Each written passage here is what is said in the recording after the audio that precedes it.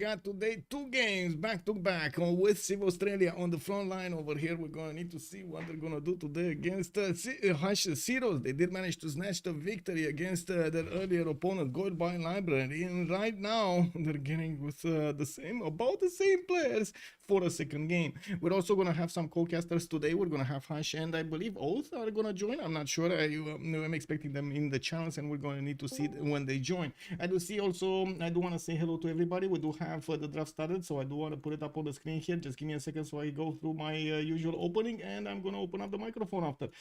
Just click. Necrotic, hello there, my man. Welcome. Lancer, hello there, sir, and welcome. That's Morior. I am on YouTube. What do you mean? It's live. It's live. Civ Australia versus Sasha Zero. It's over there. It's live. Hello, YouTube. Hello. Thank you so much, Papas, for being over there, a new member on YouTube. Much appreciated, sir. And I do want to thank you also for the tier 3 sub on oh my god, on Twitch. Thank you so much. Bonsoir, Monsieur Marco Diabolo, hello there, sir, and welcome. I do want to say Monsrat, hello there, sir, and good day, good evening. Aflyingtoilett, I do hope you're good watching the game and not watching the stream. Let me actually say also hello there, Prince Hanoi. Good morning, sir. It's not really Vietnam, but let's go. I do want to open up the mic here because I see the how to say the members are getting impatient. They are also starting off on the draft phase and they're going through. Give me a second. Click buttons. There we go. Civ Australia and Hashes Heroes. Left and right. Left is Civ Australia, and right we do have Hashes Heroes. Let me actually switch this. Open up the mic actually. Hello there, everybody. Hello. How you know, Michael, last hello? cast together, it was a loss. It was. Let's go for another one. I mean, today we're still talking about your team over here. You have how to say, you're consistent, right? You only cast your own team. I mean, I wanted to actually cast another game today, but I don't know, flatmate dinner lined up, so I can only really be with you for like an hour, maybe 2 or so. Probably like 2 hours, I can think. 2 or so. But yeah. Well, okay, we got the map, Pangea standard ridges, and it looks like it's gonna be, I guess, I mean, I would assume it's gonna be a faster game than we had on Rich Highlands, even though it wasn't that long. It wasn't that long in the morning. I was expecting 100 plus. What happened there? To be honest, I was expecting a naval map, honestly, but seems they've decided for Pangea standard. Interesting. Okay, I think CivAus are actually stronger on Pangeas than they are on naval, so if they just opened up with what I didn't quite pay attention to what the 4 map bans they opened up with were. May have just banned all navals and it ended up on the Pangeas because we're playing with Old Week, right? With the Highlands one. Yeah, the Highlands bans. So we got Scythia being taken out by Civ Australia and Tokugawa as pre-game bans. These were selected before they knew about the map. We also had on the right side Hashes Heroes going for Australia and Spain as pre-game bans, but definitely both are strong. I was thinking maybe Gandhi would have actually showed up there, but I guess you did have the choice to ban him afterwards, right? Oh, that's why you're saying you were hoping for a naval map. You were taking out all of these. I thought they would as well. Like, look at these 2 bans. Like, these are like conducive in my mind for a naval map. Like Tokugawa, I don't think it's that great, but I can see the reasoning behind banning on a naval map. But and Scythia as well. But it's just odd they banned those 2 civs first and then didn't go for a naval map. Oh well. Now we're gonna need to see how Civ Australia is gonna get the tone of the game here. They have the first pick. Who are the last the 6 bans? Sorry. Go. Oh no. I think this has both been relatively reasonable bans from both sides.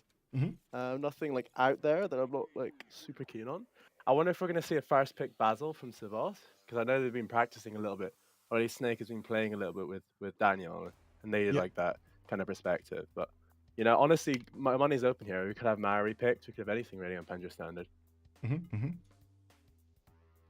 In Pangea standard is not really conducive to those naval civilizations, right? You're not really gonna wanna prefer to go for those unless you're gonna have Damori, and he's always gonna pick Age of Empire or something. You know, we could see Japan first pick. I quite like Japan on Pangea standards. I think it's strong civ, but what are they picking? Persia? Almost. I hope that was a misclick. Wait. So we got Persia on one side, and what are your heroes doing here? Oh my god! What is this? Is this pre-planned? War, dude. They've chosen war.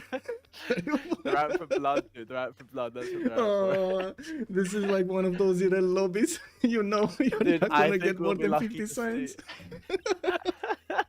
Oh my god. Okay, Seatbelts so on, guys, because either this is going to be a very short one or it's going to be a very long one because everyone's around, you know? yeah, So, exactly. With Macedon and Basil II, we're definitely expecting some aggression here. Persia, I can't say I'm actually, you know, ashamed of Persia with Cyrus and the Immortals with the +3. It definitely will have its own strength there. Do you think actually this is gonna convince Civ Australia they need to pick stronger civs, muscle civs, or okay, double Persia? You got slammed with the double Persia. the double Persia, the Yeah. internal gaming, Yeah. oh my god. Yeah. Imagine if they picked This is Tokugawa very also. base. This is a very base CivAus. You know what I'd like to see? I'd like to see Egypt for maximum synergy there on CivAus, right? So we can fully just utilize all of our bonuses together, right? Yes. Oh my god. It's just, Well, I you know mean- what this reminds me of? Like, I walk into an FFA lobby and I see double Persia insta-picked, you know, and I'm just like, okay, you know, I don't know. They're gonna have good allies. Yes, good allies. Yeah. Well, at least they did balance a little bit Wiesenbach. Right now, it does tend to be a bit, how to say, on par or even better if you have an ally and you trade to him. Yes, I think when you the way Breeze always winds it is that when you send an external trade route, you give your team collectively 5 science, right? Yeah. So it's like what 3 science from the trade route, and because you know you 2 science from the alliance and then 1 science from the campus, and then they send 1 back, and it's the same, right? Yeah. Whereas if you're on a Persia internal, it's like I know it can scale up to 5 science, but it's just 5 science for yourself, you know. And I'm kind of just like I don't think it's very stat efficient.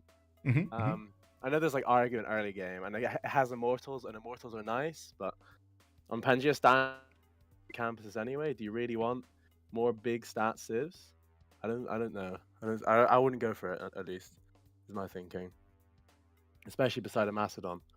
Well, let's see what they're gonna pick up here. Montezuma, another third war civ here picked up by your team. Wow. Okay. Civ Australia is gonna need to follow up. This is like there's no choice. Is there a choice? They can't go for something like I don't know, Canada or right? They just cannot go. Or Teddy Roosevelt Bulmus. Like, that's not an option anymore. Poundmaker, is it Poundmaker an option? It might be, actually, Poundmaker. It's quite strong. I could see Poundmaker. I like the idea. But again, you know, it's Poundmaker beside 2 internal civs, so he's going to be depressed the whole game. But, wait a second, what do you mean? It's following the party line? No? Yeah. Oh, you The think it's internal also going to civs? be internal? Oh, Yeah, I you was know what? looking for Now that you who mention doesn't it. have, who doesn't have trade routes or he's going internal. Aye. You know, Oh my god, Kongo. We got another Kongo Bongo. Okay. Okay, I gotta say, actually, after watching Kongo play a little bit, I actually got a big craving for pineapples. So after the game earlier, I went and got myself some pineapple. Yes, I did it. You I had some actually did it. pineapple. Did you? Yes. You know, I'm yes. going I away still to have Greece soon. pineapple. I still have. Look, it's here. Speaking of like fruit, I'm going away to Greece soon, and I'm so looking forward to like the mangoes, the watermelons, all of that good stuff. A big watermelon, juicy watermelon, coming right to me, dude. Yeah. Very nice, very nice. But Get yeah, those colored cocktails, in 3 colors. Yeah, the fruit ones. So to actually like tell, so I know some people in your chat are like, oh, they're gonna have no GPT, but you have to remember, you know, Tithe still isn't nerfed, which we're talking about nerfing right now actually. So it's +3 gold on the religious civ, so they're gonna be making early money. As makes early money, and Macedon's gold neutral. So it's not super gold issue really. And then they get Japan. Oh my god. As well. That's an S tier free. Oof. I can't wait Japan, to see this game. Not gonna lie, this is just brilliant. Dude, You know, how much do you want to bet that just Japan tries to samurai rush someone? One of those iconic games where everyone's around. It kind of feels like we need to expect a lot of that happening here. Okay, Yeah. we got everybody with a ping. Okay, we got everybody with a ping. Did you see, by the way, the freak accident I had last week?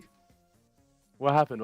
So I was getting to stream a game, and I saw somebody was missing from slots, and I talked to my chat, and then I read it up because I was just a default reading up, and then I got for some reason directly put into the loading screen, like no countdown, no nothing, and I couldn't see the other guy in the game. It was so weird Wait, I've because had of this the before. zeros. You know, like you ready up, you don't think you're ready Yeah, up, and you're unready, and then suddenly you just load in. I mean, yeah, you know, the game exactly. you were casting the other night. I thought you were going to mention that one. You know, the Portugal incident, where there was just a random Oh, Portugal right, yeah, spawning yeah. in the I middle of everyone. mean, that was more like the spectator. Like he didn't set up the Yeah, it was spectator. just set to Yeah. random. Yeah. I mean, he Oh, wanted yeah. to give the players a bigger challenge, you know, like there needs to be Did some that form of a referee in there. aggressive Portugal? You know, like a deity AI. You know, Portuguese now on your border turn 35. Yeah, brilliant. I Yeah. get me out. Tithe doesn't need a nerf. Then, yeah, I don't think Tithe needs a nerf. No. Also, plus starting Tithe means delaying Crusade on Basil. No religious Civ on other team to deny. So maybe it's okay, but I don't know. Seems sus. That's what chat is saying right now. And I to mean, be we'll honest, see. We'll see it plays out. I'm Yeah. not disconsidering Tithe at all. Actually, I think it's quite a strong belief. But putting into comparison with others who, for your civilization bonuses, it doesn't always make sense. Like you get more advantages from something else. Although I Yeah, gotta sure. say, I'm expecting here Wall of Throne to come out in droves. I'm expecting like what 6 civs to go for Wall of Throne or something like this. I mean, yeah, it's gonna be the standard, you know, the standard opening. It's everyone's Yeah, sitting there on exactly. their warlords trying to sim. Brilliant. Mongolia as well. Mongolia is really nasty on Panjir standard because it does have the science, and if you don't respect it, you can get punished. But you do need to be a proper like, you know, hero with it. Like, you know, opening Victor in your Gov Plaza city, for example, so you can actually rush the plus level 2 spy. Oof, that's a big investment. That is actually a long commitment, right? Yeah, but If you go that's for it. really your impact on that serve, Yeah, you know? yeah. You have to have that Keshik timing on someone. So, And just yeah. afterwards, just spam cachings everywhere. Just to let them loose on the world. Yeah. I do find it interesting that they like Kongo so much. I don't know how to feel about Kongo on this map. I think Kongo really succeeds on Pangaea Classic, where there's a lot of, you know, weird rainforest everywhere, and it can just go everywhere and around everyone. Whereas on Pangaea Standard, sometimes you can just find yourself one tile choke to everyone, and you're just depressed, right? Yeah. So Yeah. you have to be careful with picking civs like that. I guess it does have a sim bonus. So unlike Macedon, who only makes units, and it can only really make units. But yeah, who's playing Macedon actually? Who's been It's a assigned? burrito. Burrize. Burrize is on playing. Macedon Yeah, duty. Burrize. Okay. Zelphair is gonna be on Cyrus, Almog on Montezuma. We got Toilet on Mvemba Zinga, and I gotta talk a little bit, and I wanna complete the information there with Kongo. I haven't seen Kongo in a long time. Like Mvemba Zinga nor Mubande, I haven't actually seen him pop up on the competitive sim that much for months now, and it's quite surprising because it does have a strong UU. It's one of the strongest in the game at classical era, and then you do have all of the bonuses from the relics. It has a very good high roll potential. Like if you manage to get like 3 regs at the beginning, it's just insane how much tempo you get. But right now I'm actually quite surprised that Toilet is wanting to pick it game after game, and it makes me wonder, is this gonna be like the Kublai Khan China event all over again? Is this gonna be one of those civs that actually just stood on a shelf for a long time and now is just getting back on the scene? It's back out, yeah. Yeah. I mean, look, I think the reason we haven't seen Kongo play a lot is because they nerfed the relic cut, right? So it was moved. I think it was a turn 15 or something. You can only get a relic now. And Yes. honestly, if I think about the amount of games I've casted, I haven't seen that many relics as I used to. Because it used to be the case, someone, you know, like reliably, like one in 3 games or 1 in 2 games, someone would find a relic turn 8 or so, right? And then they have that extra face in, and you suddenly be planning that into your game. But I just don't really remember how often I've seen like an early relic, like a super impactful one. Like you're seeing it sometimes find like turn 30 or something. But that's like okay for Kongo, but it isn't like game deciding as it used to be. I don't know. We'll see if you can cook it up. I think it has backline CV potential. I've heard about some based, you know, neighborhood shopping market. You know, getting tourism from the shopping mall. So this is what I've Oh. heard. Apparently, the Civ can do. But Is this what Justice was proposing a long time ago, going for I that think such a there is a victory cook. win? I've Yeah. heard this. I've Yeah. heard this. The Kongo can, and Mbande was the real Civ for it. But of course, Toilet's had bad experiences on Mbande recently, so I think he's picked Kongo in the hope Yeah. that it'll be different. Well, no, let's see I'm how not this is super gonna sure go. about it. We're I don't know loading why into it's the first map. Let's go. Sorry, go. I think Russia might be better for that kind of perspective because you spawn off the map, right? You're not really like involved per se as everyone else is.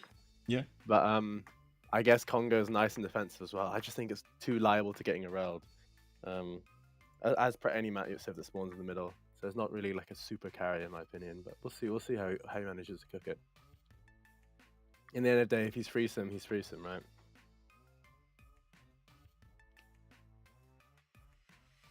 By the way, how do I shorten your team's name? By the way, What do you mean shorten? Like, what's the acronym of Hash's heroes? I mean, you can HH just call is us not... heroes. What? Just heroes. You could just put heroes up as well. That works too. Heroes. Okay. Yeah. Heroes. The But if heroes. it's not fitting in Yay. your, like, I mean, doesn't that sound better actually? I mean, I know you want them to be called your heroes, but I mean, heroes is just general. It's just generic. Yeah. You know? Yeah. Okay. It's a bit generic. You know, you have to spice it up a little bit. I see. Yeah. Okay, we're gonna collect heroes here. Very nice. Very nice. Okay, so I want to put out the remap prediction. Usually we do hold the remap vote over here. Oh, how many remaps did we have the last time? We did have one. Never mind. Or did somebody put up a remap prediction right now? Did somebody put up a remap prediction right now, or am I watching the? Oh, it did. Okay, never mind. It was Cisco. Thank you. Yeah, thank you.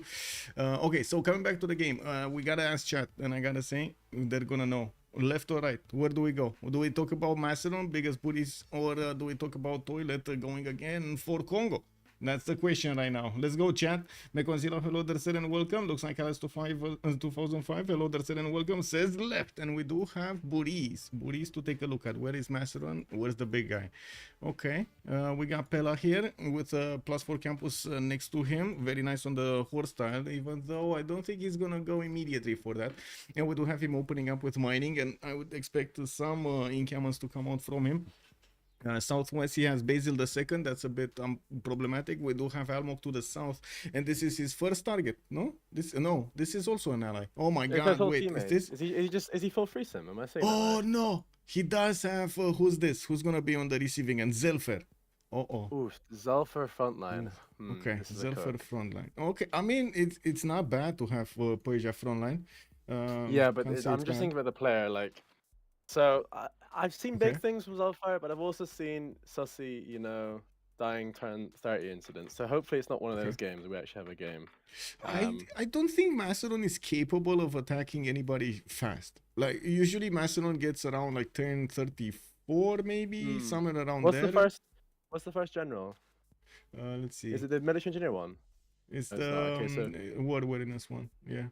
Yeah, so military engineer usually gives him a lot of tempo to because it's 3 chops, right? Yeah. So Macedon can use it to do like crazy stuff like denial generals. But without military engineer, we won't see that kind of thing. So yeah, I think you're right here. It won't be like a fast push really on anyone.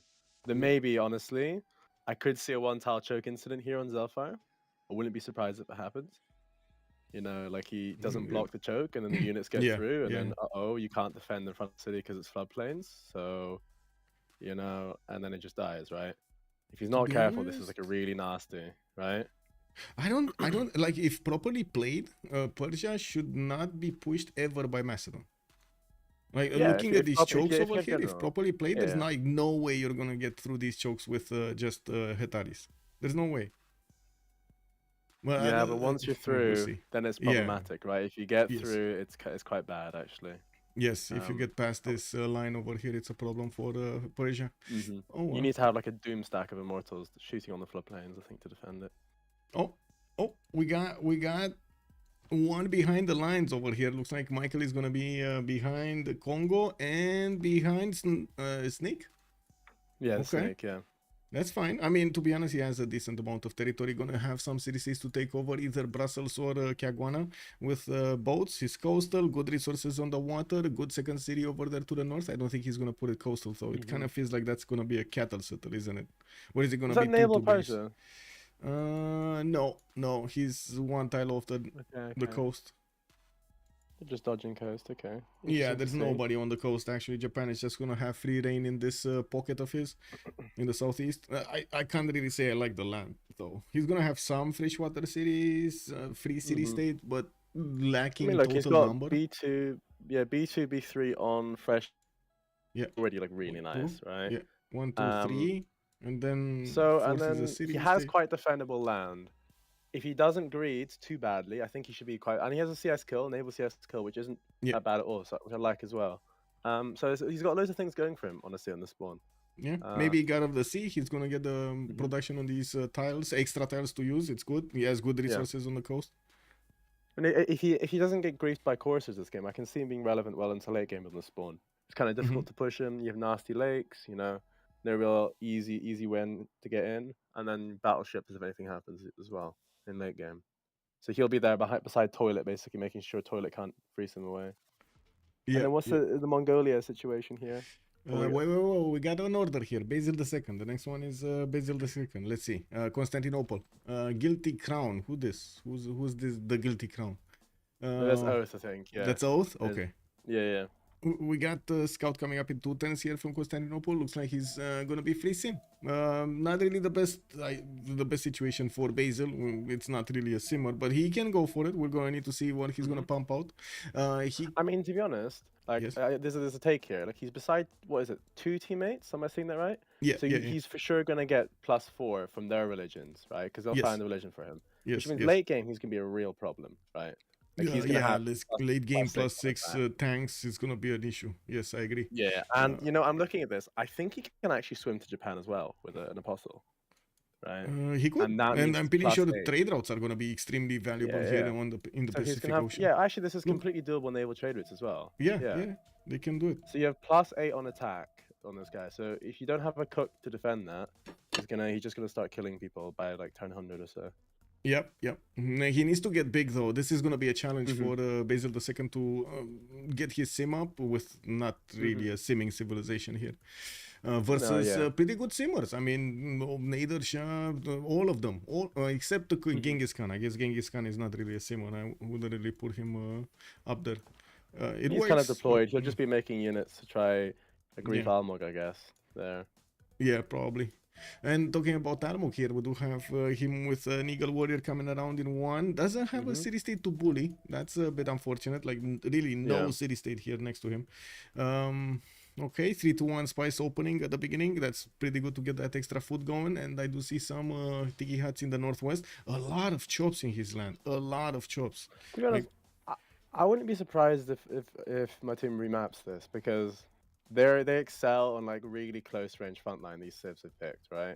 Yeah. And if you can split up the enemy team and have a few players beside everyone, that's the optimal situation I think they want. Not like East versus West, which is basically currently.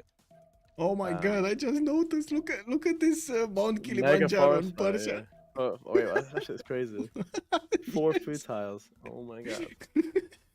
And an instant like 4-1-3-2s to work. What is this? Oh my god. Okay. What is Paul Hurst doing? We do have him getting his settler out. Good mountains to get that extra science. He's going for pottery, so I would say no. He's probably going campuses into bronze. Yeah, he opened animal into campus. Yeah, that's what I think happened here. Yeah, he wanted to see his horses probably. See where they are. He does have the opportunity. It's one of the first civs that we do have with an early opportunity to go against another nation. Almog is going to be on the receiving end of potential horses here from Mongolia. I wouldn't really worry. It's not brilliant land really to push either. It's the same Persia issue. If Almog plays well, there should be no reason he's getting griefed that badly by it. Yeah, but he could have the denial of this river to the east side. This is hard to keep if you're getting attacked by. If you settle a lot on that river, you know you're gonna have some struggles holding off a wall of Keshiks. Yes. So, but yeah, I don't know. It'll be interesting to see how Paul plays this. He has a really strong campus in cap. Yep. Yep. Cyrus, we did talk a bit about Cyrus. This awesome Kilimanjaro settle to the east side is probably gonna be his second one, and I gotta say he's gonna be dragged in a direction that he doesn't really want, right? He wants to get his foot in the door here to the west side, probably put a city on the Niter tile and try to get his encampments on the west. But other than that, it does seem like his whole situation is saying go Mount Kilimanjaro. Right, Yeah, I think like he will get be the back food, settling, get that, get the goal from the main style, get the +3 campus, get like everything. He could What's actually he opening? What's he um opening on mining. He's going for mining, but I think he went for something else in between. I don't know if it was pottery or he went for animal husbandry. I would assume he went animal husbandry. I think they're actually opening up all of them with, the majority of them actually, with animal husbandry so they can get the horses up as quickly as possible. Yeah. But I see Snake is opening irrigation right now. It's interesting. Let's see. What is Snake? Snake. Oh well, I mean he's backline, so I guess he doesn't care. Right? Yeah. He's top right. Doesn't have an enemy next to him, an ally here, Mvemba, Kongo, and then to the southeast is going to be very far away, Japan. Japan could actually swim some samurais there. I would actually Yeah, but really it's not like really to see this. berserkers. I mean, it kills Brussels actually. There is an angle on Japan. Yeah, +5 on the coast. The capital is next to the coast. I'm pretty sure he's gonna settle another few cities here next to the coast. So there is a You possibility. do really need to be a disrupting Snake, or I mean, you have to be careful because if Toilet's just let there to freeze him, it's kind of problematic for the game state. Because he'll just try to do some CVs thing, I think, on Congo if I had to guess. Oh my god, he cannot do anything about Congo. Japan cannot get here. This is impossible for him to get through properly, like with a big army at the mid game. Let me see like what the chokes look like towards Congo from the Aztec side. Is it like reasonable for? No.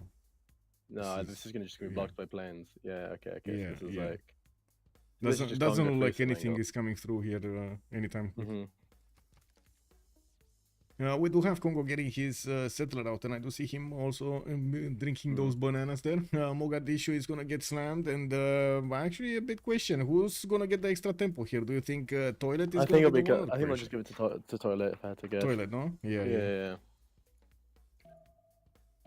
Oh, getting his settler out in another settler out in 6. I gotta say I'm finding a hard time to actually find the best locations here, but I gotta say this cattle tile is probably the best location. Here, I think, yeah. Okay. So remap. Are we gonna have a remap or not? Wait, nice Vesuvius. Where is Vesuvius? Did we? Oh, yeah, there it is. Wow. Wow. Okay. Okay.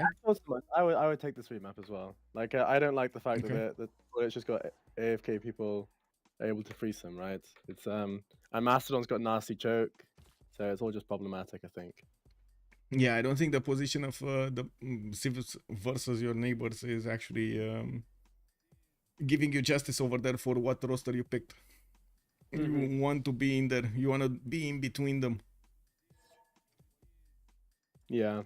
Okay, I definitely don't want to be letting people just freeze him for nothing on this map, especially. Yep. Flop is saying that this is actually a pretty good spawn on for Japan. Yes, it is. Also, via Trexel Oder serve, that looks like a free win for Toilet. Well, I mean, not gonna lie, this is a very, very, very strong spawn. Very strong.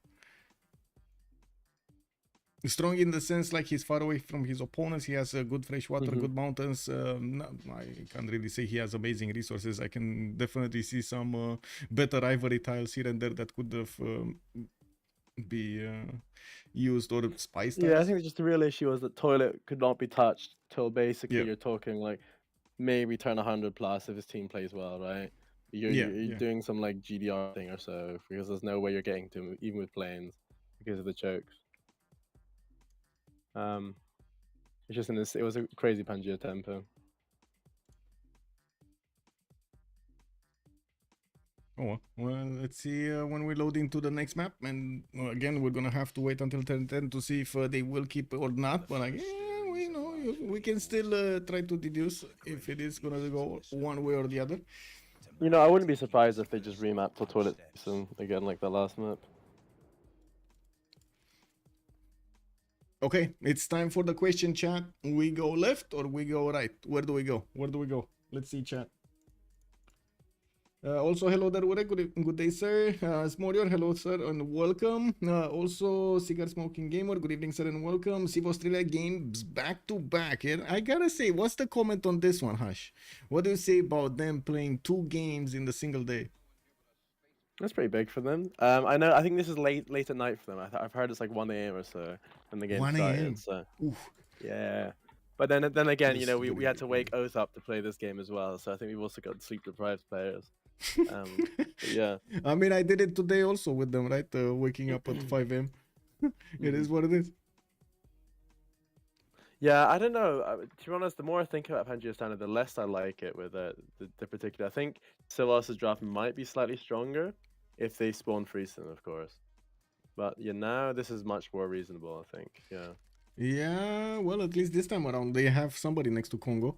We do have chat telling us to go right. Ben, hello, Darsen, and welcome. Okay, so Toilet is gonna be the first one we're gonna look at. He has Kongo with the ability to get his 2-2 base from underneath. He has some 3-2 bananas for the extra food, and I do see he's gonna have this honey settle to the north. That's very bad. No, not honey settle. That is actually very bad. Wow, That's no 2-2 that's a around negative it, man. GPT spot. Yeah, That's WTF, man. Anyway, somewhere else, probably maybe? settling to the right. Probably settling to the right rather below. Right, yeah, much better to the right side. Also, southeast towards the Crocodiles. We do have him between Japan and Tenochtitlan. I do see Almog here. Yeah, he's gonna need to go more north and east than actually south. I don't think he's gonna go more. Yeah, I than, think they this might geothermal remap this here. honestly because as 6 Eagle is just gonna walk its way up to Toilet, and Toilet's gonna be sad. You think he's gonna be feeling uncomfortable because he has an eagle next to his cities? I don't think the Toilet AFK CV spawn that you want for him. Oh, I see. I see. Well, Nan I Madon, guess... also Macedon can come at him from the other side. Aye. Okay. Okay, what's this? Snake is gonna get his scouting 3, and I do see he has a few of these campuses here and there. Definitely quite a few rivers. Yosemite in the north. I can't really say this is an awesome spawn, but it's not a bad spawn. The southeast, he will have an ally, and very far away east side he's gonna have Burrize behind mountains. Oh my god, this is terrible for anybody Dude, moving an army here. If they don't remap this, I think Toilet could honestly die here. Macedon will come at him from the other side, and it'll be really problematic. Yeah, Amador 3 versus 1 is 3v1, yeah. Yeah. So we went from one map where CivAus was heavily favored to another map where CivAus are almost like really struggling basically from turn 0. Wait, it's actually 4 players around yes, Toilet. It's just a party 4 in players, oh my god. This is not Piper Perry image. What is this? Yeah. And the worst thing is he's going to have eagles on him early, which is really oppressive. Yeah. Right? Good afternoon, You're Linda. not Hello gonna there, have ma'am. Sorry. Yeah, Yes. a lot of tempo. Well, let's keep going. Let's see what Cyrus has to do here. Cyrus, again, good mountains, good food, good resources, and shops. And we do have him very, very backline. He's not gonna attack anybody for a long time in this game. In front of him is gonna be Mongolia. That's gonna have maybe a situation to go against Byzantium here, but this is gonna be hell to pay for both of them, to be honest. Yeah, that's the split right there. Is that the con split right there? Is it? Yeah, triple. Whoa, it's just a triple weird continent. Oh and what is this? What is Montezuma, and does he have a continent split? No. And wait, did I just see that? Oh my god. Imposter alert. Imposter alert. Oh, this is gonna be a good settle. I think it was 10 USD to the BBM creator who well paid it. Yeah, donate now. Yeah. So this looks like a very... Yeah. We do have Cisco saying that he's gonna drop a lot of points on your team, by the way, just because of you. He said just because of you, he's gonna just invest a lot of points into the future of Fashion Heroes. Put his money the way it is. Yeah. Honestly, one of the things I will say about Pangea Standard is sometimes you can honestly just... I know people saying, oh, you can never lose on spawn, but sometimes the mountains really do heavily favor one team, especially with drafting, right? So it's kind of awkward. Like I know some players I used to play with never wanted to play this map because they just hated the mountains and the way they would ruin their game by just removing tiles to work. Yeah. So yeah, like imagine you spawned in between Aztec and no Byzantium, sorry, and Mongolia. Like you spawned and those mountains there. Like, what is your game? You know, you basically have no workable tiles but a nice campus. You know, Yeah. it's like that's the kind of thing that can happen on Pangea Stadion if you just feel super depressed. This is this is the map where the mountains spawn according to the continent splits, and this actually causes Yeah. quite a few choke points. Unfortunately, it's it is what it is, and it's the reason actually we wanted to revert back to the classic ridges, because I think that was implemented with MPH, right, or BBG or something like there was. We made it. It wasn't. It is not in the base game, like Yeah, but unmodded I game. think I don't know. It's a mixed bag, right? Because it gives the map its own unique characteristic, but it is very bad when it comes to like actually pushing. Sometimes, yeah. Yeah, it's a Gives much you a slower lot. map, I should say, than classic ridges. Well, we're still flittering forward here, and we are both expecting to see this remap because of toilet in between 4 enemies here. Now, we've seen it Have you before, teams actually taking the chance. Kongo, Yeah. maybe he's gonna say, okay, I can take them all, and to be honest, Mm-hmm. maybe he could. Maybe he could. Do you He's think he opening cannot? mining, so he's got the idea. Yeah. But my biggest issue is when you get stabbed in the back by Macedon and you've had an Aztec Eagle Warrior on your tiles early game, it's just there's a lot that adds up. Like I think if you can have your encampments down and you can get your setup going, it's nice. But you think the pressure from that many warriors on you early just removes a lot of your defensive potential. Like they're fortifying beside your city center, they're giving free tiles to the enemy, right? It's just super difficult to play. It is, And it is, not but let's strong. see if Almog actually gets that Eagle Warrior there. Because at the moment I see at least 8 tiles, 8 turns for him to actually get to Mbanza Congo. And I wouldn't imagine Toilet is actually going to put a city to the south immediately. Yeah, I mean, maybe he feels confident in his 3 teammates. It's like, don't worry, I Yeah. will RL them. You guys go carry, right? But I don't think The that's thing Toilet's is, perspective. he's basically in a cage fight, right? Toilet is on the right side of the map. The right side of the map is blocked from the left side of the map. Like any kind of his allies are blocked by mountains. There's gonna be like so many chokes for them, they're never gonna get through.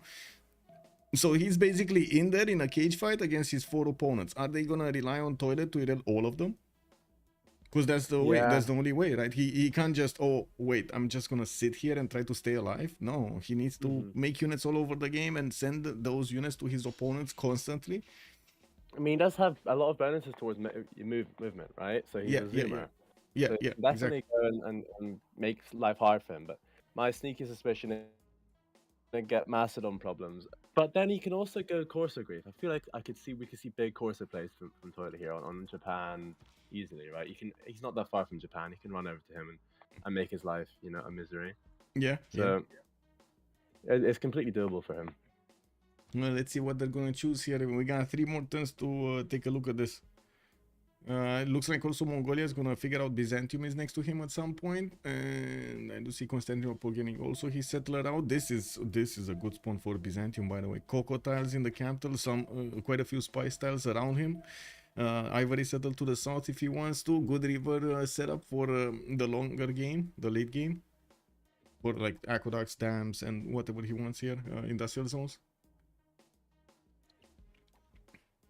I mean, it's also like Australian host, right? So if you're fighting war on Australian host, you're going to be sad as well. So maybe he feels confident in himself. I would just rather.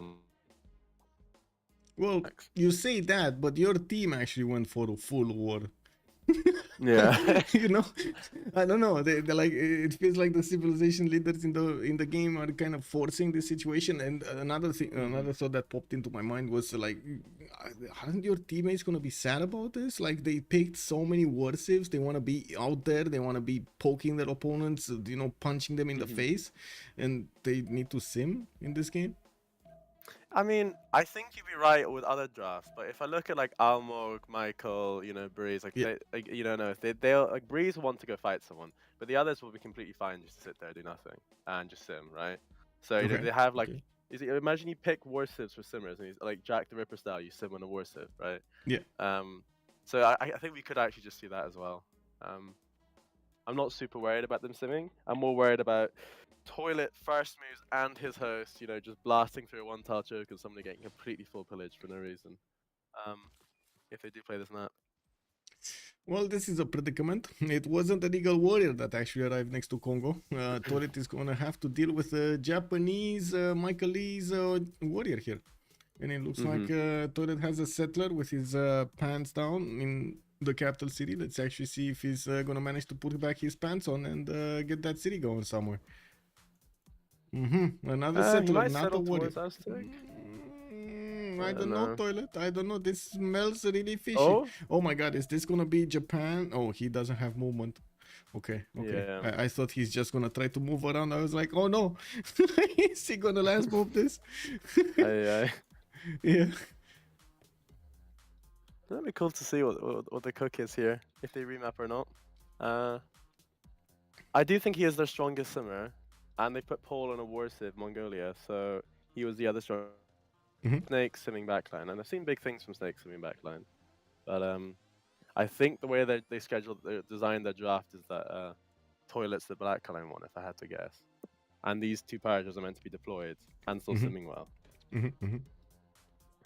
Ooh, I see Toilet will have a Cerro de Potosi to the east to actually settle. That's a lot of production and gold that he could get. Unfortunately, it's gonna take quite a few hits to get there if he wants to go second city there. This was the direction we thought he will have the Wait, best he's settling. times, right? Dude, I bet you he is settling that honey settled.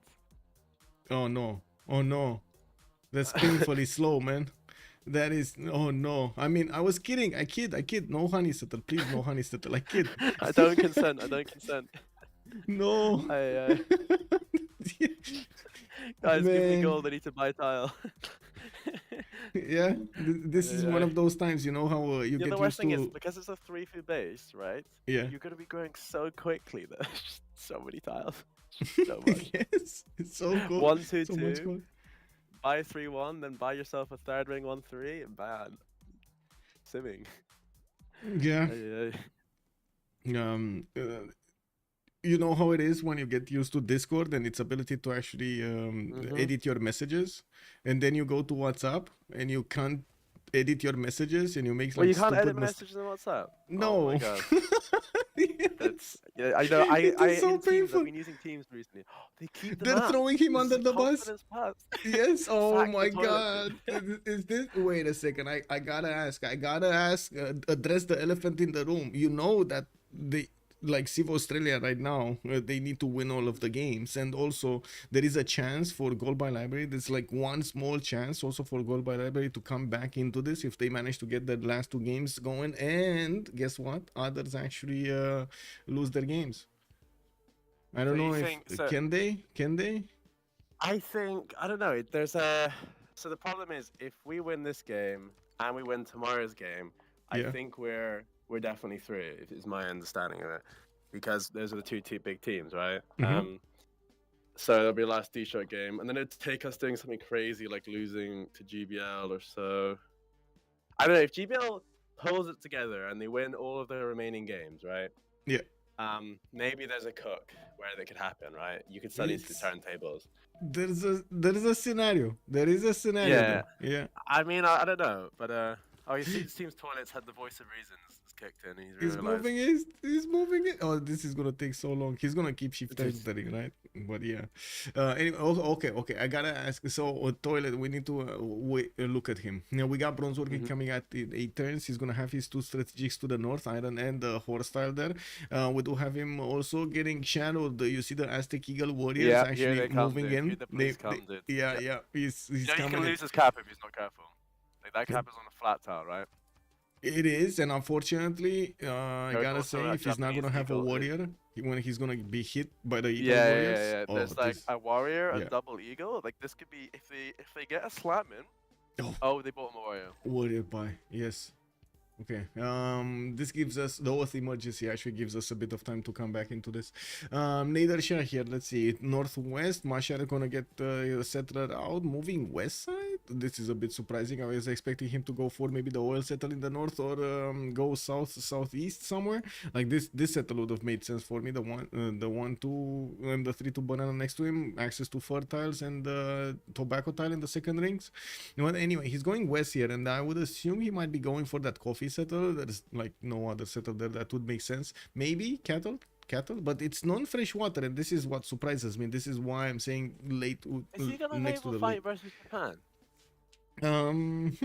That's a possibility. That is a possibility, and that would actually take Interesting. away Toilet, like one of Toilet's enemies, right? That would nullify Toilet's Japan neighbor. Sort of, yeah. I mean, the problem you are facing is that Japan can also just completely sim, right? Because you Yeah, yeah, understand, yeah, if Persia comes to Japan, Japan has +5 in his own land, so there's just no yes. killing him, It's right? terrible. Well, I Yeah. mean, Persia has his +3 anyway, and I own attack. So at least he's gonna have only a 2-point difference between this. It's still gonna go down for the admirals and the technology. Like if anybody's gonna get the upper Yeah. hand, destroyers, for example, it's gonna be a game I mean, changer. yeah, but the other issue is Japan has always got +5 frigate shot, which is also quite annoying. A bit like fighting Netherlands in Europe. Yeah, yeah, yeah. So we'll Well, see what happens. not a lot of coast. There's not a lot of shallow water here. Are quite a few, but it's not like the big shallow water that we see. It's not the low sea, so you don't see that. Okay. Next up, let's see Cyrus. What do we have Cyrus here? Southwest has horses already improved. Has an iron tile here next to his capital. I do see him going for writing into commercials, and I do see him moving towards the southeast, where he's gonna have a lot of food from the rice tile and quite a few good campuses. +3s over here, +4s. This is gonna be nice for him. In the capital, though, he doesn't have an easy +3 or +4. He's gonna need bronze to actually put one in the north, or to the west, it's only gonna be a +2 here.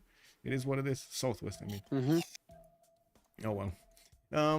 Okay. And next up, we do Builder have opener. Genghis Was that a builder opener? Did I see that right? Or did he get builder from a hut? from I think it must be Zelphair. from a hut.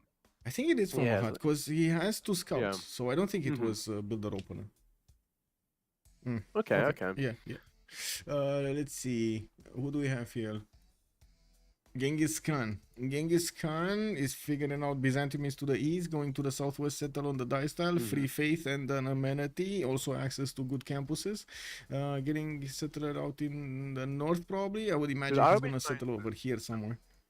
I would be trying to on Earth sneak my warrior around, like last move, shift enter, so I can then get vision on his capital. Because if I can see Genghis's capital, there should be no reason he's getting intel on me, right? But if I can't see a single one of Genghis's cities, and I suddenly have to deal with +12, you know, like helicopter armies or cavalry armies appearing on my border, that's when it's like problems time, right? Oh, that would be terrible, actually. That would be terrible. Yeah, like he doesn't, you know, technically, Mongolia should be able to stop anyone from seeing a city, right? Especially with the chokes there. He should be able to block all of these. But if he's going to do that, there's another question, right? Yeah, look at that. Yeah. Oh, no, I should think there was a mistake on the both there. I'm actually curious if Paul is gonna take that into account when placing cities. If he's gonna take the visibility that he knows he gave to his opponents because of the warriors passing through his land, like these cities on the east side are gonna be immediately revealed when they get put down, so spies can get in there. I'm actually very curious. If he it's just a back good point. settles and then just runs through, yeah, you know, like he could. There is a plus. Wait, yeah, that's a Persian scout from the teammate, so you can potentially block the bottom choke. Yeah. Though Mongolia will be walking up, so I don't know. Like Oath has weird scouts at the minute. They're not actually going through the bottom, so there should be no reason he can't try some +12 play if he doesn't settle the floodplain city. Well, let's see what he's gonna do. We gotta take a look also now on your team. Let's see Almog here, Tenochtitlan and Chempoala. He got those spy settles, and I do see he's gonna get another settler out in 2 turns. He's getting scouted here by Kongo, and oh, look at Kongo go! We do have him with a warrior coming out soon in 3 turns from Mvemba, Kongo. But he's opening another warrior. He's and he bought him another one. Oh my god, he's buying another one. Yes, he did. He did. He hasn't settled his B2 yet. Aye. Turn 14, no B2. Yeah. He's still getting it. He's still getting it. And bringing a 3rd warrior back so he can deal with this aggression. This is unbelievable. 4 warrior... Wait, what? I think they're going to try upgrading. Wait, did he just forget to... No, he's got... You understand it's Australian host, right? So he can just fast move. He's not really worried. I mean... Do you always take this chance with a settler? Yeah, it's kind of wild. It's wild behavior, I won't lie, because if there's a promoted scout sitting in the fog, you know, that settler's gone. Yeah. But, I think this is just, you know, oh, I've got first moves, watch me go, kind of. flexing a bit Yeah, in front yeah, of his yeah, opponent, exactly. dangling the meat in front of him. I see how it is. I mean, that's kind of nasty, man. That's kind of nasty. Well, that's quite nice. He can settle the city next turn because it blew up. Yeah. So Let's see. Eagle coming from the west. One linked warrior should be fine. Toilet is too stoic. What does stoic mean, by the way? it's like you know, you're like strong and you're almost like silent and on guard in a way. It's Okay. it's what you call it.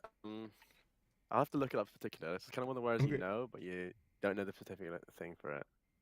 Machiavelli also making a point here. Someone like Hash himself or Sandro should have been in this game in his place. Oh, wait a second. That's from the other team, eh? Mongolia is in perfect land for Pakachuti, but there's no Pakachuti this game. That's also true. Fortuna Belli, yes, WTF indeed. Michael is massive blast mover. Is that correct? Michael is a massive blast mover. Yeah, I mean, like, to be honest, He all did these it again. guys are just last movers, right? On my team. So, you know, for some people, Australian host really matters. But I was kind of like tell the guys, look, you know, people are all making a big deal about the Australian host. But, like, in the end of the day, if you're a team of last movers anyway, like, what difference does it make if you're last moving on 300 ping versus last moving on 40 ping, right? Yeah, yeah. I gotta say, man, Toilet is playing with fire here. He's shift entering away, and I got warrior. The warrior of Michael will probably just move on the stone tile. That's it. But I would imagine Toilet wants this Coco settle. He did get a massive boost over here in Mvemba. That volcano exploded next to Cerro de Potosi has a few more food points over there to work. I do see the 2-3-3s immediately. A 3-2-3 also tile could be acquired, or I find it interesting. I find it interesting it's a monument opener. So he's got foreign trade next turn. So usually you're shift entering into a trader actually. Just so you can like multiply your tempo quite quickly. But I think he's gonna build it in cap, which isn't super ideal to be honest. But it's an interesting opener, as I said. I think the real question is who's he gonna go rel? Like he's got 2 scouts fortified on Michael's cap. Michael's feeling depressed. Michael's Japan cap, yeah. Yeah. Oh well. This one, the 2 scouts next to Kyoto. Yeah, they were both fortified. He's just trying to slow down Michael's tempo. It does seem that like the slinger is gonna take these, take good care of these. To be honest. Yeah, I mean +5 slinger. That's quite nasty. Should be able to kill anything that comes from. It doesn't even do it, by the way. It doesn't attack. This is so weird, by the way, in Japan. It only works when you're attacking into the tiles. Okay. Yeah, it doesn't work from the tile, attacking into a tile that it's not on the coast. This is very weird. So this Kongo scout, for example, if he's going for the 1-2, he's gonna get significantly more damage on himself. But while he's there, he doesn't have a problem. Yeah. But oh well. Let's see next up. We do have Basil II to take a look at to the west side, going for his holy sites opener, and third city towards the northwest. I do see him nice to the holy east sites, side. yeah. Okay, yeah, nice. +3 over here. This one was this one a +1. Yeah, +1 next to the capital. I'm curious what kind of pantheon is he gonna go? More faith, or is he gonna go for something else? More production, gold, something? Yeah, I don't know. This is interesting here. It's probably just going to be some tempo pantheon. Like, I don't know. Like, Lady of the Reeds and Marshes because of his B3. You know, something like that. Yeah. I can see it. Plantation pantheon might also be something here. Cocoa tiles and spice tiles. But there is like a... Yeah. Not enough of them. Not enough of them. Like, what, 3, 4? That just doesn't make sense. Oh well. No, I think looking even at on the south, I think this is the Reeds and Marshes, especially when I look at the south and I see how much floodplains he has. I think that'll be the angle. Also, I'm wondering, can he run through the bottom to Persia on Byzantium? Is there a world where this is possible? No, not really. This is like completely blocked off again. Okay. Yeah, a single tile, by the way, a single tile passageway. That's it. This is the only way.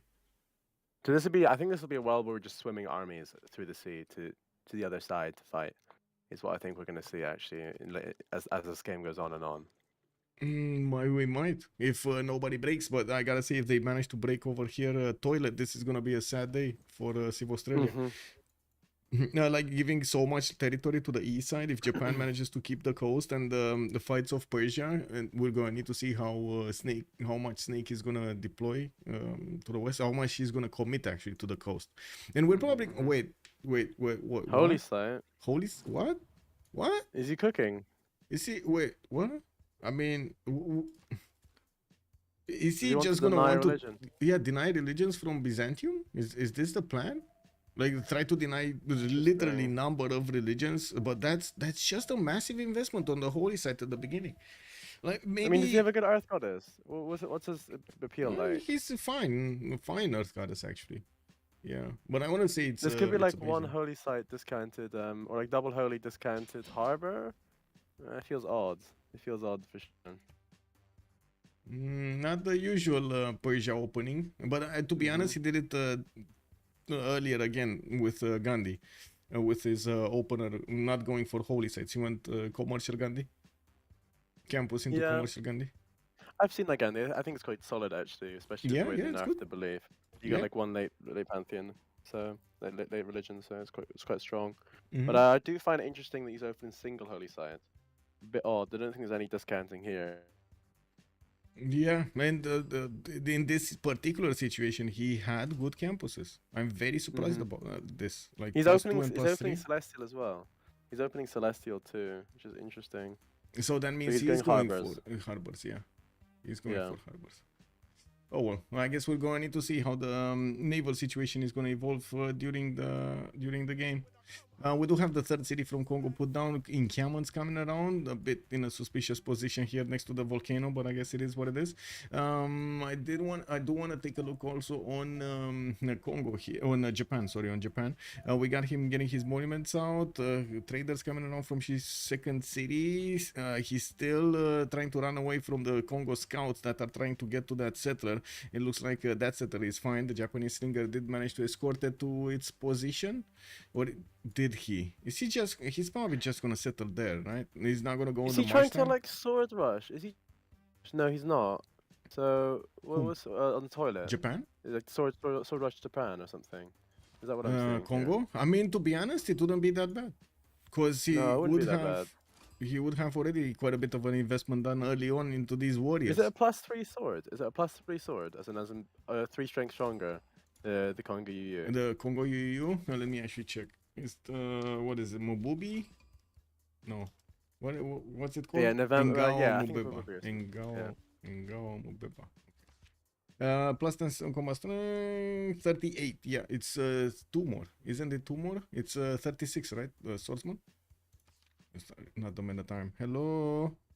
Not the man at time, man. Upgrade from Swordsman. There we go.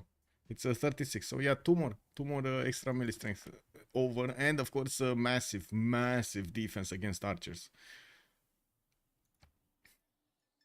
Okay, so I do have to take a look at Alexander here. Alexander is quite in a tough spot. He's gonna open up encampments. He's definitely gonna be poked here by Persia from the west side. Gonna be stopped from getting one of his encampments down, and he's gonna have a hard time actually getting a military towards Mongolia. But there is a way. There is a way for him to actually get a city here to the south of Hansa, get a trade route going, and then just pour out as many hectares as possible. It's not gonna be good though. Mongolia will have the ability to just capture his units, and with the K6 that's not gonna be that nice.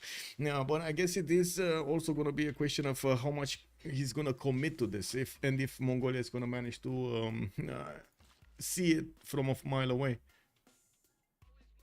Single holy site is not going to allow monumentality, not that big of a monumentality, but if you do couple it with Earth Goddess, you might get it going. Holy Nader is not usually done, maybe need the religion to make golden.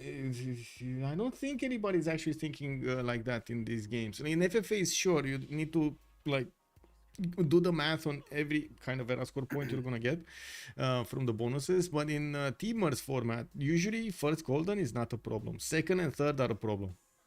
Like that's where Yes, that's true. There is some civs that really struggle in first golden as well, but you typically know it isn't an issue. I think if Burrize doesn't blast into Kongo, this game could be compromised because Kongo can corral 2 people. But if Kongo didn't die of some accident or something, this game's on. Anyway, I'm sorry. I need to go. Actually, we're getting ready to go for the dinner. So I'm gonna leave you. I might be back later. Appetit. Hey, drink one for me too. Okay. I'll drink one for you. Yeah, I'll have a shot for you. Thanks. See you, man. See you. Okay, so there we have it. Let me actually close Discord up. So I mute myself so we don't have any newcomers joining us. So let's come back to this and take a look at the civs here. We were about to take a look at Alexander earlier, and he did manage to get his encampments down. One of them is on a horse tile here to the west of Pella. While I do notice he's still gonna need to upgrade his iron tiles for the actual iron resources. Gonna get the horses immediately after getting horseback riding, and probably he did put it here because of that horse tile.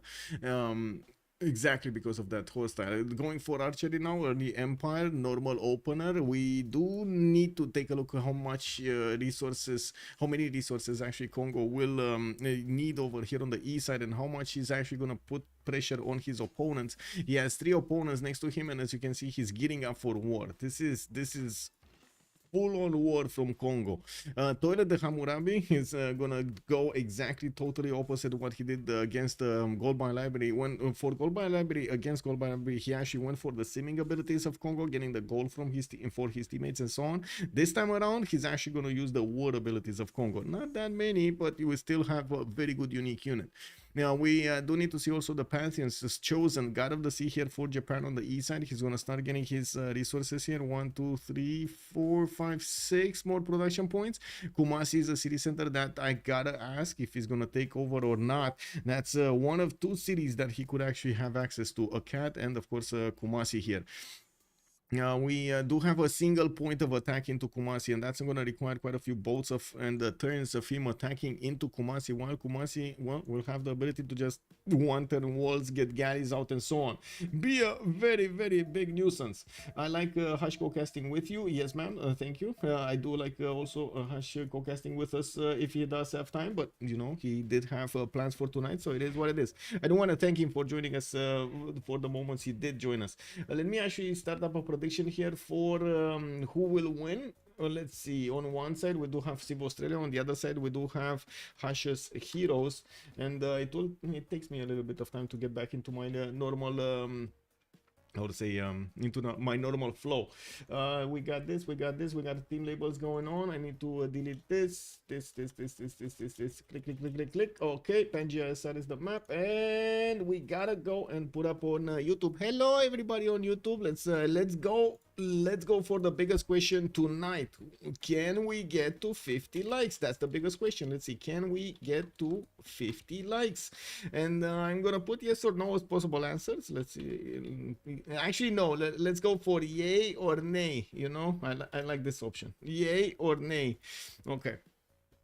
We do take a look at the game here with 1023. Let's take a quick peek if they did manage to pick up more pantheons. City Patreon got us 4 Aztec for Almog, and yes, he's going to get the 40% towards the first districts. I would imagine commercials is going to be his choice, and that's exactly true. We got the currency coming out next turn from Almog, and he's going to get the opinion and the option to actually do this here. Let me actually get my headsets out of my ear here. We do have Basil II still needing to pick up a pantheon. He did finish his holy sites, and of course he's starting to roll into the faith generation. He does have 7 only, so he's going to need 2 more turns to pick up a pantheon. That's very little faith generation here from Byzantium. No pantheon on Mongolia. We got the 2 Persias with a pantheon. Religious settlements on Zelphair. He's going to get his Magnus out in 4 turns in Passagarde, plugged it in, and got his Perideza in Bactri. We do have multiple monuments in the southwest and southeast, and I do notice he's still going to need to get a lot of cities here. There's a good potential for a big empire. How big? Probably like 8 to 10 cities. I don't think he's gonna get places for more, mostly because of the mountains. He just doesn't have a lot of tiles to work. If you do put a city here, you're gonna need to get all of the other tiles across, so you're not gonna get the option to actually use all of these tiles, unless you're Inca, and then you're going to be very fine. You're going to have all of that food and production on those tiles, and the mountains can be worked. KW. We do need to see also in the north, Nader Shah with Earth Goddess. He did go to get that faith from the charming and the breathtaking appeal of his land here, with monuments coming up in 5 turns. He's also getting to plug in Moksha in the capital. He's also going to go for holy site projects, and he might actually try to snatch a religion, deny a religion from Basil II. And this is the biggest question we will have also in the next 5 to 10 turns, if we're actually going to have Persia dedicating his early game, Nader Shah actually dedicating his early game to counter over here Byzantium's religion. Byzantium does have that nasty ability of getting the taxi trade that's +2 whenever, on his units, whenever he's going to get +2 extra combat strength on his units, whenever he's going to get to convert holy city from another civilization. So getting the Most of the time we do see allies of Byzantium trying to get the religion just for the sake of getting it taken over and feeding over here Byzantium's bonuses that taxes trade for the late game. Denying religion from the overall pool of religions, because you're only going to have a set amount of religions in the game. I believe it's like, what, 5 in this one? It's 5? Anyway, we do have them denying also a bit of the taxes trade of Byzantium. But that is still a very big commitment for Persia to open like this, especially since normally his tempo is coming out from his trade routes, which you do need more commercials from, or harbors, one of the two, and this just doesn't allow him to keep his tempo going. Maybe I'm wrong. We're going to need to see if and of course I'm open to seeing a different Persia being played out over here. We're definitely going to need to see how much he's going to manage to get, how many trade routes, if he's going to get those harbors discounts, if he's going to manage to get maybe a Gavron Plaza discount or something like that. That is certainly possible. And we do need to see also how many cities he's gonna get in how much time. There was a universe where Macedon with God of the Forge could actually output a lot of units against Mongolia and catch him out of position here, but he would need to settle a city to the west side or bring an army through these one-tile chokes, which is very hard to do. There is another possibility here. He could actually smash through the Kongo west side directly, using Namadol as a puddle jump city to actually get the trade route going over there and connect his units there with a road, and then get them moving towards the east. Not gonna be easy. Rainforest, forest hills, bananas over here just sitting and yeah, how to say, feeding your armies. They're just gonna be unfocused. Well, we do have Kongo with barracks coming out from Kongo, and I do see encampments from Bula.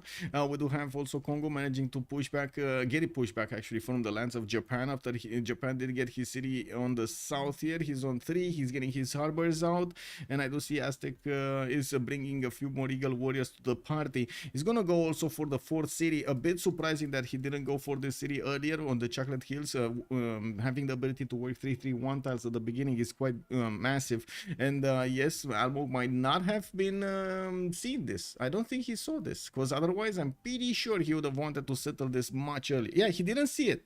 He didn't see it. Look at this. He had a wonder 5 tiles away from his camp. The biggest wonder ever at the beginning. Chocolate Hills is an extremely good tempo keeper or generator. And right now, well, he's gonna figure it out with a settler moving that way. Well, better late than never. Better late than never. We do have him opening up with Magnus. Multiple commercials getting put down here and finish quite quickly. And yes, we do need to see how fast Toilet is going to get his not only iron, but also his ability to get to upgrade these warriors into Engao Mvemba. We do have... Where is Toilet? Iron working in 2 turns here. Oh my god. Wait a second. Macedon is on horseback riding. We got Michael barely getting his mining going, and I'm pretty sure he's actually gonna need to go animal husbandry here, or I should say not animal husbandry, sorry. He would need to go horseback riding. He doesn't even have archery. His slinger cannot be upgraded into an archer. That means he needs 2 more technologies, and that's not very quick to get out. He did build a few boats and send them towards the east side to see what's going on. Might actually choose to attack into Kumasi. While I do notice Kumasi has a few warriors deployed. That's a big no. That's a big... Wait, did he not know about Kumasi? Did he just find out about Kumasi? Oh, that's terrible. That is terrible, but I don't think so. He actually has a scout moving towards the north, so I'm pretty sure he actually found out about everything. I'm curious about where is this settler going. Is this settler going northwest of Shizuoka? Is this settler going here? Because he's getting blocked by the Kumasi warriors, and it kind of looks like he's sending it back to the capital, which is gonna take, well, you know, more time to get to benefit from that city. Encampment training project coming up in 2 turns from Kongo, since he did manage to get these encampments earlier. We do have Kongo on 2 great general points a turn. He's on 6 out of 30. He will still need a few more more than the encampment will give him, or I should say the encampment training project will give him, to recruit a general. Getting 2 more barracks, I do want to mention. This is probably one of the few times we actually have the barracks, or I should say the buildings in the encampments made after the units you're gonna get to use. Engao Mvembas are gonna be melee units. Barracks are also gonna give bonuses to melee units, and there is a bonus here that I would say it's quite undervalued. The ability to actually get the 25% combat experience for all melee and ranged land units trained in this city. This is massive actually. Most of the time you do see the players actually going for stables or no, sorry, they're going for barracks, but they are building heavy chariots or horses, cav units, and the horses cav units only get the bonus, that particular bonus from the stables. It's basically the how you get to specialize your army. We got the Basilico page already coming out from Pela. He's gonna start getting that extra science whenever he's gonna pump out units. He definitely wants to get the extra production for those units anyway, and we do need to see what his target is gonna look like. Still turn 27. We got quite a few more turns to go for. Basil II got some festivals. He's gonna get that extra culture from these tiles, and yes, monument coming up in 2 turns from Thessalonica. Unfortunately, there is a massive lack of food here, and yes, we do see that he did manage to recruit Confucius, and the biggest question is what is gonna be his religion here. We don't have a religion yet, either from Persia, even though we do have the holy site, and I should say the prayer project started up. It looks like he didn't make enough points so he could actually recruit that great prophet before Byzantium. No surprise there, but you know, it is what it is. Good run. He had a good run. Let me actually put my chats back in order here, because for some reason I actually clicked on the wrong buttons and it didn't happen. Hello YouTube, how are you doing? I see quite a few new people are joining us. Hello, and I hope you're gonna have a great time with us Saturday evening. Let's see, what do we have? Good afternoon, sir. Toxic Brain, Mumulax, also good evening, sir. Moving Prophet, so he gets his religion denied. Well, I mean, to be honest, to be fair to him, it doesn't seem like Persia is gonna get in there. He's not gonna get in there. Which Persia is holy sighting? Yeah, it's the Nader Shah. Also Floppy, Namadol, I don't know what you're asking with. Oh, naval trade with Kumasi and still going for Magnus Internal. Crodello, good evening, sir. Lee Sin, also hello there, sir, and welcome. Yes, we can. Yeah. Michael the Magnus Enjoyer here. Do we have Michael the Magnus Enjoyer? Well, it is going. He's going for Magnus. Monserrat also. I hope the city of Susa gets the best location. The best located with Teokali. He will have so many amenities. Yes, indeed. Hello, sir. Also, good evening, sir. Let me actually. Okay, there we go. I need to click buttons here so I get to put the chats in order. Baxter 100. Good evening, sir, and thank you so much for that membership on YouTube. Much appreciated, sir. Oh my God, first one. We got a first member here. I gotta say, first member in the community on YouTube, picking up that, clicking on the join button and picking up a membership. Thank you so much, sir. I thought it's not gonna happen. I'm not gonna lie. That button is there for quite a few months, and I thought it's just not gonna happen. Like in my mind, I was like, no, I can't think of this. No, it's not happening. Thank you. Okay, now we do have on the west side over here, Persia with Magnus still needing to get his points going. Macedon is gonna get, he's gonna get, I should say, captured, right? He has a warrior in between 3 scouts. These scouts are all setting the caps on the warrior, and they're not letting him out of the hill over there. He's just gonna be kept there. He can't go into the woods. You know, there are too many cats over there. We do have Macedon also finishing up his encampments. Campus opener here from Mongolia. He's also going to go for an encampment from Urumqi. Definitely is going to get quite a bit of science with those campuses. At the moment, only 12 science and 7 culture. But as you can see, multiple campuses with good yields. A +3 over here, a +4 in Korabalgasun are going to come out. Very, very good yields at the beginning. Now, also 35 production is not bad at this point in time. 4 cities strong on a Divine Spark Mongolia. This is a bit surprising, actually, seeing a Divine Spark on Paul. We do have Basil, 4th city also. Still did not activate his religion, his prophet. Macedon is gonna start getting this encampment down. Encampment training projects. We got the Engao Mvemba starting to move, and let's actually see. Oh, wait, what? Do you see what I see? Do you actually see what I see? The Eagle Warrior's 40 strength is stronger than the Engao Mvemba.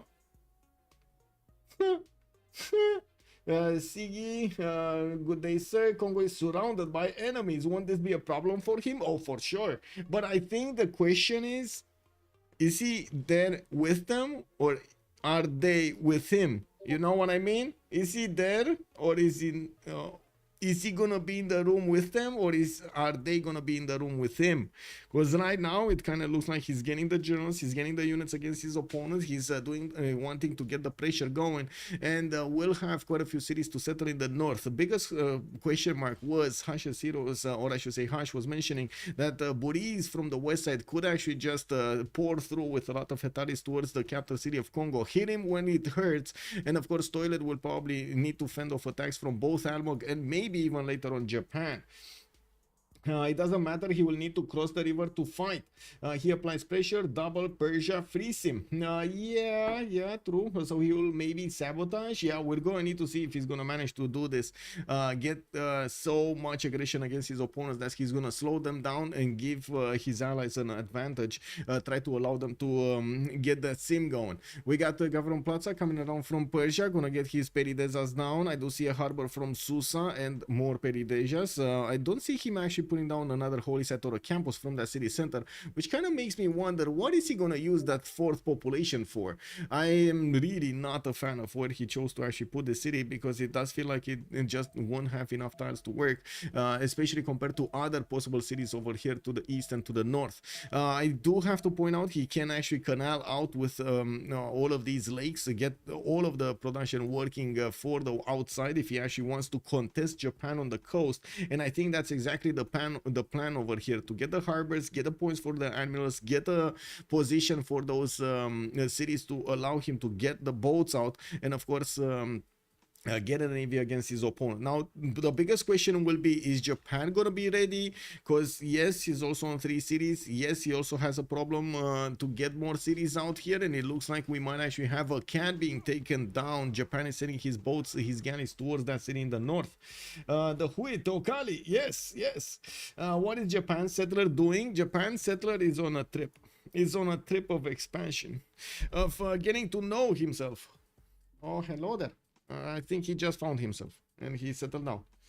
Tina wants to go in the house, and I don't want her to actually go in the house. So she's a bit restless. She's going to the door, she's meowing, she's coming back, she's looking at us. She's like, aren't you, is this not the time that you're gonna let me out? Please let me out, get me out. Ashe? Fata? Yeah. She slept a little bit, which I'm proud of. She was actually quite quiet today. I'm very proud of her. Okay, now let's see what's going on here. 10:30. So is everybody gonna get their golden ages? I think so. We got everybody over the 19-point threshold here. God of War and Plunder is also gonna be Kongo's choice to get his pantheon. I don't see his opponents right now benefiting from generals.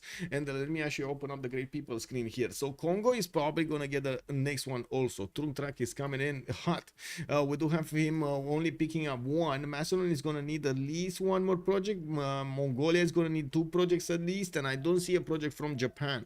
So if Kongo over here is going to flex a little bit with more projects, he's going to definitely get to deny generals from his opponents here. Getting the Ngao Mvembas to actually hit the units over here from Aztec. You can see he has quite a bit of a problem to actually take the Eagle Warriors down, especially since his general is not there. He didn't manage to actually upgrade that many of them. Economy is still a problem, and these guys are expensive, very expensive. And Ngao Mvembas, they cost a lot, man. Polaris, hello there, said, and welcome. Are they playing 2 times against each other in groups? Yes, sir, that is true. And then first to advance, can find info to it. Yes, basically the group stage is a best of 2. We do have them in the with 4 teams in a single group, with of course 3 matches each. 6 matches each, so they can go 2 times against each other. After the group stage is gonna finish, the top 2 places are gonna go into the playoffs. We're gonna randomize the seeds, so the seed 1, seed 2 are gonna matter, but knowing who seed 1 is gonna go against from seed 2 is not gonna be revealed until we're actually gonna get to that place. So it was a request from multiple teams to actually fix this at the beginning of the tournament. And yeah, some teams were actually trying to make their path, like trying to decide if they want to lose a game or win a game how to say, trying to predict who's gonna come out from which group to make their life easier in the playoffs, which is a big no-no. Had he gone with 3 Ngao Mvembas against Japan, was so much better. Crodelo is making, I don't know why Auto mode is saying no. What is this? I don't know what this is, to be honest. I have no idea what auto mode is referring to here. Yes, it is East versus West with Congo in between. If they lose naval, they get nuked. Yes, indeed. Also, why the hell is he going against Aztec, the guy with bonuses? Aztec only has bonuses on the defense, not on the on the offense, not on the defense. So these Congo units still can do quite a bit of damage there if they do manage to get in superior numbers against him. And it looks like he's gonna take down at least one Eagle Warrior, while Almog is gonna get his horseback riding in 110. Doesn't have a builder to actually chop stuff here. We do have them in a golden age, so let's actually take a look. Alexander, 4 cities strong. We do have him with the Hetaris coming around from Dion, and it looks like it's gonna take him quite a bit of time and of course effort to get a big army going. But I would imagine Congo is gonna be a big hit. Big hit. He's gonna take a big hit here.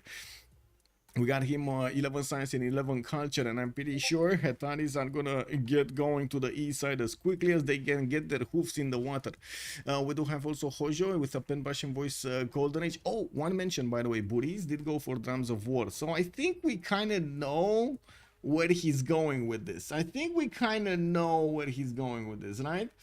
Eagle Warrior has 28 strength. Japan's warriors are 20. He could have smashed through Japan. That is true. That is true. Well, smashed through Japan until he actually got to Kyoto, and then extra +5 comes into play. We do have Kongo getting to 2-turn Ngao Mvembas from his other cities, and he's going to need to build the pathways towards the front line so he can get them faster. Unfortunately, well, it looks like he's going to have a hard time here. It does seem like Aztec, first of all, is not going to get a general. Japan is not going to get the general, but we do have Macedon managing to recruit Hannibal Barca, and Mongolia is probably the next one that's going to crave one. He does have an encampment training project coming out in 3 turns, and it looks like he's on 19 out of 30 points. We do have Japan with a pen brush and voice golden age, 4 cities strong, and I do see him taking his 5th over here to the north. A cat is gonna be hit. I gotta say, this would be quite interesting if he gets some samurais in the water to hit Mubombi from the lake tile. We do have also Michael managing to get a few more warriors out, and I'm pretty sure if he actually wants to go against his opponent here, he either is gonna need to go to upgrade it to swordsman or gonna need to wait for samurais. Samurais probably much better choice. We do have also Oath we do on Basil II, Monumentality Golden Age on 3 cities here. Guilty Crown, or I should say Oath, is on 20 faith a turn with 13 gold, and I do see him getting his 4th city and soon to be 5th city from Thessalonica. I got the religion, and let's actually take a quick pick over here. It's gonna be Feed the World with Crusade. It does make sense to actually get that extra food from the shrines and the temples, and yes, Crusade, always a good thing to have on Basil II. You just spread your religion everywhere. You take down unit, poof, religion just goes wild, you know. So much marketing, man, so much marketing there. Zen meditation, +1 amenities in cities with a specialty district, and it preaches religious spreads to cities 30% away. That's Persia's religion, Nader Shah's religion to the northwest. Okay, so let's see. We did talk about Basil II. Montezuma here, 4 cities strong. He's getting pushed by Congo, and it does seem like Tenayuka is gonna actually take a bit of a struggle here. He's gonna have a bit of a struggle. Wait, he could actually take down one Ngao Mvemba. I think the question is, if he takes down one Ngao Mvemba, is he actually gonna lose the other ones, the other Eagle Warriors? He's probably gonna trade one Eagle Warrior to do this, but I think it's a good trade, right? Trading an Eagle Warrior for an Ngao Mvemba, I would take that trade anytime. Especially if he has superior numbers, which he does. What, Nader religion? Yes, Momolaxi went for a religion. Yes, he did. I mean, you know, you can't stop him. Is this always in multiplayer games? I'm a bit new to this. Don't worry, just ask questions. Sigi, I don't really understand how Congo stands a chance against 4 enemies with 0 to no help. First of all, it's 0 to no help is not really what's going on, as in we're gonna have a lot of gold being pumped into Congo's nation, and quite a few resources, like strategic resources, for him to stay alive. We did already see him buy quite a few warriors to make due. I do have to say, 4 versus 1 situation is definitely not Not ideal. What usually does end up happening is a few of those nations will need to dedicate a lot of military power to go and take out that one in the middle of them. Otherwise, they're just gonna get pushed all over the time. _SPK_I has joined the round table. The biggest question, and I think we're gonna need to answer, is if they dedicate enough military resources to take out Congo, will they be able to keep up in sim with their opponents, with the other members of Civ Australia? Because you might see one of their players sacrificed, as in Congo, but his sacrifice might lead to a big advantage on the other three simmers. And it's not like we actually consider Macedon over here a big simmer. If he's just gonna get a series of Congo, it's not like it's gonna help out his team, you know, for this. He's gonna take out an opponent, which definitely, granted, is gonna be an advantage. Hello? Hey, that's my food. Get down. Get down. Okay, thank you. Okay, cat wants to be annoying. Toxic Brain, hello there, sir. Chill Brains also, hello there, sir. Free encampment. Badudu, yeah. Well, who is free encampment? You mean getting a free encampment when you're taking over cities here from Congo? Yeah, not bad, not bad. It's a term called the rel word, which is short for irrelevant word, where you focus so much on word that you guarantee you are irrelevant later in the game, but you try to take out as many with you as possible. Exactly, drag them down. No, you know, just grab them by anything you can, you know, grab them by the t-shirt, grab them by the chair, grab them by the shirt, everything, you need to grab them down there.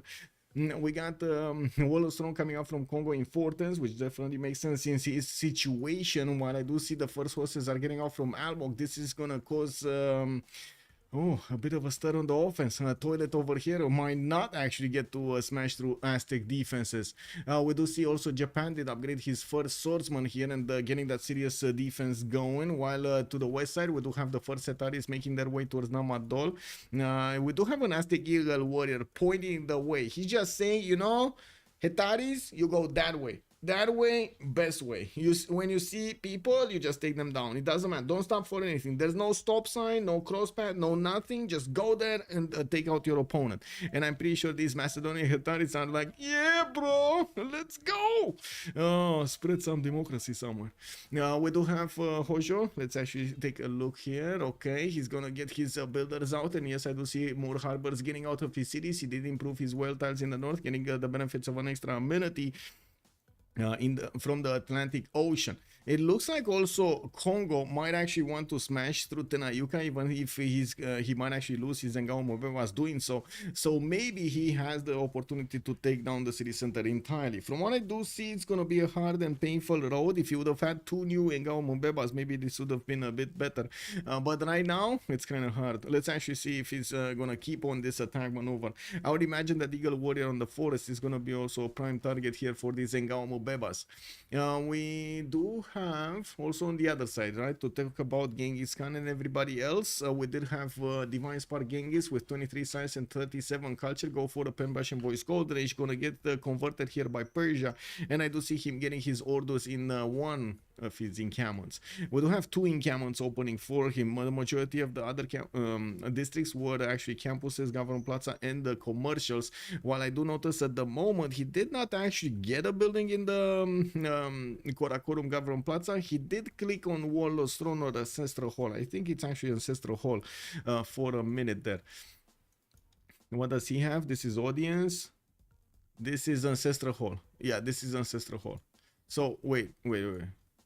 Oh, no, this is Warlord's Throne, because you have the lines on the side, right? That's the difference between them.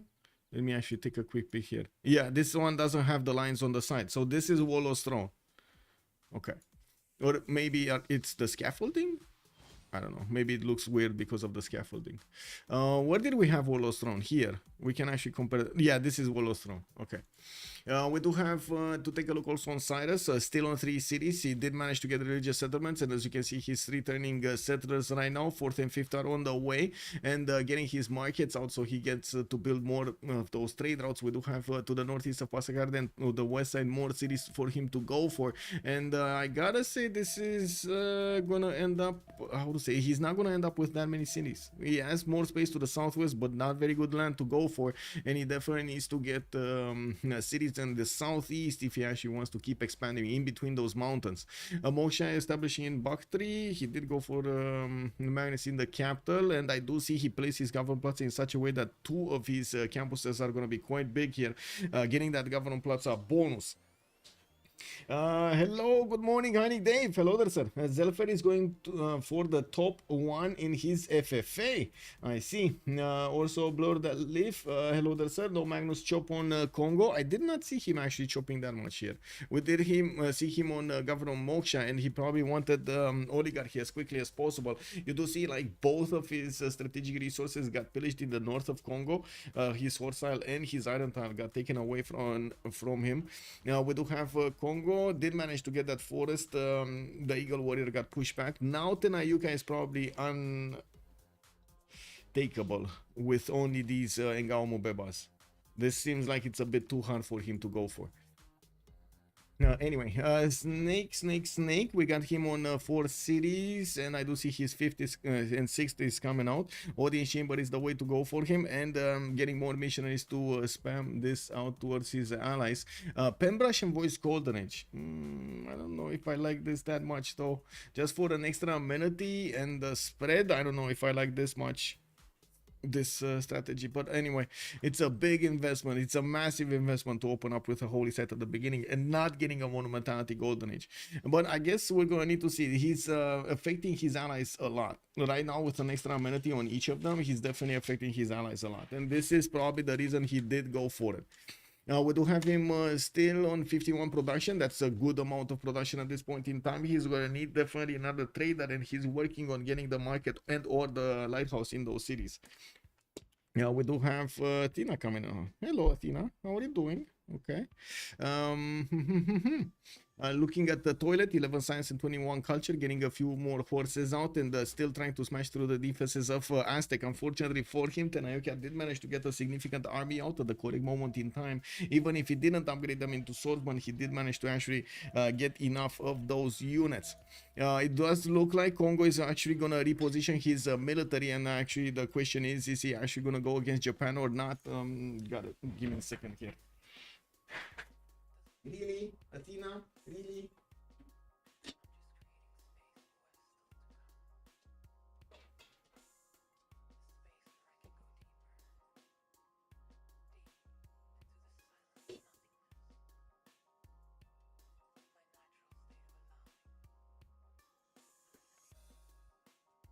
Okay. Okay, coming back to this. I also did get one of these so I can pop it whenever Athena is gonna get closer. Maybe we actually get to see her getting scared. You know how cats don't. Anyway, Almog probably Mage. Yeah, he's probably Mage. But to be honest, I don't think he needs to be Mage right now. Mostly because Congo's time is limited. Now we will see these Setaris starting to pour through from Macedon, and I'm pretty sure he's gonna need to get a lot of them. A bit sad that Macedon is gonna need to take time to actually get some campuses and or commercials out, since I don't think 2, 4, 5 or even 6 of these Setaris are gonna make a difference attacking into Congo. Way too much military here from Congo. Yes, it's a majority deployed to the southeast, but he does have a general in the backline, and he can output more units quickly. We're gonna need to take a look also on his bonus from a golden age. Drums of war from Mvemba Zinga. Trade route from Namadol would have saved him 3 to 4 turns. Trade route to Namadol. Okay, where is Namadol? Wait, one second. Oh, here you mean, yeah. If you would have gotten the trade route at the beginning to Namadol, yes, I agree. Yes, but to be honest, yeah, I guess, you know, he still has the ability to get a trade route there. He just doesn't have an extra trade route capacity, unfortunately. Looking at city states here, we got Kumasi, Vilnius, and Rapa Nui coming up for culture bonuses. Looks like Nazca is going to be the only one for religious bonuses. Geneva is going to have the science in this game, and Geneva is to the south of Aztec. It's going to be discovered by his opponents, I'm pretty sure. But oh my god, did Texcoco just go non-fresh water next to chocolate hills? Oh, he gonna get those chocolate pills going. Okay, well, Cahokia and Hunza and Mogadishu are gonna be the ones providing trade benefits, and I do notice Kabul and Lahore are gonna be the ones for military. We don't have a production city-state in the game, and that's it. Actually, we don't have production. That's the only type of city-state missing. I think we got a good a good few others. Yeah, Nazca being the only one with faith. Persia's tank rush. Ooh, tank rush. Already talking about tank rush. I don't know if we're gonna get there, man. He's going for science and culture per population. He will get a ton of science and culture. Almog probably match. Yeah. Chill Prince calling out Persia over here. Nader Shah for following up with the third belief, going for what is it? Cross culture dialogue and or world church. Is it world church or the world something? Anyway, so no one is attacking Persians. No one is attacking Persians. No. We did actually have one unit from Persia getting into here, and I do notice to the west of Chalkidiki there's no unit scouting this out. Macedon is going to deploy all of his military towards the east, towards Kongo, where as you can see he already got to his capital. We might actually see the Macedonian units start to smash through the Mvemba. I do want to point out these Macedonian units do come out with promotion on them whenever they come out, so there is a possibility for him to start upgrading them, promoting them on the front line whenever they get damaged and get another time to hit against his opponents with full strength. Oh yay! Hermes, hello there, sir, and welcome. Now, which are the top 5 banned civs? I think we can take a look at what BBG did. Give me a second.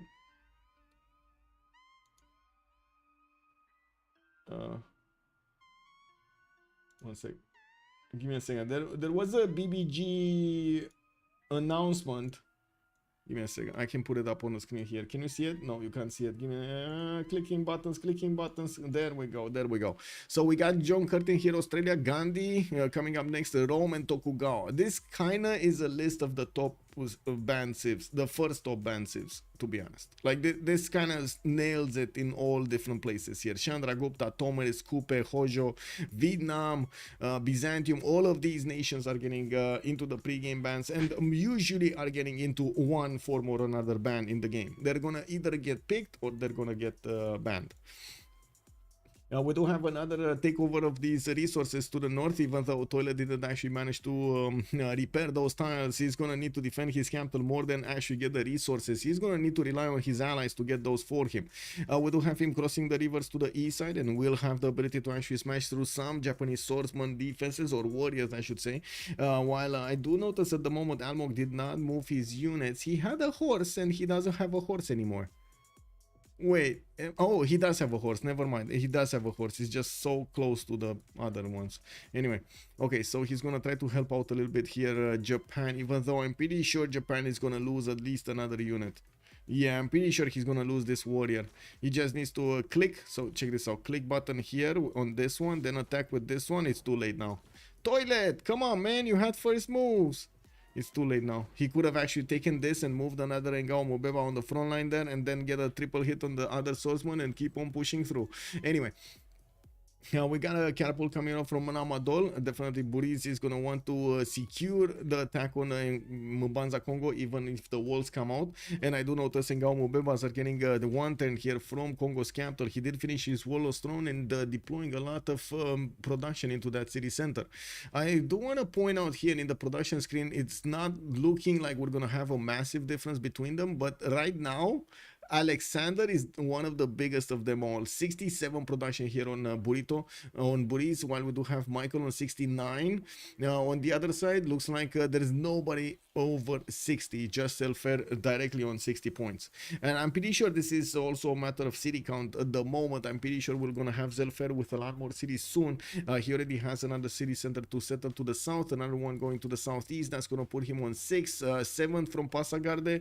Very surprised actually he went for this city in the south on the uranium tile instead of going for this city over here to the direct west of Passagarde to get the 3-1 base and getting his 2-2s out there. It looked like it's much faster, right? It's like one. Is this a hill? This is a hill, right? Oh, still, wait, he can go through the commercial. So that's like 1, 2, 3, 4, 5 to settle. Anyway, it is what it is.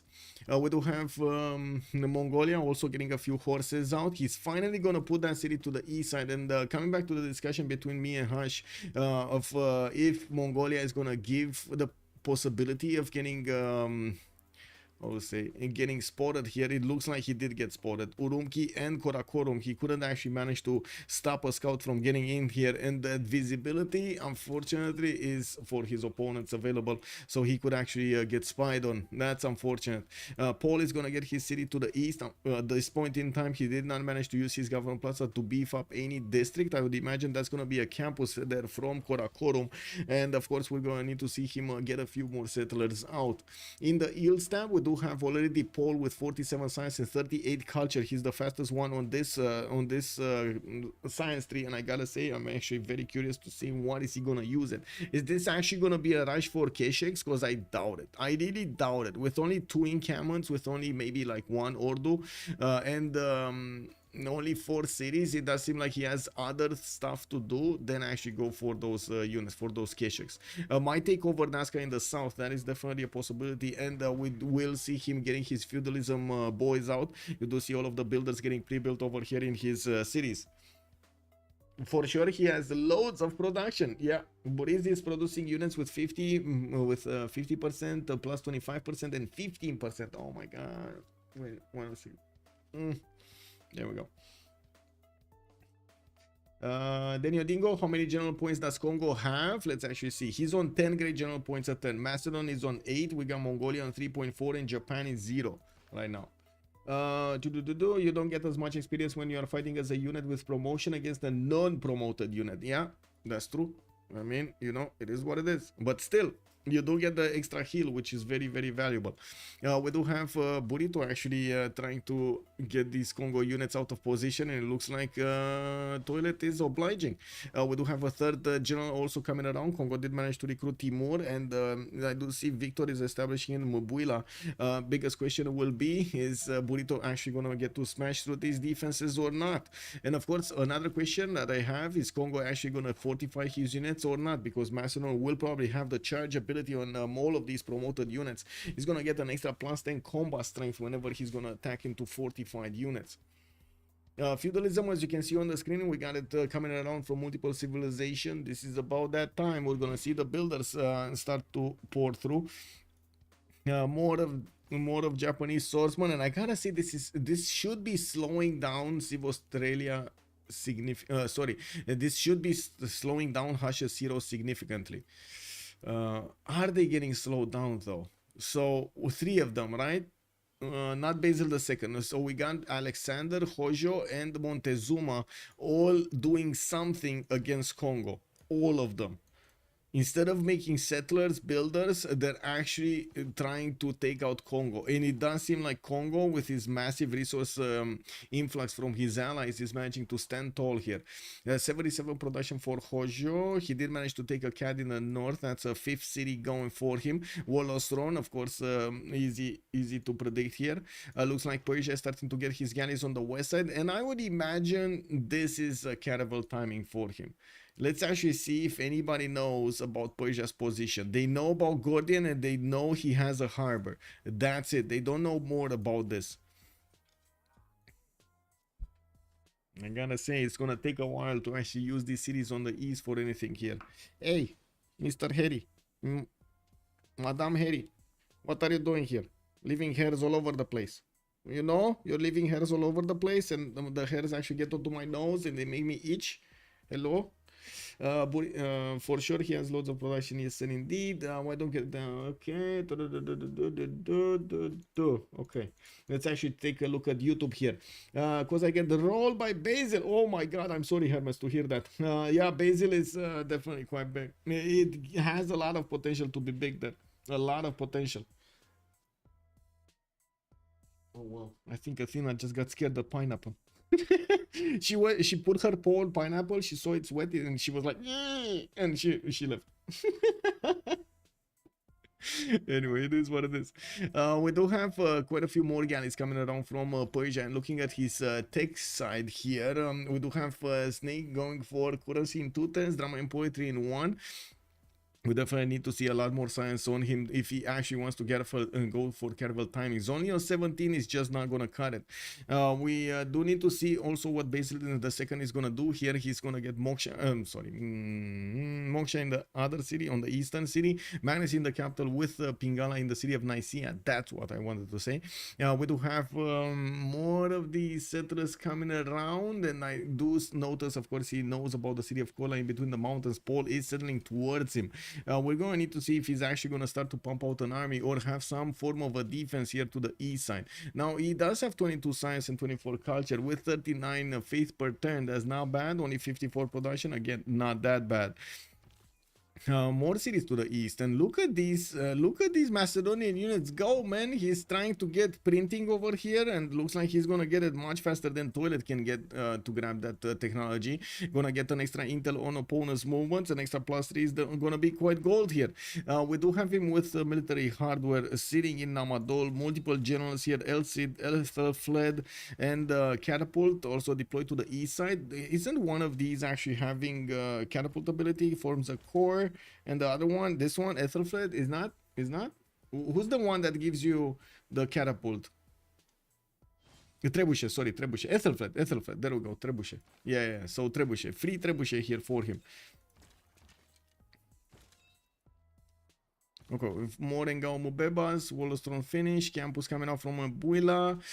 It's not like Kongo has a lot of science, but he did manage to get his 37 going and 23. He did put the pedal to the metal here with Pingala and those campuses, but that also means he doesn't have a lot of gold. On 24 gold a turn is still massive actually compared to others in the game like Paul or Guilty over there, or not oath.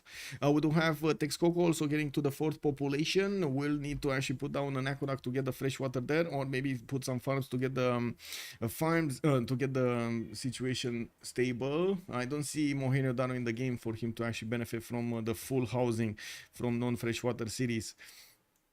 Looks like also the attack on Japan is not happening anymore. Audience Chamber in 2 turns finishing up for Michael, while he's gonna get feudalism next turn.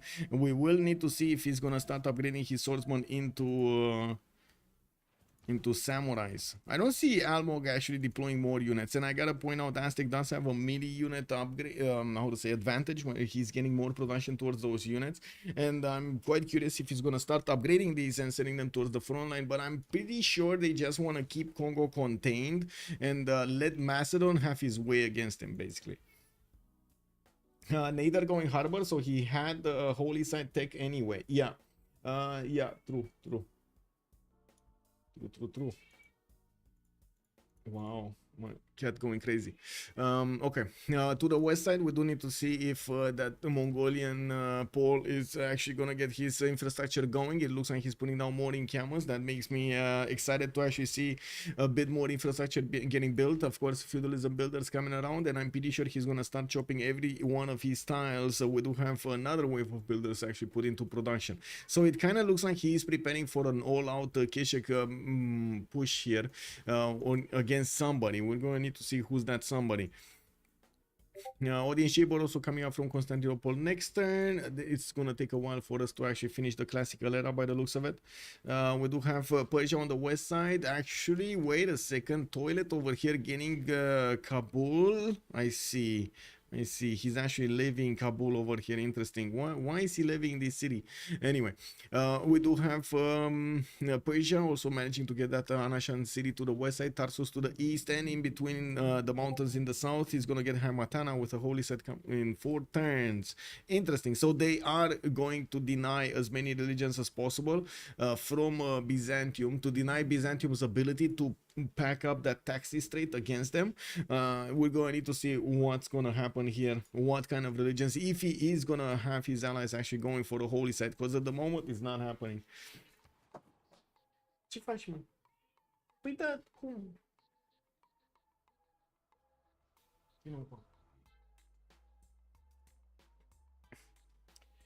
She just fell.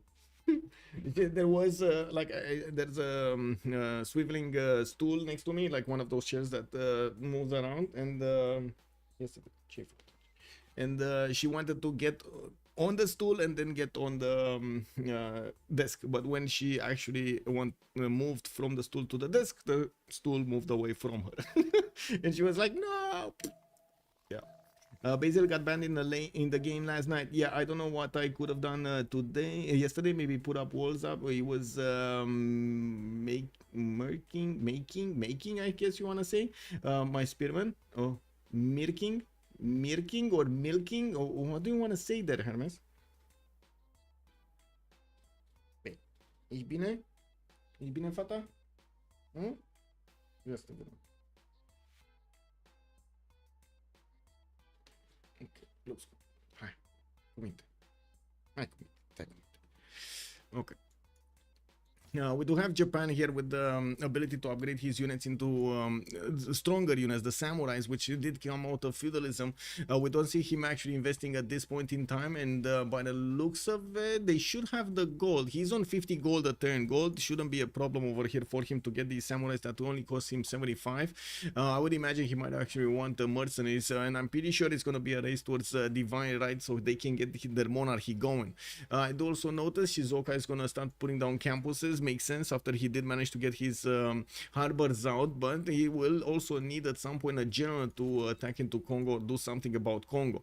We do have the Macedonian Hetari starting to make a semicircle of units here to the western side of Congo, and yes, we do need to see if Macedon is also gonna have enough strength to attack into his opponent here. It doesn't look like it, to be honest. It doesn't look like these units kind of look like they are going into a wall over here. Kongo's Mvemba is definitely strong enough to withstand a few more turns. And the biggest question is still unfolding. We still don't know if the sacrifice of Kongo, the sacrifice of keeping Kongo in 3 cities, making him do units against their opponents and so on, is gonna give enough time to his allies so they can smash through at the later part of the game, or get a certain advantage that his opponents are never gonna get. It looks like Bactria gonna go for entertainment complex. Is this actually a buildable Colosseum? This is the entertainment complex. This is a buildable Colosseum, right? He can get it on the right style. Wait, does that work? Actually, it should work. Like, it is a flat tile next to the entertainment complex. My question is, does it work over the river? It should work over the river. Merking? What is merking? What is marking? Marking. Let's see. It's called marking, labeling. They were labeling. Okay. Congo did his job. Yeah, exactly. He did his job. I feel like they fell into a trap. At least Macedon should have attacked the left to disturb the Simers. Yes, I was thinking that myself. I was thinking he's actually going to put a city here and get that trade route going so he could attack into both Mongolia and Persia. This would have been a much easier time for him to actually smash into two of his opponents. Mongolia, though, is going to take up the flag of doing the aggression against Macedon.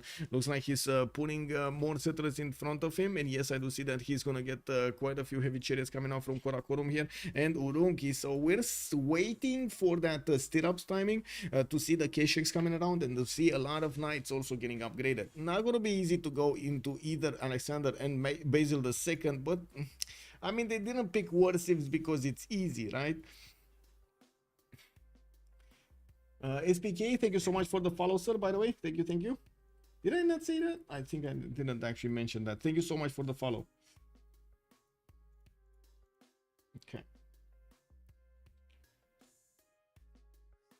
Okay, we got some more temples coming around here from Byzantium, and yes, not Oath doesn't have a military at this point in time. He's gonna get the Temple of Artemis in the city of Thessalonica and the Hanging Gardens in his capital. He definitely wants to get his golden age, his second one.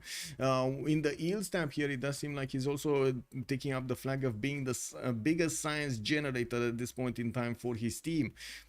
On the other side, actually, Toilet is 39 in science. Paul is on 49 with 39 culture also.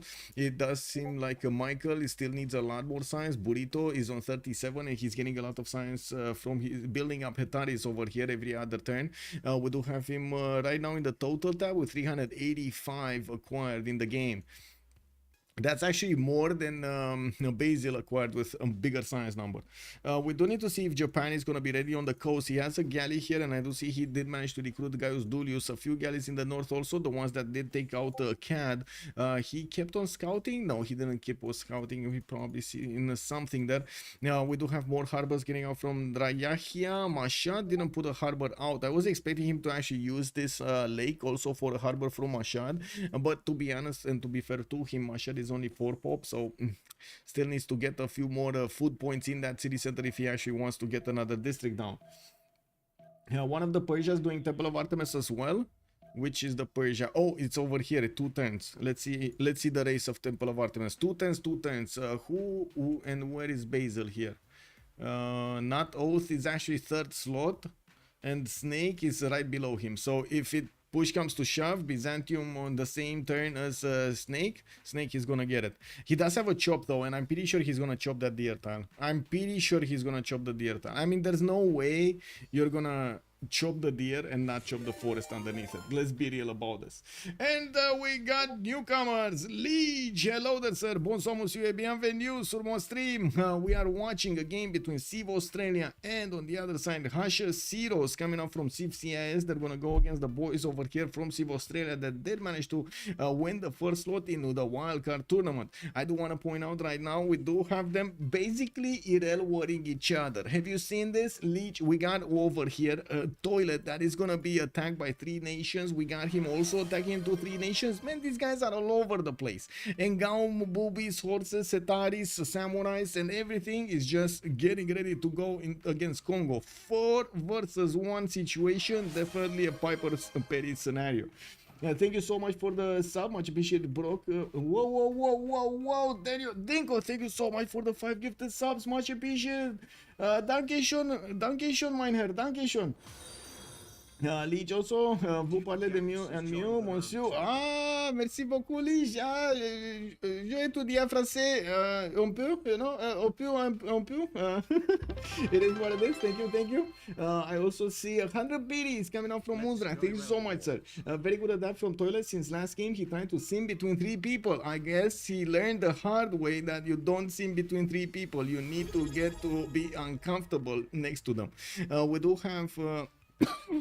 Polish 33 retained his knighthood for 27 Polush, bonsoir, madame. Thank you so much. Thank you so much for the tier 1. 27 months. Oh my god, thank you. And by the way, Polush, I didn't actually ask you, but when we're gonna have the next Hidden Cup, do you want to join? I believe it's gonna be like soon-ish, something. Do you want to join? Do you want me to send you a message and get to co-cast some more?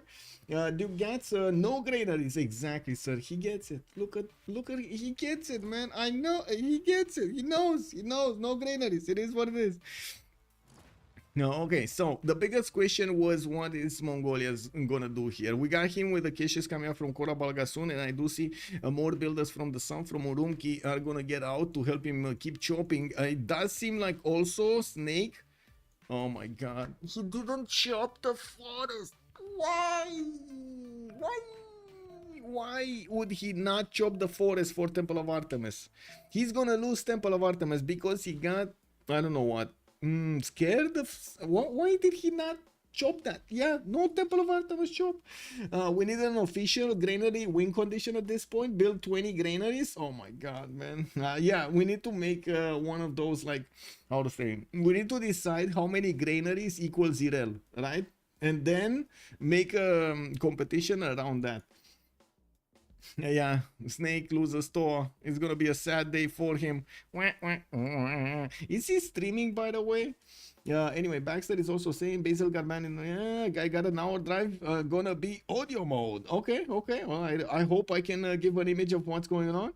I don't know what I could have done. Yes, I did actually respond to that MS answer. And there, whoa, he got it? Wait, what? No, don't tell me. Don't tell me he moved away from building Temple of Artemis. There's no way he moved away from building Temple of Artemis, no? There's no way he couldn't have built it. He had the upper hand. He either lost production and it went for 3 turns, like 1 turn more, or he moved away the production. There is no other reason. Unbelievable. Yeah, he did have. Look, it's over here, Guilty Crown, right? That's Basil II, and right below him is Snake. Borealis also, how it can be Pangea standard ridges. It was not banned. Good evening, son. And no, this was a game from last week. We had the 2 Highlands being banned last week, Rich Highlands and Highlands, and that's why you do see it on another map. This should have been a game that needed to be played out last week, I believe. Let me actually double check, but I that's what I remember. Sue was asking the same question a few hours ago. Give me a second. Yeah, it's from last week. This is from last week.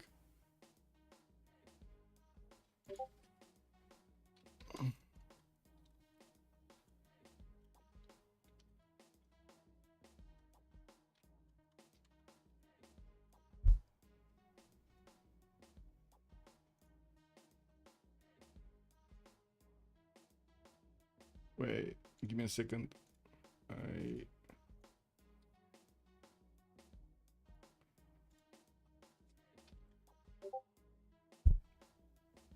Sorry about this. CWC server something smashing to the permissions and stuff like that. Okay, now Macedon here, gonna get with Kongo close up and personal, and you can see the double waves of Hetari starting to smash through the Kongo defenses. Kongo hasn't stopped building units, and I gotta say I'm proud of him. I'm proud of him. He's actually embracing it like no other here, getting those units to fend off the Macedonian encounter on the west side. We do need to see also if Mongolia over here is gonna manage to actually get those units to flex against an opponent. He has Basil II to attack into the southeast, or the east side here, I should say. And then I do see the first Mongolian heavy chariot is actually moving to the east side, so maybe we will actually see him pour an army through Korda and of course these cities over here to just go against Nicaea and Nicomedia. There aren't units from Byzantium to see this happening. This is quite a problem. We do have a general also, Shunsu for Mongolia. These Kesheks are going to have the extra +5 and the extra movement.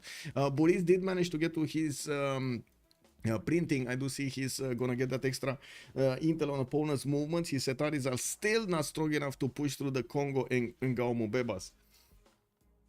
Who is the guilty player? It's not Oath. Good evening, Pompilite. Bonsoir, monsieur, bienvenue. What is this behind you? A laser sword? I was looking for some stands. Give me a second.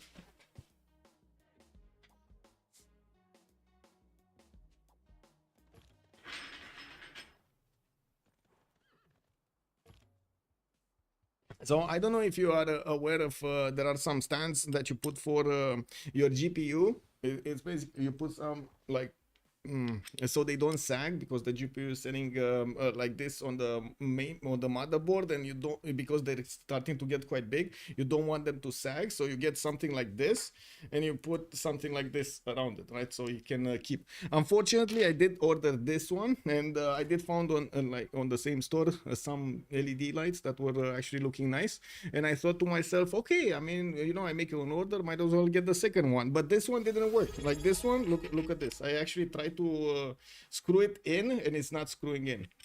I guess Chinese quality, you know, it doesn't work. It is what it is. Yeah, I'm gonna need to find something that is different than this, and maybe probably made by a Western company.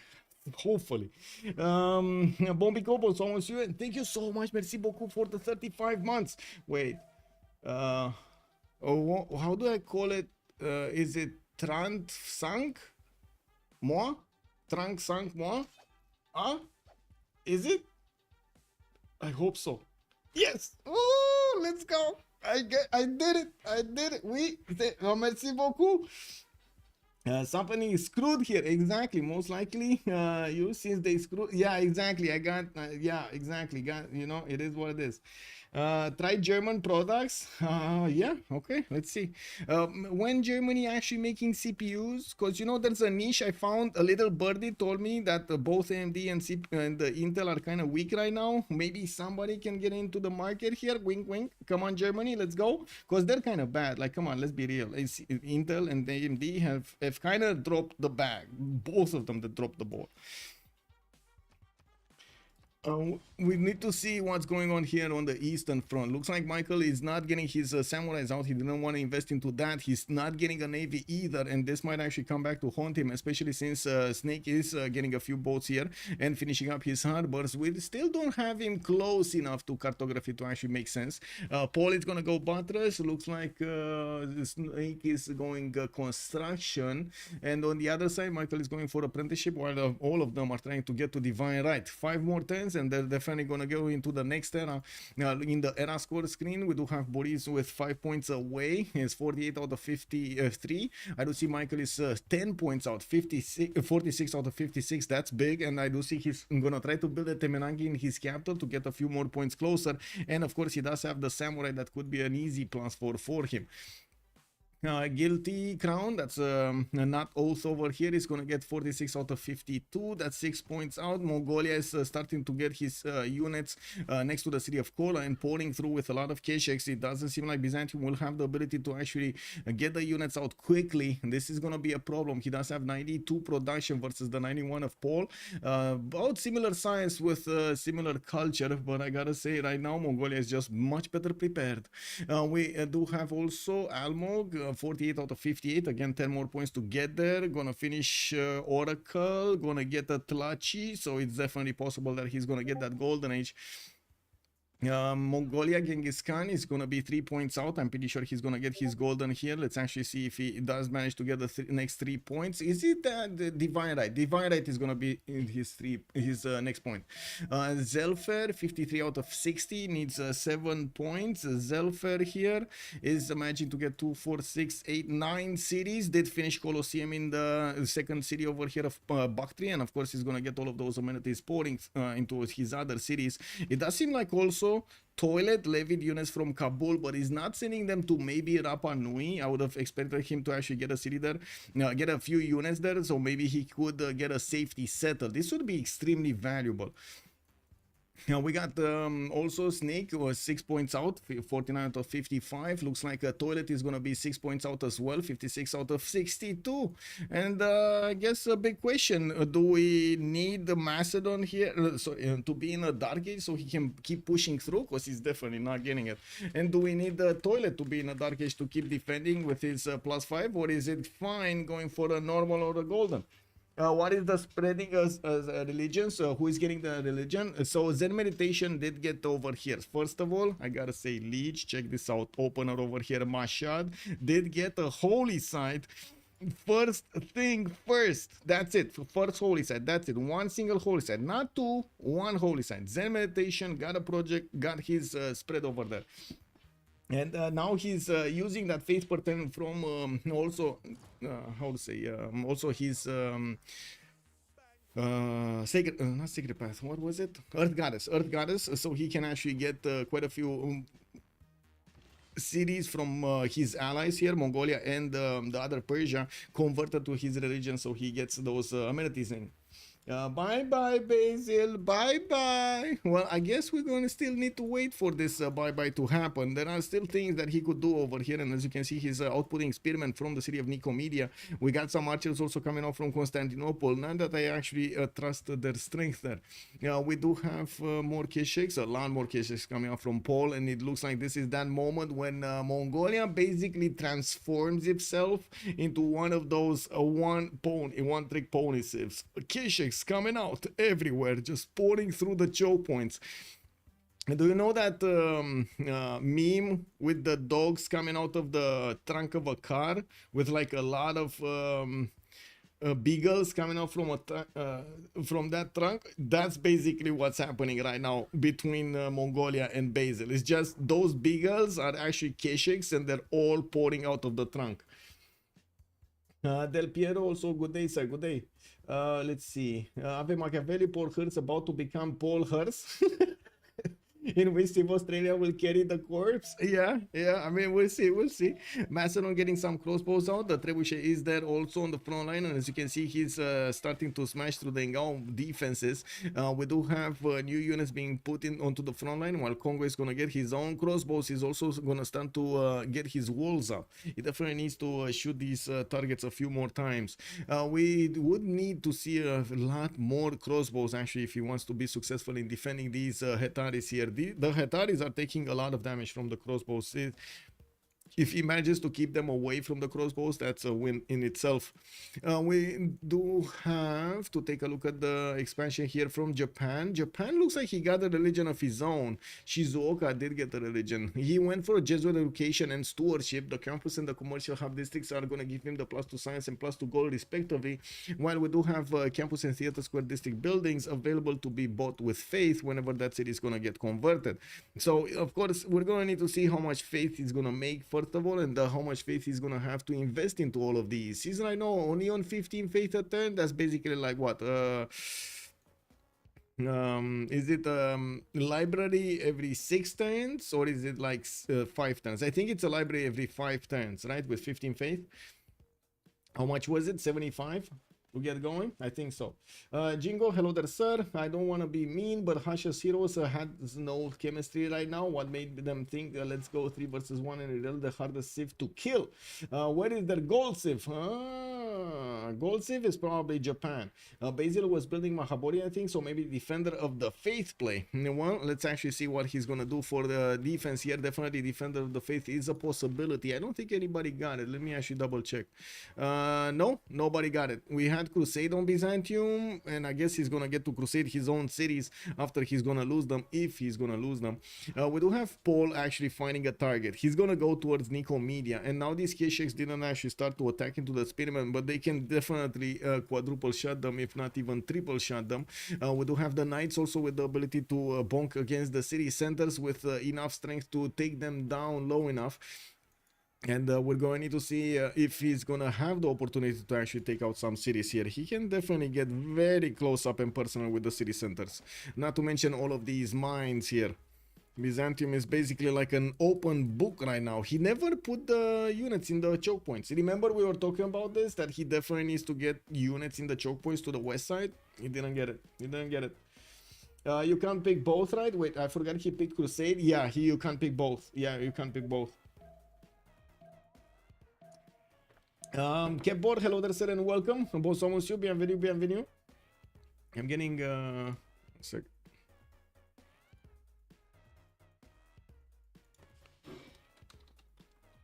Yeah, we had a no-show over here on AB. That's a bit unfortunate. Man, I gotta say, this feels like it's extremely disrespectful to the players, but we'll see, I'm probably gonna need to talk with the ambassador and see what we can do with this. This is not acceptable.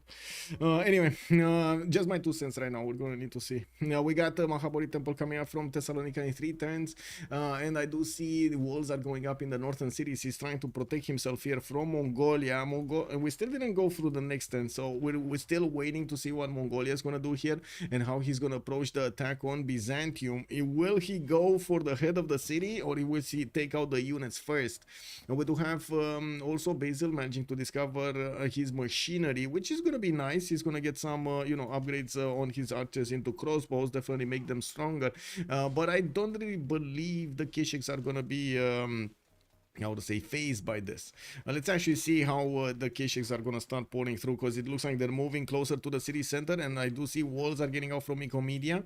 They're going to start attacking into the available units on the front line, and yes, we do see some this is a weird city to attack into, I gotta say this, because he needs to crawl in these hills over here and onto this forest to actually attack into the city center. Not gonna be that easy to flex that many K-Shakes against it from the northwest.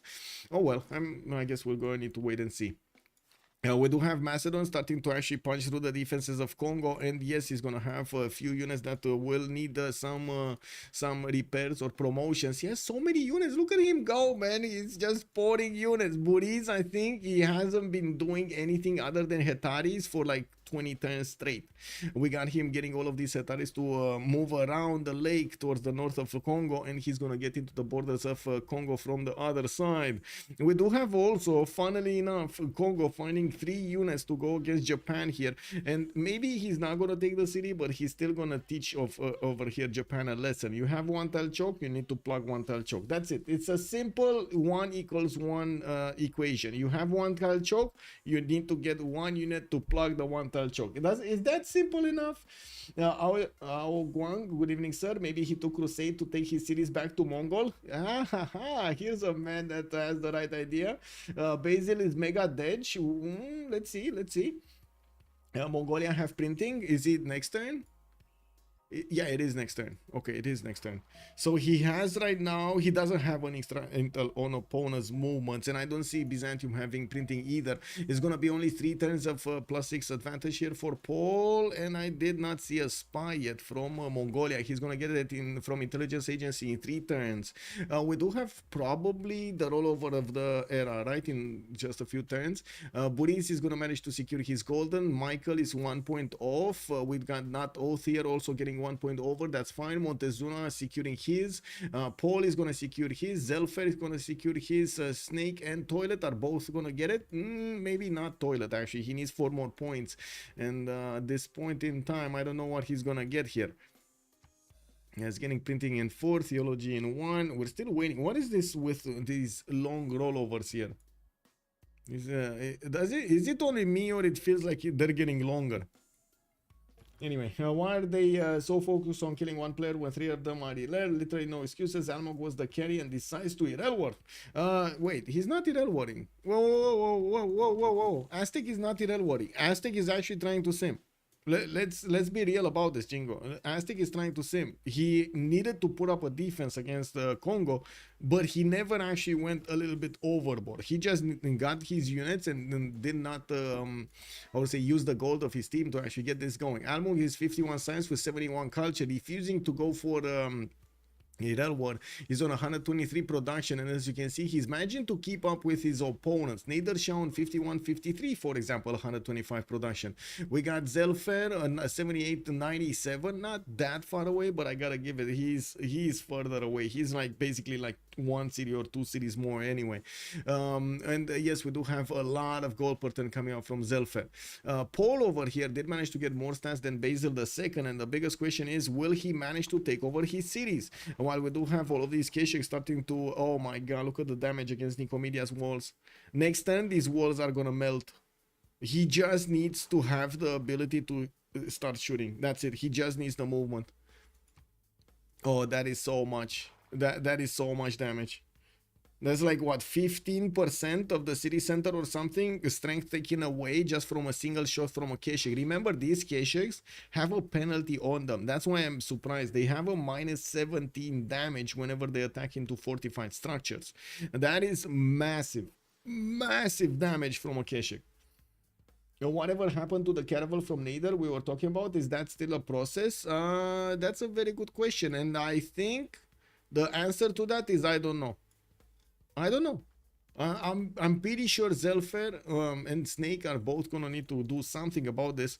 Looks like it kind of looks like Persia is still gonna be the one. Like Nader, Shah, Snake is gonna be the one going caravels. Buttress in 4 turns, medieval fairs in 2, and on the other side we do have Japan going for engineering, going for the bottom 3. Okay, it's getting pillaged over there in the north also. And I oh my, okay. Okay. Yeah, on Buttress. Yeah. Haja Cyrus was supposed to be a dynasty. Jingo. I mean, Jingo, I totally get it, man. You invested a lot of emotion into Haja Cyrus. Let's calm down. Get a bottle of beer, you know, get one of those 6-packs. Let's watch the game. Get some popcorn. What do you like, Jingo? What do you like? What do you like? Popcorn? Do you like nachos? Do you like, what do you like? What does make your belly happy? What doesn't make your belly happy, man? You know? And we need to wait and see what's going to happen here. Maybe the dynasty is going to survive. Yeah, is that a window or a painting in your background all the time? Oh, hello there, sir. Which one? Which one? Painting? That one? That one? It's like, wait. There are two things in the background. That's a painting made by my mom. That's on the window there. There's also a sign from Cuba Libre, something, because, you know, I like cocktails and stuff. And then we got this. We got this. And that's it. Is that answering your question, sir? Yeah, come on, YouTube. Let's go. 14 more. We got a 50. Wait. We're getting to 50 likes. We're getting to 50 likes. Let's see. We're 36. Yes, we need 14 more. Let's go, YouTube. Let's go. Can you show us Basil? Yes, sir. Let's actually see what's going on here. It looks like he did choose to go against the units and not the city center at the moment. Mongolia is still gonna need to get the loot from this pillage. Wait, is that a hippodrome? I do see multiple hippodromes. So yes, he's gonna start getting some free units from those. Can't really say he's gonna manage to get enough of them quickly. I think that's the problem, because already the Mongolian troops are starting to grab a hold of his city centers here. He did manage to get a stronger unit. I do see a Tangma here, because I did notice he does have 53 garrison defense, and you can see that actually affected the numbers of how much damage these Mongolian Keshiks are gonna do, but still are gonna be enough. They can take out Nicomedia just by sheer numbers here, and just keep on attacking over here against that city center. Darius, good day, sir, and welcome. It's okay. Once Hippodrome is in, he's gonna be +2. Game was fine for them, other than Oath getting F over there. Honda Spaceship, hello there, sir, and welcome. He's sitting on the wrong tiles on Paul. Wait, he's sitting on the wrong tiles? Should I be staying on floodplains? Oh, you mean, yeah, he shouldn't be fighting over here on floodplains. But I guess both of them are kind of fighting in floodplains, aren't they? And we got these archers also in floodplains. This swordsman is probably not floodplain. That's a floodplain. I guess, you know, it is what it is. Still, number of units on Byzantium is very troubling. And the fact that he's getting pushed right now by Mongolia is also quite troubling.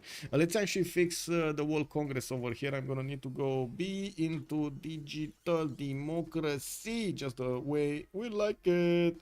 I don't know what to pick here. Let's go for Wales or something. And Sioux.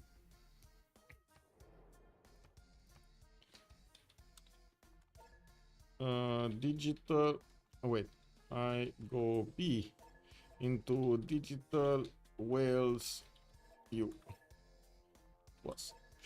Okay, so we got a pause here for 20 minutes. Don't forget to like the content if you like it, by the way. Don't forget to click on the like button if you like it, and let's go. 2 minutes as a pause.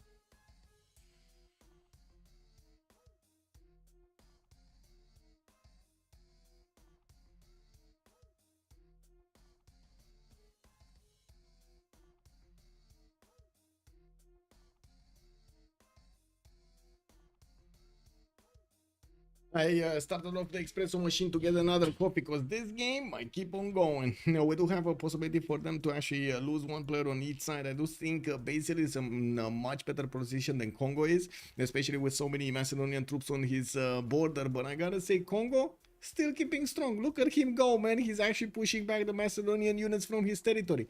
I'm gonna get wrapped around from the north, and we did have monarchy gaining a wildcard policy slot, spices, no amenities, and I do see 2 Diplo victory points on the big guy, on that oath. He's gonna get the Mahabodhi temple with an extra 2 points. Arenas, more of these Tagmas coming around. You do see the Tagmas don't have enough damage to actually attack against the Mongolian knights. But the Byzantium crossbows are starting to do quite a bit of damage. We do need to see if he's gonna manage to keep shooting down the city center or gonna focus down the units. He can two-shot the crossbows quite easily with the K6. He does need a lot more of them. Is that just my impression? He definitely needs a lot more units here. Okay, so he's starting to focus down the Tagmas.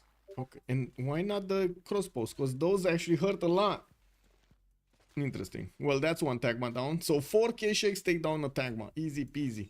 Is that a general just sitting over there not caring? Do you see this general? He doesn't have a killer in the world, man. He's just sitting next to Nicomedia making barbecue over here, getting that smell towards the citizens of Nicomedia and not giving an F. Wow. Anyway, now on the coast on the west side, oh baby, we got galleys coming out, and we do need to see if these galleys are going to manage to punch through his opponent here. Japan might be caught with his pants down. Oh my, we got to see if Michael is going to see this happening from the other side of the planet there. We do have Michael getting his pre-inquiry golden age. He's on 131 science. I'm pretty sure he can get to caravels if he wants to, but if he discovers caravels faster than he actually can get his press gangs, he's gonna be left with a predicament. Only like what, 2 galleys to upgrade into caravels, while he doesn't have the ability to build more. That's a bit of a big no-no. That's a big boo-boo. Hey, we are getting to 40 likes here on the YouTube channel. We got, wait a second, we 11 more and we get to that 50 magical number. Honestly, this is kind of a weak push unit count. Yeah, it does feel like he needed a few more of these knights, for example, with him. I think the Keshe count is good. The knight count needs to be stronger. Like 2 more knights would have done the trick here, but I do believe he has enough units to keep on smashing, take out any kind of units, or maybe even 2 units that the Byzantium is going to put against him, which is going to cause a problem for Byzantium. He cannot just keep throwing units at the problem. He needs to somehow slow down, probably give up on the city of Nicomedia, that city he's never gonna defend, and try to fend off attacks, build up the defense in Dyrrhachium, Nicaea, Nicaea, Constantinople, and Antioch. He's gonna need to build a line over here of defense against his opponent, which of course Mongolian Keshiks are usually preferred to go against. We got in the north a few more knights coming around. Macedon just keeps on pouring through units against his opponent. He did manage to get that wraparound in the north, and he's gonna go against Kongo here. Burrito, Drums of War, that's his second one. Now we did have Hojo going for free inquiry, Basil, Pen Brush and Voice Golden Age. We got Montezuma, free inquiry Golden Age on 100 science and 51 culture, while on the other side Genghis went for his Pen Brush and Voice, 63-54. He's actually lower right now than Basil II stats, but definitely has the bigger stick. We do have Zelphair, also 81 science and 127 culture. That's pretty good right now on Cyrus, but not even coming close to the science numbers of Hojo. Is he gonna be the one? Wait, I want to see his campus count. 1, 2, that's it. 3, 4, okay, soon to be 4. Okay. He's not gonna explode with science anytime soon. Like, it's gonna take him at least 10 turns to get a good enough science. Anyway, we got the snake here, 64 and 67, and this is why I usually don't open up with commercials on Nader Shah. It's because of this number right here, 64 and 67. It slowed him down so much that he just doesn't have the points. You see? It doesn't have the points. Like there's no, where's the tempo? Where did tempo go? He's on 138 production versus Zelphair's 181, and these are comparable civs. One went for the normal Persia opening, and one went for the holy site opening. You see how much damaging that holy site opening is. Can you explain Snake's game plan? What was the point of the holy site play? He wanted to get the Zen meditation for his allies. He wanted to get the extra amenity going. I think they have a problem with the continents, right? So you can see they have a continent, 4 amenities here, and they barely can get a few more amenities from the purple continent. And then they have Kongo here, that's going to be on the 3rd continent, which is very far away, and he just doesn't have enough time or units or builders to spend so he can get his amenities going. So I would imagine they wanted to help out with that extra amenity. Depends on your culture. If you are blue paint, not wearing pants is necessary. I see. Wait, what? If you blue paint? What do you mean? Dolkim Rukan, good evening, sir. If you're painted blue, or if you're using blue paint, are you talking about? Isn't it rather rude to come unannounced, and especially with somebody isn't wearing pants? I think that's exactly the point, Salty Capybara. Good enough, ma'am. You know, like I keep coming back to that image whenever you see how to say what was it, in Men in Tights or something? It was in most of the comedy movies that we've seen with like medieval settings and so on and so forth. There was always somebody getting caught in a river, like trying to wash himself, and then somebody caught his, like, got his pants, got his unit armor, and he just got stuck over there in the water. That's basically every time I see that, every time I see this situation happening, I have that image in my mind. We got Grandmaster Chapel also coming up in 3 turns from Chapel, actually, from Byzantium. He's going to get to use that 79 faith a turn. Oh my god, that's just not enough faith per turn to actually buy enough units. He did manage to get 3 of these Tagmas on the front line, one of them in the city of Nicomedia, and right now the Mongolian units will need to deal with these. We do have a few more Kesheks deployed from the south. Interesting. Where did this come from? He's probably gonna, oh my god, check this out. This is one dead Tagma. This is one dead Tagma. This is his whole army right here, except 2 horses, right? A horse and a Tagma. That's it. So he has these 6 units. One of them is just gonna die. Boom. 1 unit died. Woo! He actually got it. Wait a second. The Tagma was just given another chance to survive. He's gonna be allowed to war on the side of Mongolia against his former masters over here. Wow. GMC versus Mongol. Yeah, exactly. I'm waiting to see Mongolia's Tagmas. There we go. Rafifi, bonsoir monsieur. We got one. We got one right here. There we go. Okay, what do we have here? More Tagmas getting 2 turned. I mean, of course, he's going to finish his districts everywhere there. I do see a massive fleet expansion here from Snake. He's probably going to need to click on that cartography and keep on going. What I do notice, Michael is getting his military tactics. He did not actually get cartography. He got close to it, you know, very close to it. He got buttons probably, but stopped way short of getting his cartography. I don't see a button. Oh my god, I see a button. Oh my god, he did it. No, I mean, this without press gangs, without the card for the more production towards caravels, it's basically denying you the ability to defend yourself.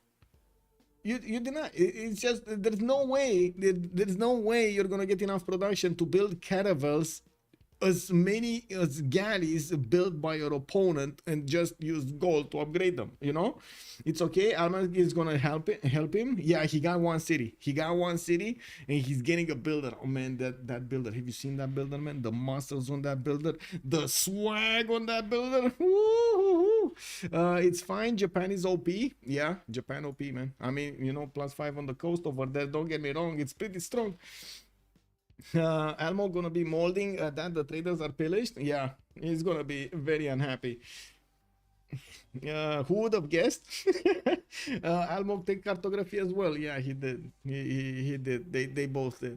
And I gotta say, over here, Kongo is buckling. Like there isn't that much time left for Kongo in the game. they need to somehow get a city for him, and I'm actually extremely surprised we do not have Rapa Nui being taken over. He did have for so many turns Kabulian units being levied. He could have just sent one to Rapa Nui to get a city center there. I don't think he can get another one, and I don't think he can survive here. Like, is there a universe in which Toilet actually survives until the late game?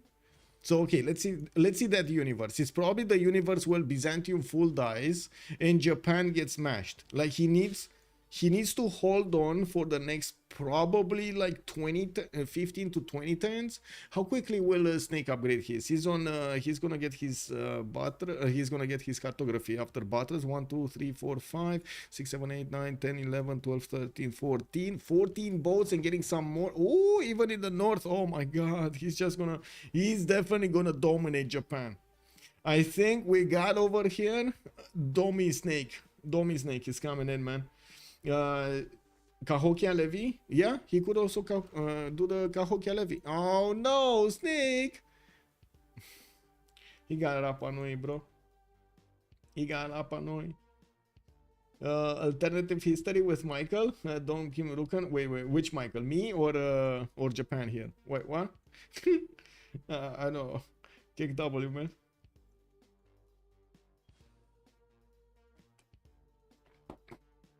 It's also funny to me whenever I hear these stories with alternative history. I don't know if you're aware, but kind of every country has its own history books, and they're written way differently. Like, the same story is being told differently to different people. And we're talking about, like, what do we have? 20 countries in Europe that have different history books. Kick W, man. You try to actually get some average between them. What do you think of Hashiro's chances of winning? I think they are slowly dwindling, with Montezuma not being able to be as strong as he wanted to, with Mongolia pushing through the defenses of Byzantium, and Byzantium not managing to withstand it. If he would have managed to keep Mongolia out in the choke points. We did talk about this. The choke points were the key here. If he would have managed to keep Mongolia here, he wouldn't have been able to deploy as many Kesheks as he did against one unit. Mongolian intel, it's +6 on opponent's movements, and he does have the spy. He has sprinting and a spy, and of course the spy is the one giving him the bonuses. Right now Mongolia did not manage to get his own spy out, and he's not gonna get intelligence agency, and it looks like he's just gonna need to withstand the +6. I am aware, as a German having lived in France, UK and US, it is funny how everybody has their own version. Exactly. Like, it's unbelievable. And then, you know, I find it extremely funny when somebody actually thinks of somebody else as being cultured enough, if he knows enough history or events that happen in history that are totally different between one country over another. You know? Like, you might be an expert in one country, you might be very bad in another, because you just have different books. It's so weird, man. It's so weird. Anyway, I guess one of those things that definitely needs to be fixed. Now, we do have Kongo here with fighting off Macedon. He did manage to get a few more of these crossbows, but he did deploy them to the east side. I would say they would be extremely useful for him here next to his capital to push back the Macedonian Hetaris. If he does manage to get enough of these crossbows behind his Engao Mvembas or even men at arms or something stronger, I'm pretty sure he can hold the Hetaris at bay. French story, lose, surrender, kick W, man. Kick W. I don't know, Japan trolled with almost no pre-builds. Nader Shah will own him on the coast. Basil about to lose a city, other Persia frees him. Yeah, it looks like they're getting a little bit unfocused over here. I don't think they had a plan. This kind of smells to me like every one of the players tried to do their own thing and try to get better of what they're good at with their Civ and their own impression of the game, without actually having, you know, a master plan. Like, you have Japan. Okay, Japan will need to dominate the seas, will need to get a lot of economy. Aztec will need to dominate late game on the land. He's going to need to get his production centers up, get his encampments, get enough science, get to research labs and so on and so forth to keep punching through. Basil II needs to be a wrecking ball next to Mongolia and Persia. Maybe he can actually do some damage at the Tangma timing, but he needed to get quite a few cities, and he needed to get his sim out. You've seen right now he did not manage to get that going. Nicomedia is probably going to gonna be lost. His 3 units are also almost dead. We got only 3 Tagmas alive here. And it doesn't seem like he's 4 Tagmas alive, because he got this one in the east side. And he's gonna quickly run out of arenas and hippodromes to put in his city centers. That's what Daniel was saying. If Congo full dies and someone loses military, there's a game. Otherwise, yeah, otherwise it's effed. If Congo doesn't die, I'm pretty sure Civ Australia wins this. Yeah, Congo had a terrible location. If Japan would have been more proactive, Congo would already be dead.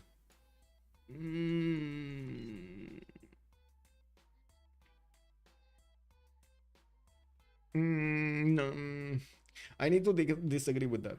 I need to disagree with that. Like the only time you would actually kill Congo if Congo would have gone for the greedy 4th and 5th settler. That's the only time you can actually kill Congo. Otherwise, you're always going to have the Ngao Mvembas being stronger than their opponents, like comparative units on the other side. And a much better tempo, because he will dedicate his infrastructure towards war. The others will not. The others will want to get the other cities going and everything. So he's always going to be having that defense faster. And yes, and I gotta say, there was quite a discussion over here at the beginning between me and Hush if they should keep this map or not. Of course, there was no more choice on Civ Australia, but there was a choice on Hush's Heroes, wasn't there? I think there was, right? They Civ Australia did remap the first one.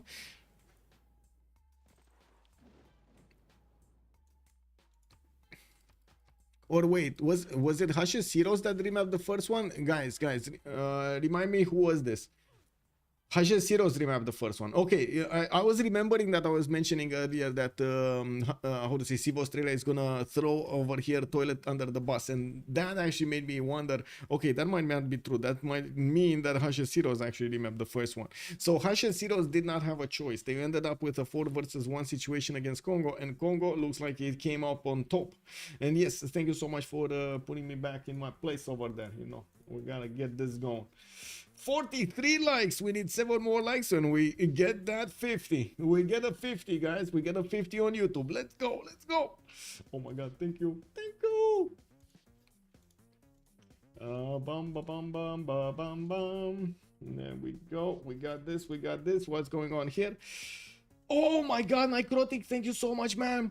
We got a golden knight. Oh, 3rd member in 2 days. I can't believe this. Thank you so much. I can't believe we actually have memberships on YouTube. Thank you, ma'am. Thank you.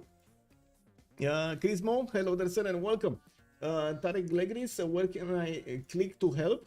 Good evening, sir. On YouTube, exclamation mark YouTube. There we go. You got this. We got this. Yep.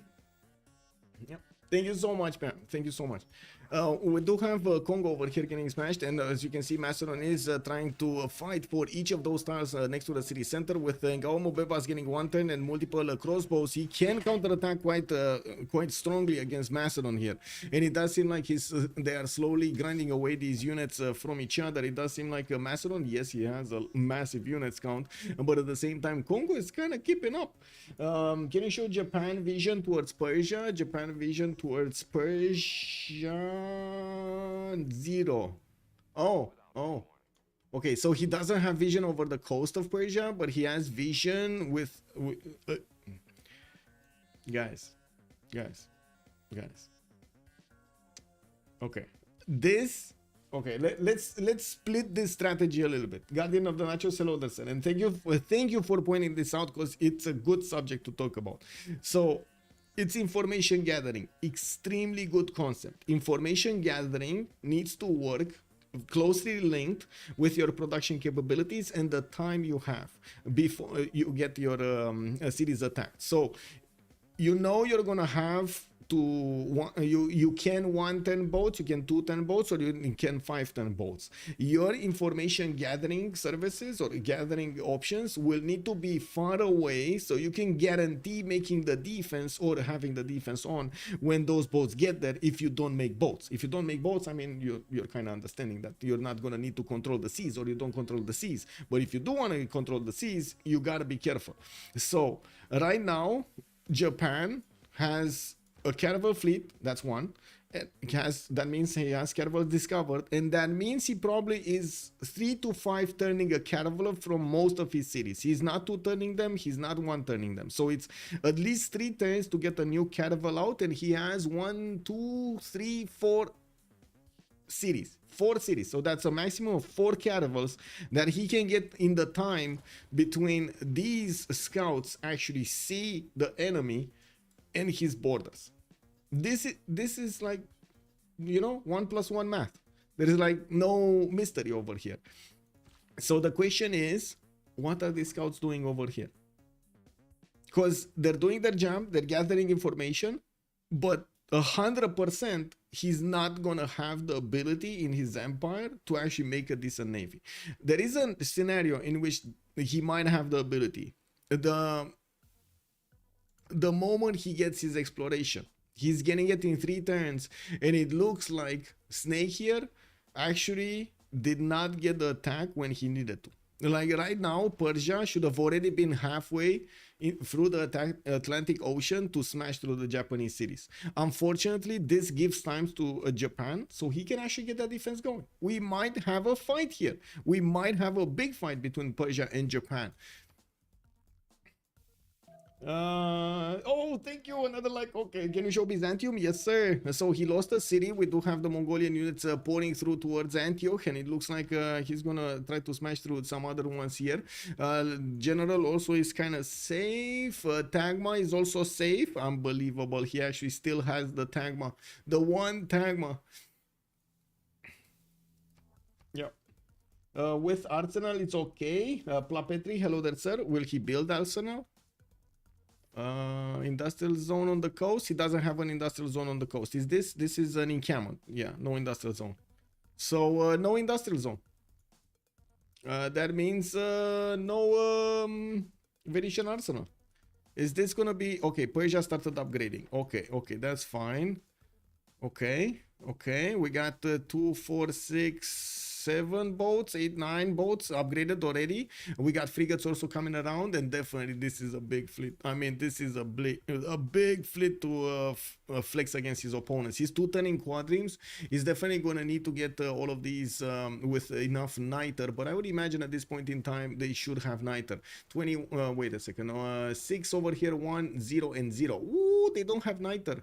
They only have a bit of niter here and there, not a lot of niter. And I gotta point out, Hasha's heroes are still ahead when it comes to the science on both Hojo and Montezuma, 161 and 188 here.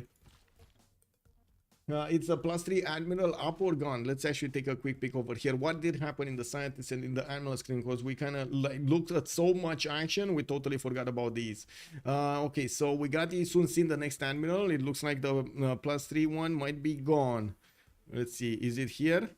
No, we're gonna boot there. Zenki is on Persia. We got Rajendra Kola on Japan. No, the +3 is still here. Japan did manage to get Newton and Khaldun at the same time, by the way. This is massive for him. Extra trade out capacity on Persia, that's Cyrus. Mongolia did manage to get Hypatia early on. Okay, I don't really see any other very important one. I guess there's the Persian admiral here that would give him the extra trade route capacity. But I think because he doesn't have another one from this era, he probably does. Oh, he does have Himerios. Never mind. He's going to get the extra trade route capacity. Very nice, very nice. Okay, so, and Zenki is actually not deployed. He's going to deploy it with the military. He's not going to deploy him otherwise. And this is the big question. Is this going to be enough production, guys? Is this going to be enough production from Japan? He's getting his shipyards out. I gotta make a comment here. He's getting his shipyards out. It looks like Snake is like 7 turns too late to be on the Japanese borders. He's 7 turns too late to put out this attack. Magellan is the +3 admiral. Yes, Magellan. If Japan is paying attention to military score, he should be queuing bolts. Yes, I think he can defend. Well, first of all, he wants to fully finish his production capabilities. Yes, he doesn't have industrial zones, but the shipyards are like gold right now. He has very strong harbors. That's 18 production from a shipyard. 18 production. In the city of Kyoto, for example, it's another 14 and so on. So you can imagine these are extremely valuable right now for him to get. With press gangs also discovered in 2 turns, he's just gonna wait until he's gonna get to put that card in and gonna start getting things going. Snake is gonna get terracotta. Wait, is he? Yeah, 5 turns for Gordian. And yes, if he's getting terracotta on +7 caravels, this is going to be amazing for him. Let's see Byzantium. We got a request here to take a look at Byzantium. More Tangmas. We got a few pikemen also coming in. The Keshiks are definitely going to get whooped if those get close to them. But you can see how these Tangmas are dying as soon as they get to the front line. Like these guys are not even getting onto the front line and immediately they just disappear from the screen. Let's see the first moves. Let's go, Paul. Click on the buttons. Schnell, schnell. No? No. I guess no. No. He clicked on the button, but to retreat, not to attack. What is this? Come on. Come on. You can do it, Mongolia. You can do it. Come on. If they didn't go holy sites, you would hit this timing. Yes, but I can answer it waiting late ministry, wanting late ministry, and you being a backline player going for it. Yeah. What makes you think he's aware of it? Wait a second, you're saying snake? Yeah, I did say that. Okay, so Antioch got to chop the walls here. We do have a level 2 Keshik also on the back line. He's gonna keep smashing through the Byzantium defenses. While I still don't see a Byzantium spy. Oh, I do see a Byzantium spy in the city of Urumqi. So he did manage to stabilize the +3, the +6 against him. We do need to see Mongolia pouring through a few more units. He stopped making units. This feels like it's a mistake, but to be honest, he's slowing down and keeping Basil II over here so low in his stats. He's still higher than him though. Kick W. Like more production capabilities, okay, 0 economy, but more culture and comparable science. Okay, interesting. It still feels like Mongolia should have gotten a lot more units here. A lot more units, like at least 3 more knights and like 4 or 5 more Keshiks. And he would have managed to just totally smash.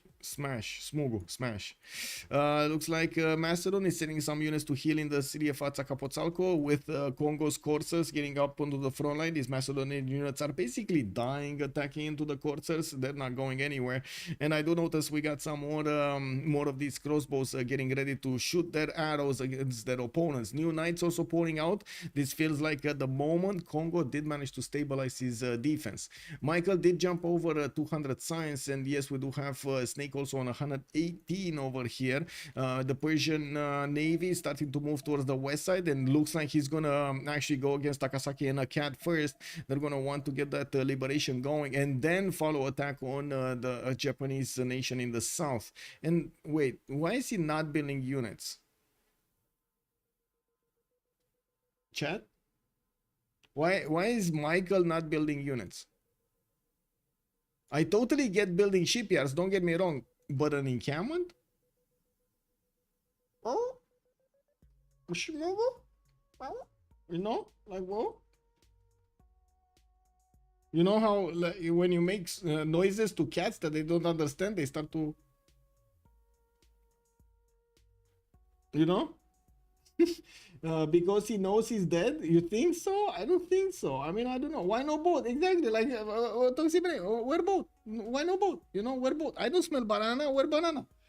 Now, Michael is an observer. Yeah. Units are for the weak. Trust in the divine. Yeah. Honda Spaceship, he has the card next turn. Okay, so he's putting on the card. Okay, I guess we got somebody paying attention over here. He's putting the card in. He's putting the card in. That's what it is. You don't go in camel when you know you are dead. Looks like he's concentrating on his land war against the toilet here. Well, let's see. Are caravels? I think we can smell the caravels getting put into the production. Is this how caravels smell in the morning when you put them into production? It's like woodish kind of steelish kind of smell over here. A bit of mold here and there. It is what it is. Encampment is for the terracotta on Japan. Well, that's not gonna happen. That is not gonna happen. What is Michael taking? Going for castles, going back on the bottom three here, not actually following up with frigates technology or industrialization. He would actually do very well if he goes for industrialization here, and he kind of needs to. Anyway. Yeah, we do have the Persian caravels moving forward, and the Japanese caravel is getting back to his own shores here. The two cities in the north are probably going to be taken out. Caravels are starting to be built. The nose never lies, man. Did Macedon steal terracotta for Persia? Macedon. No. There is no terracotta. We do have terracotta here in Gordian, 3 turns out.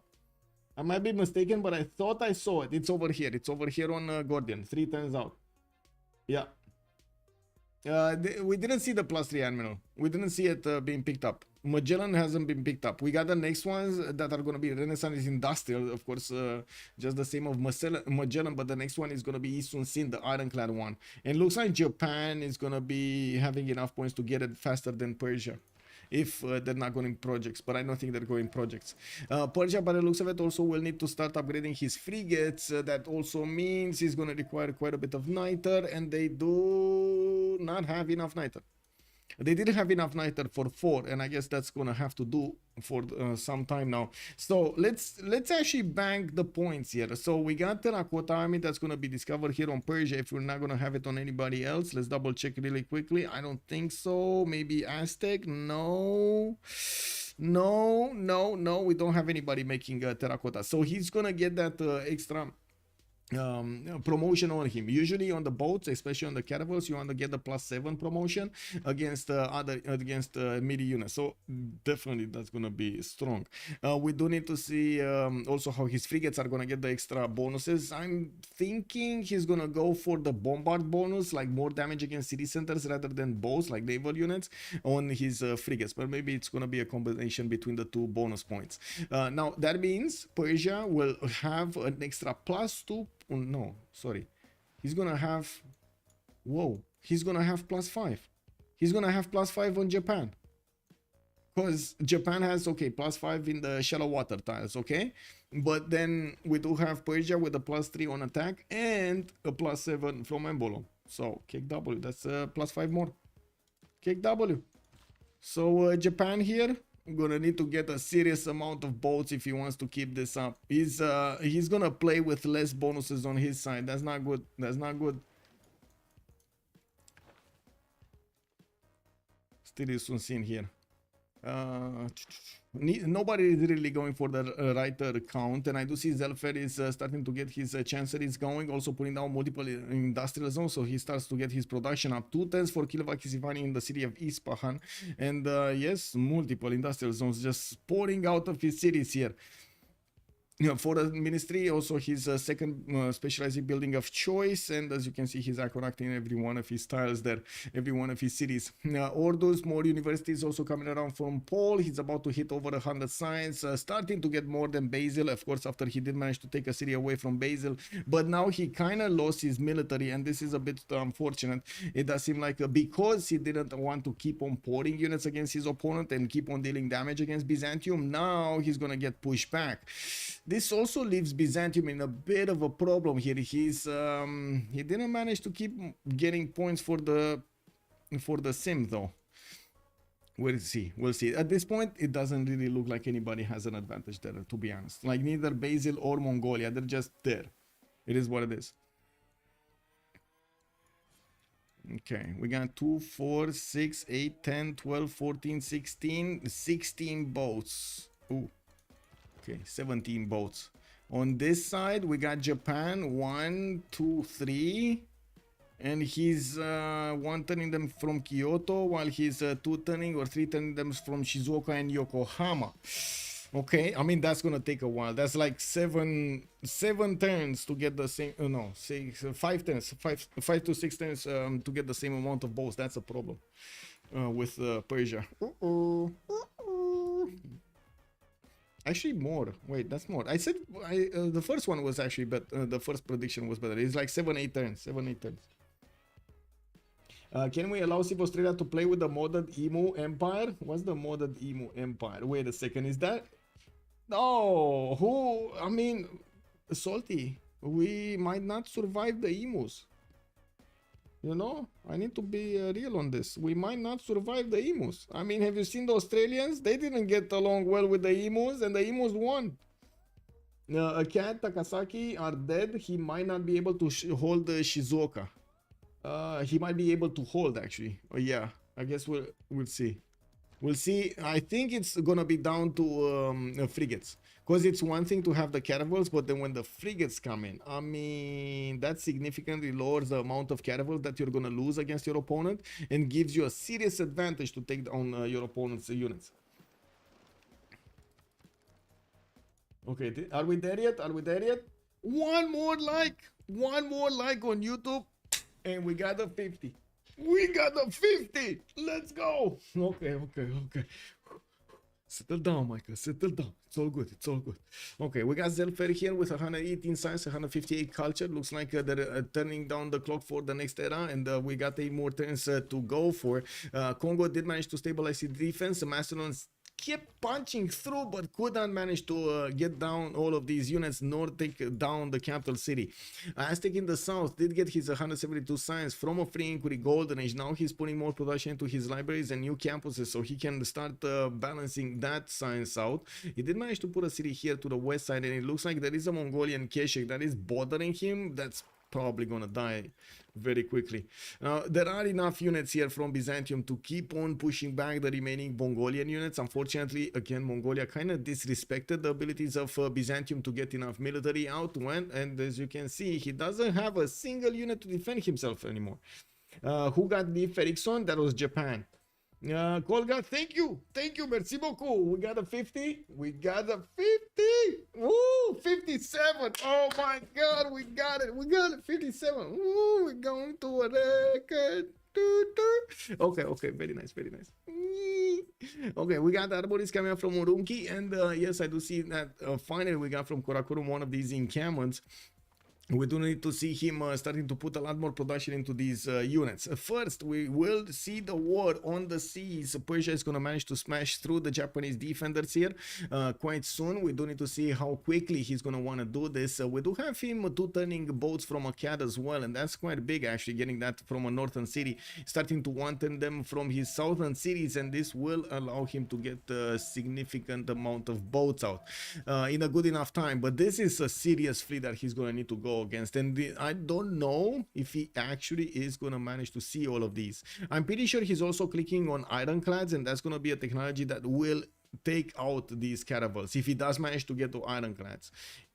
That's a big if though, and it takes a long time to get to ironclads. He needs to not only get how to say industrialization, but he needs to get steam power. That requires scientific theory, which requires all of this bottom. That's probably why he's going for astronomy right now. Yeah, he's definitely going ironclads, and ironclads will definitely save him. I would say he's definitely going to be saved by ironclads.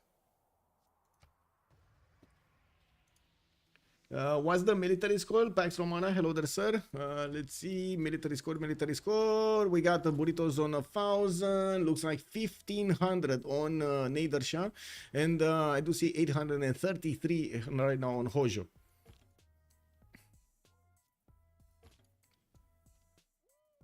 It also depends how much Persia is going to lose attacking into Japan. If he is not going to be careful and he's going to waste away his caravels, there is a chance Japan might just keep on chewing through the navy of Persia. It's not like Persia will have a strong enough production to actually output new boats out, like keep outputting new boats out, and he's going to have definitely different priorities over here, trying to get more science and culture in his empire than anything else. But I think he did a good enough navy. Like at this point, I really like these numbers. It's more about him not wasting them than anything else. He did manage to get Terracotta Army. You can see the +1 promotion on each of them. A very quick navy build up here from Japan, one turning them. He's already on 2, 4, 6, 7 boats. Persia gonna build Venetian arsenal. It's from the city of Susa. I see what you mean, because he has this industrial zone here. I mean, that just means he's gonna lose. That just means he's gonna lose, man. How many times did we see it on the stream, guys? How many times did we see it over here on the stream? How many times somebody built Venetian arsenal and lost the game? Nate not clicking free inquiry just feels like a throw. Nate? Look, city of Susa industrial zone. yes, I saw.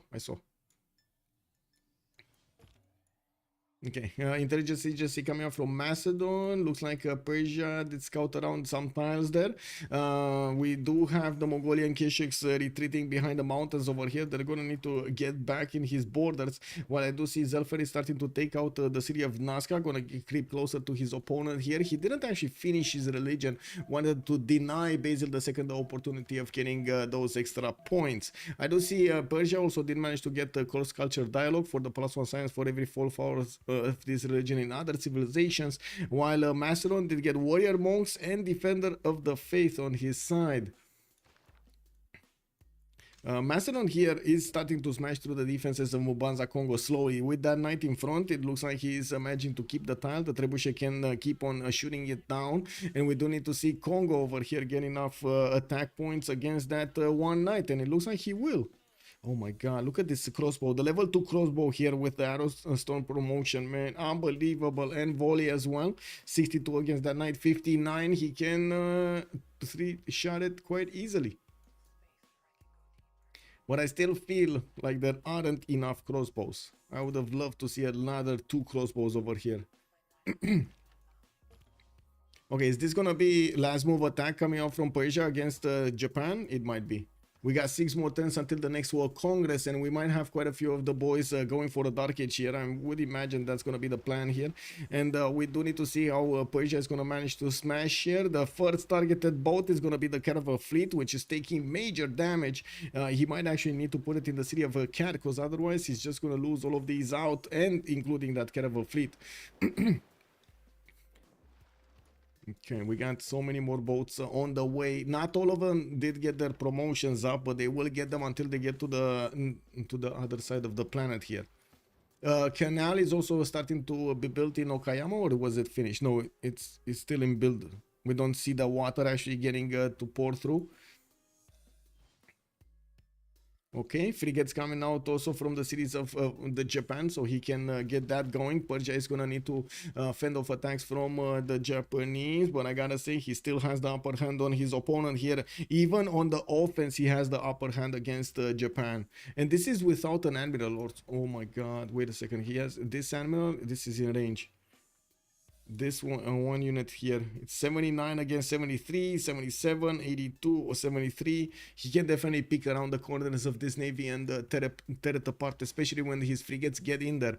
I still believe he is 10 turns too late to actually push into Japan, which I'm pretty sure it will give Japan the opportunity to counter this. There should be enough production in his cities, if he's serious about it, if he keeps on pumping out units, to be able to push back Persia. He's still gonna lose 2 cities. There's no way he can actually defend Akkad or Takasaki.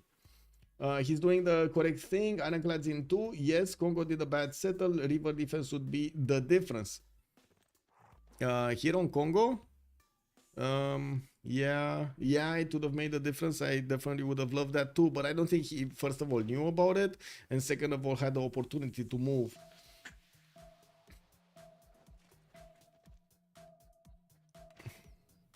Yes, that's his cap, exactly. Hi, any reason why the game between ZYDX and Ulysses is not going through? Because ZYDX didn't have enough players and they didn't want to sub some. We told them they do have to subs, and then they just forfeited at the last second. They were like 10 minutes before or something like that, they forfeited Civs. I'm sorry about it. Would have loved to see it.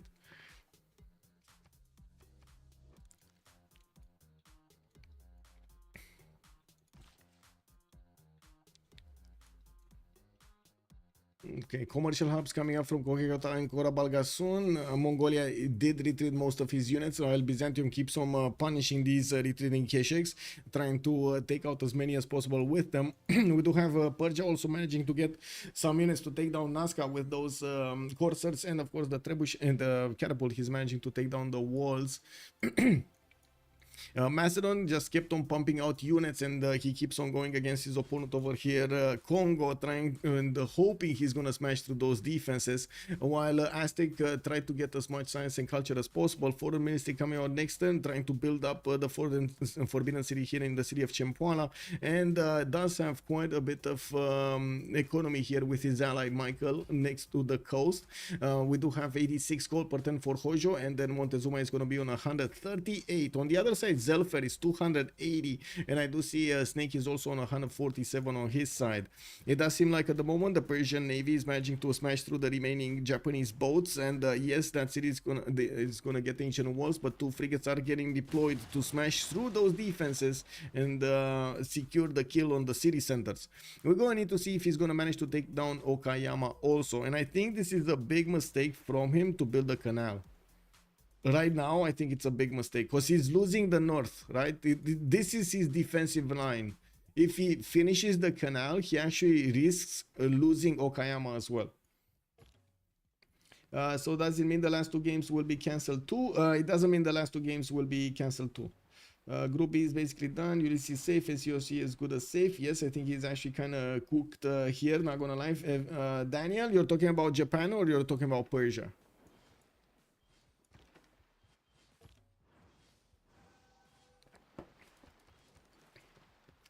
Think fleets might be enough, but he might have ironclads in like a turn or 2.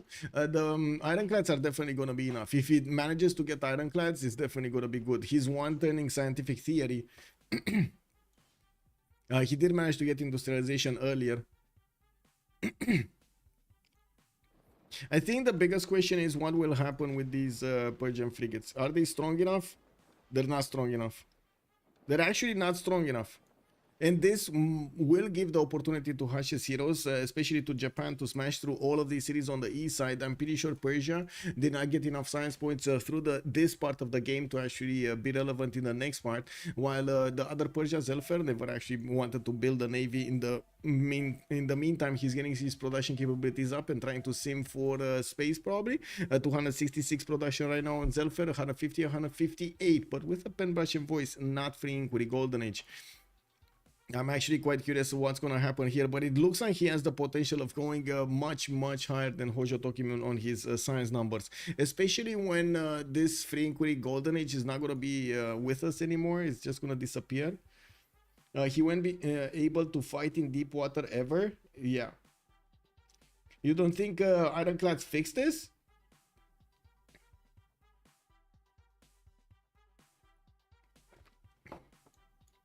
Okay, we got Persia getting the core ability, fleet ability on his boats. You can see he's starting to fleet up in front of his Japanese neighbor, or opponent, I should say. In the north, the city of Akkad is about to be taken down, and the frigates are still waited. We're still waiting for the frigates to get onto the front line. Whoa, we got a disconnect here.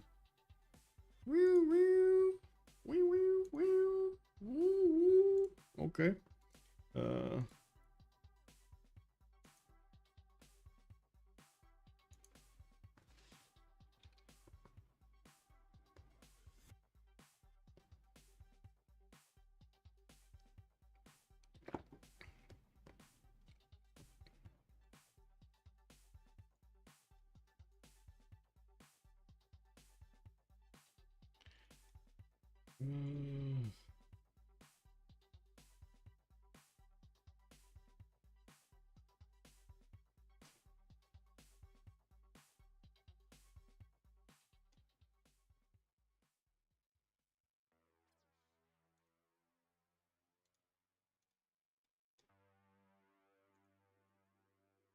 Okay, he's joining back. It's fine.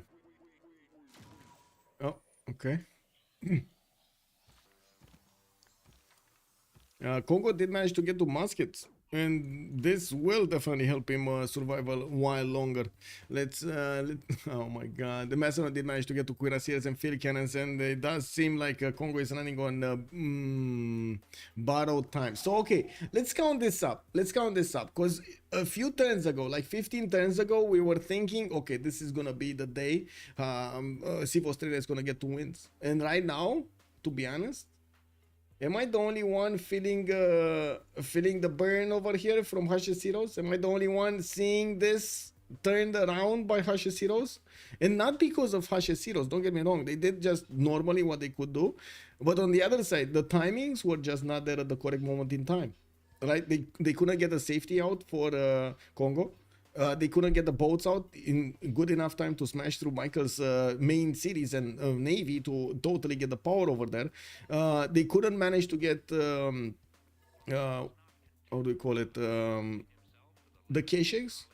Paul, he didn't manage to get the Keshegs to smash through all of the Byzantium defenses, even though he had total superiority. Like right there, like I don't know who here thought that ever Byzantium is gonna survive this game, right? I don't think anybody did. That's just my feel of it. And Sarsu, feel the burn. Exactly, feel the burn. Ooh, look at those colored emotes. What is that? Satina 2 Caxel. Okay, okay. This is fine. It's fine.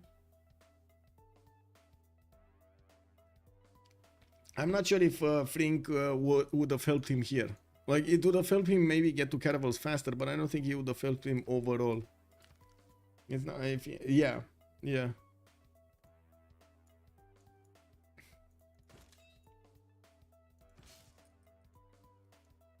Oh well.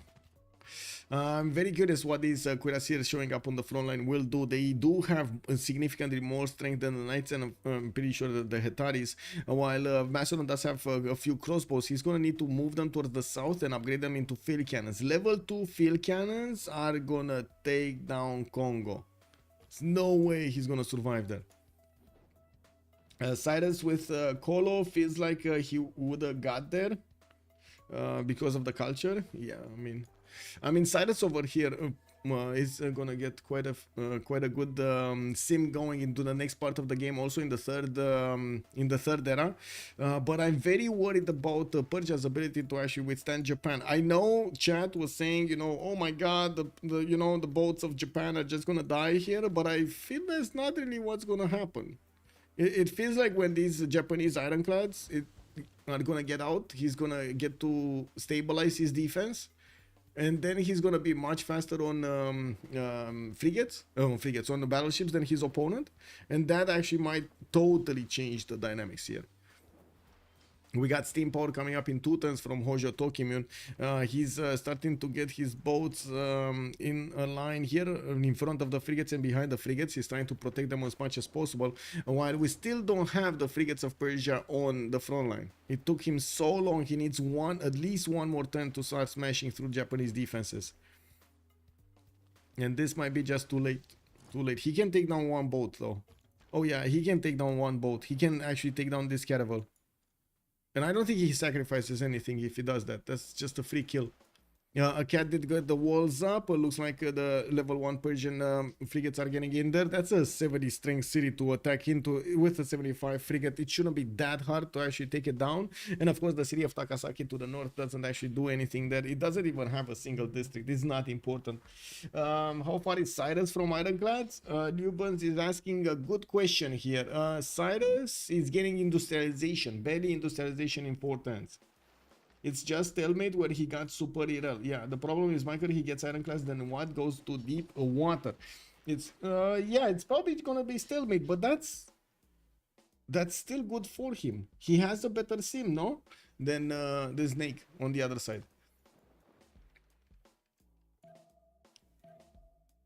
I guess we'll see what's gonna happen after. Wait. I just realized. He has so much science coming out from these harbors. That's gonna be like 70 science or more just shaved off from his total output. Snake might get the upper hand when it comes to the science in the next era. Kick W, man. Okay, well, we gotta see Japan over here making up for that. Okay, Kongo getting the position in front of his city center, and looks like he will have the opportunity to take down one of the level 2 crossbows. I can't believe Macedon still has these units over here and not sending them towards the south, so they can actually get promoted into field cannons, which is a much stronger and better unit. Looking at also Byzantium getting to smash through 2 Kesheks. Looks like only 2 of them did manage to make it out alive into the borders of Nazca, where we do have a few of these coursers also taking a position to fend off attacks here. We got some spearmen coming out from Korla to help him defend, and new spies from Karakorum.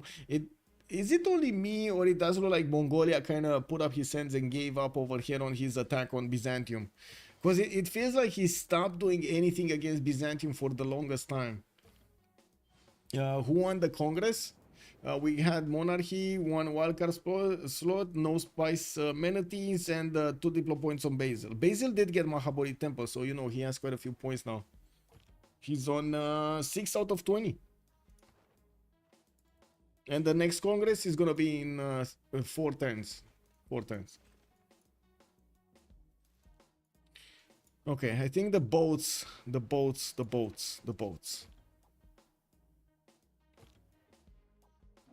Daniel, I want to know your opinion about this.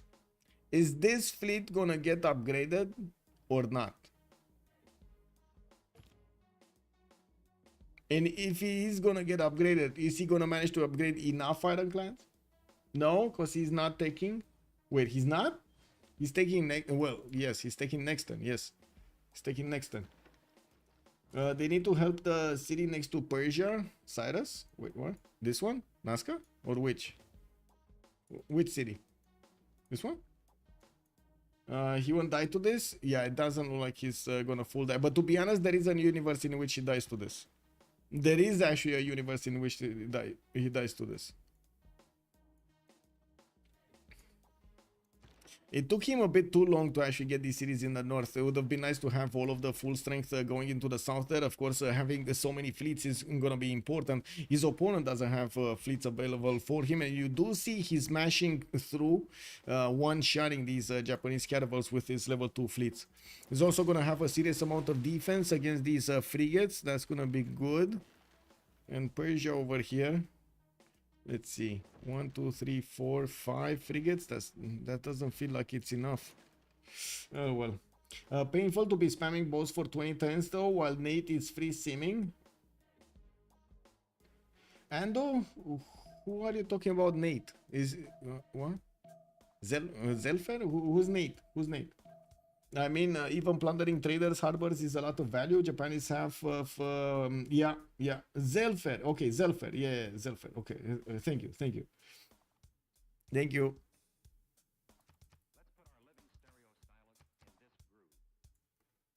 Okay. We don't really have new boats coming up from Persia. He did upgrade everything, send it away, and then stop building stuff. Started building something else. We do have him going for industrialization, just as Zelphair is going. And as you can see, he does have 187 points of production, much lower than Michael's 256. Zelphair did manage to get 294. He actually has the most in the game right now. And I do see him putting down a lot more industrial zones with pretty good bonuses around them. That's a +5 here. And I'm pretty sure with the new campuses he's gonna jump up in science considerably more than any one of his opponents. It looks like we do have Cyrus over here on the prime position to get to space at some point in the game, or get to nuke everybody in the game. We do see Kongo is about to get smashed, and I did not see some other try to levy a city state and actually go and take out a safety settle somewhere. Nor did he have the ability to actually get a settler out, unfortunately. Oh my god, he's gonna get Takasaki. Oh, look at this beautiful thing. Toilet is actually gonna get Takasaki. And it looks like these ironclads have been upgraded. The caravel fleets are stronger than the ironclads, guys. Caravel fleets stronger than ironclads in shallow water tiles.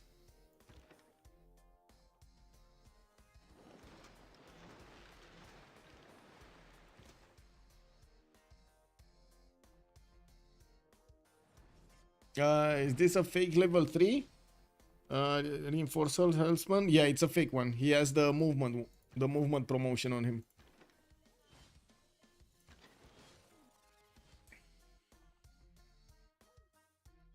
Yeah. Mount Vesuvius still not erupting. Where was it? Here? Yeah. Oh my god, it's one single tile. One single tile of Mount Vesuvius.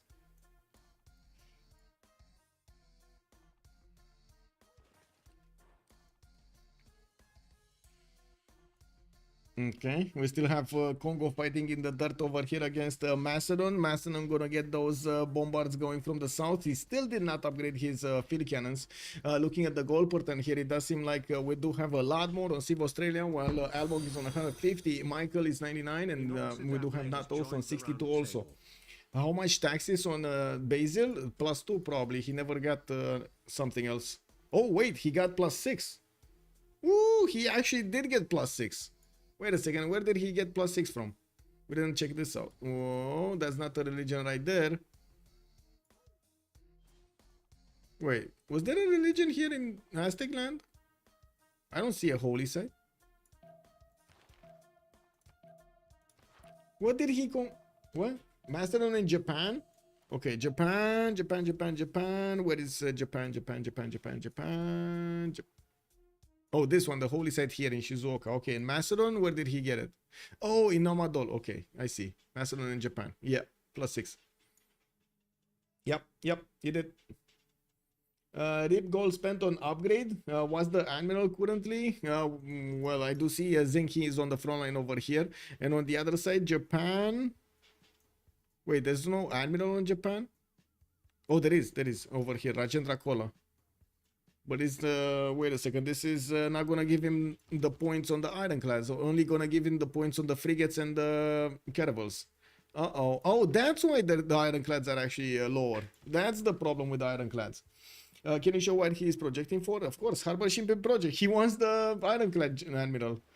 Persia is gonna have France Drake? No, okay. So looks like Japan just, you know, 110 an admiral here. Looks like he also did manage to take out one of his opponent boats. Did he? I think so. A boat just died here, and I think it wasn't the Japanese boat that died. Anyway, we'll see. Looks like Michael does have some first moves when he wants to. Snake is feeding a fleet here. Let's see. To be honest, this is the problem. He never actually managed to smash through a cat's defenses in good enough time, so he could actually get to reinforce with all of this fleet into the south. He split his forces out, and well, that doesn't really help him, does it? We got also Rajendra Kola coming around. Where's the other one? Why did he not pick it up? Needs to get Francis Drake.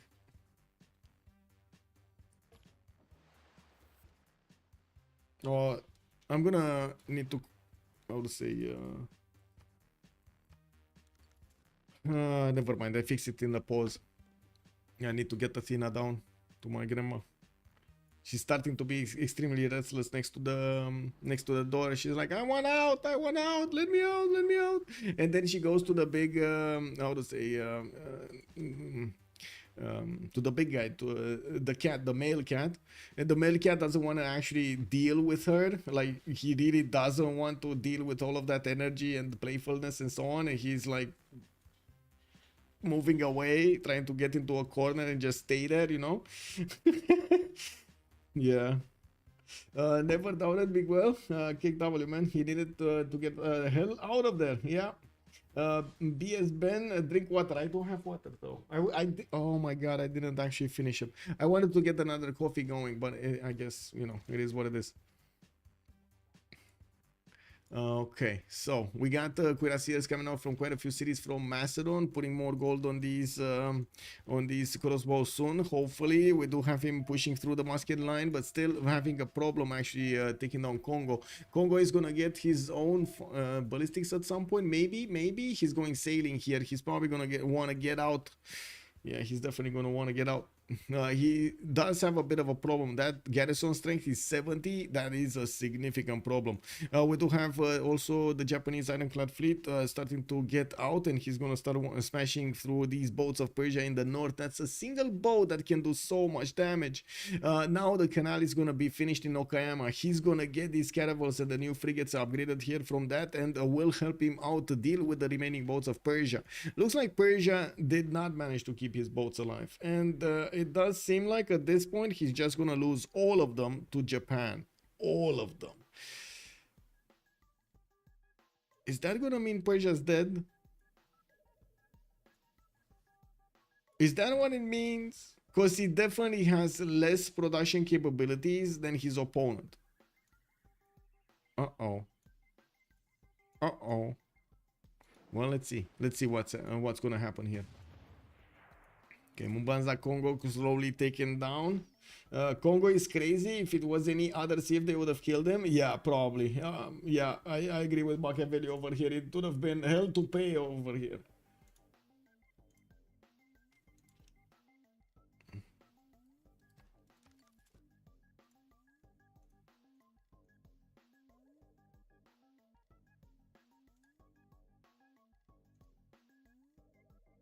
Just trying to figure out really quickly some stuff.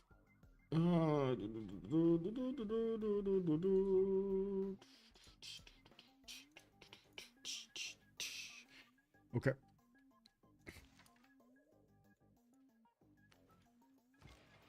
What is Mongolia gonna do here with his extra science? Because that was everything he wanted to do, right? Get a bit of ahead of Byzantium. It doesn't seem like he's gonna manage to get enough damage though. Am I the only one thinking this? Like enough damage to go against Byzantium with his +6? Yeah, we do have Nazca getting 2 turns pyramids. I do see factories are getting out of the cities of Persia. Again, gonna get that production capability much higher. 400 right now, definitely much higher than everybody else in the game, including his own boys. I do have to point out on Cyrus, we do have a lot more production capabilities on Michael Guilty, or I should say not all, and Almog, while Burrito is on 95. But to be honest, I mean, you know, this is Macedon. He's fine. He's totally fine. Look at what he's doing here. So right now I do believe still Cyrus is on the advantage. We're going to need to see if Zelphair with Nader, Shah and Paul are going to manage to find a way to actually win this game. Not gonna be easy. Not gonna be easy at all. Since they couldn't actually take out Byzantium, Toilet will probably die over here. This is certainty. Is it though? Okay, so Kongo is gonna get a CAD and probably Takasaki. I guess we'll see. Let me actually do this. We're gonna get the thing going. So let's see. Recruit partisans, nuclear.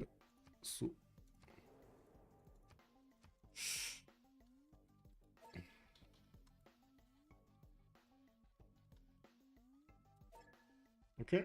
We gotta pause 2 minutes.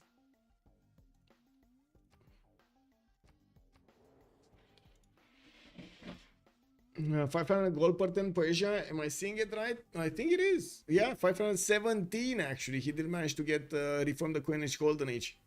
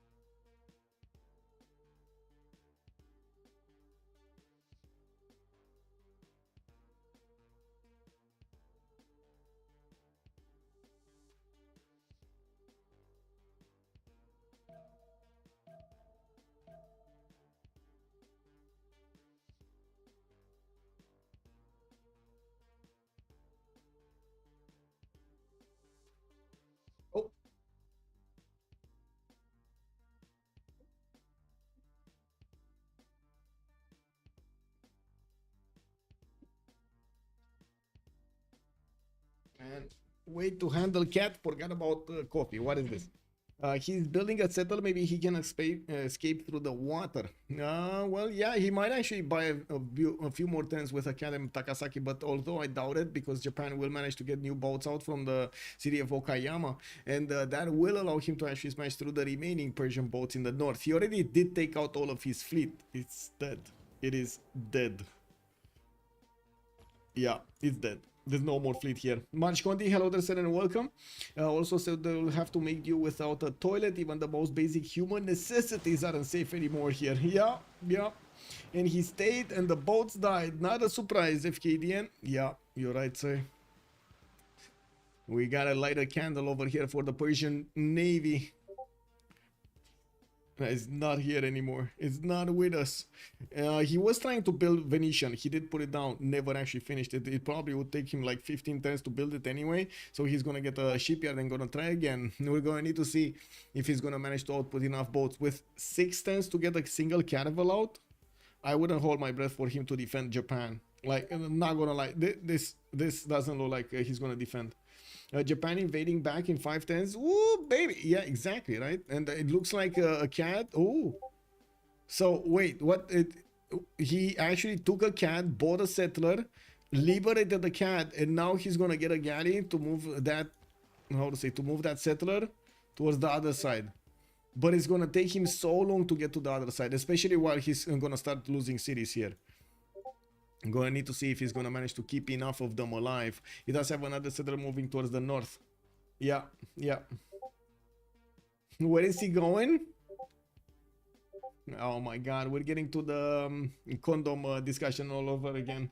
Yeah, he doesn't have a condom. It is what it is.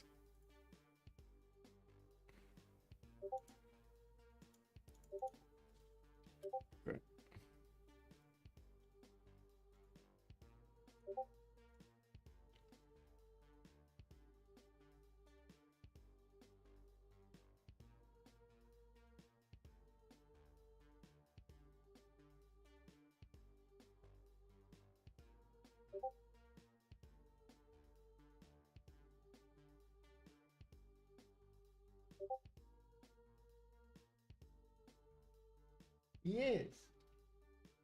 Stop meowing. Really. What is this? Give me a second. There's a bit of a event happening in HOH versus LC, I think.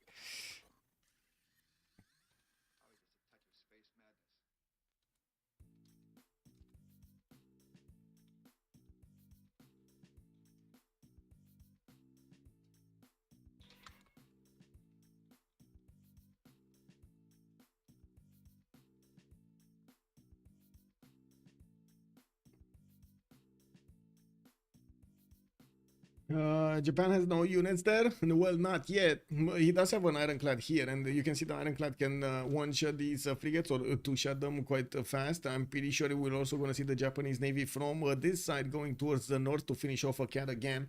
And also, he's seeing that settler. He's seeing there is a way for Kongo to try to get out of there, and he's definitely going to want to stop him.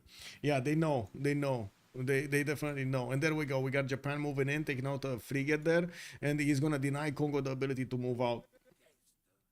Archerios, hello there, sir. Is it my Discord or it's my Discord? I'm sorry. It really got out of control over here. A lot of messages very, very quickly. I think I need to turn on that thing. 1 second. What is the streamer thing? Streamer privacy something streamer mode. There we go. Streamer mode enabled. There we go. We shouldn't hear any more sounds now. I'm sorry. I usually need to hear a lot of notifications because, you know, stuff is happening in the CWC and so on, and I need to take a look at it. We do have Persia starting to two-turn caravels here. Okay, that's much better from his capital. He's still two-turning them from a lot of cities. And looking at the tech side here, Snakey is going for metal casting in 2 turns. What is he gonna try to get to steel? Or Whoa, or getting to battleships. And it will be a question if Japan actually counterattacks into his opponent. I do see Japan submarines are starting to get out into the water. And yes, this will be a strong unit to go against his opponent here. He will have the opportunity to take down 2, 4, 5 coastals from Civ Australia. And I'm pretty sure it's going to be important if Snakey over here is going to lose his goal pattern from the coast. We do have more encampments coming out from Tarsus. And yes, Mongolia is going to get a lot of encampments out from each of his cities. He's probably going to have an encampment down. He still didn't choose to build an army though, and I do see him the same amount of science as not Oath. They are very close to each other in the culture screen, but there is a lot more production on Basil II, not to mention the face generation on him. We do have Alexander managing to win the day against Kongo. Slowly but surely he's smashing through those defenses, but again, because of the lack of field cannons, he cannot successfully keep those tiles. That's quite amazing that Kongo did manage to get so much defense out. That's amazing. I gotta say, this is incredible that he actually is remaining alive a turn 76 between 4 enemies. Why he hard building cuirassiers with 600 team goal per turn?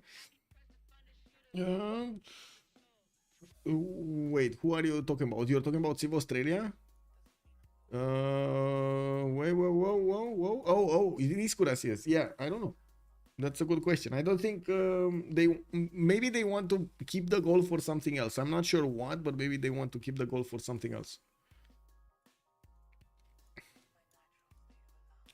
We didn't talk about Aztec that much, to be honest. We did see him try to keep up with his opponents, but he couldn't really manage to shine in the science screen on only on 180 and 106.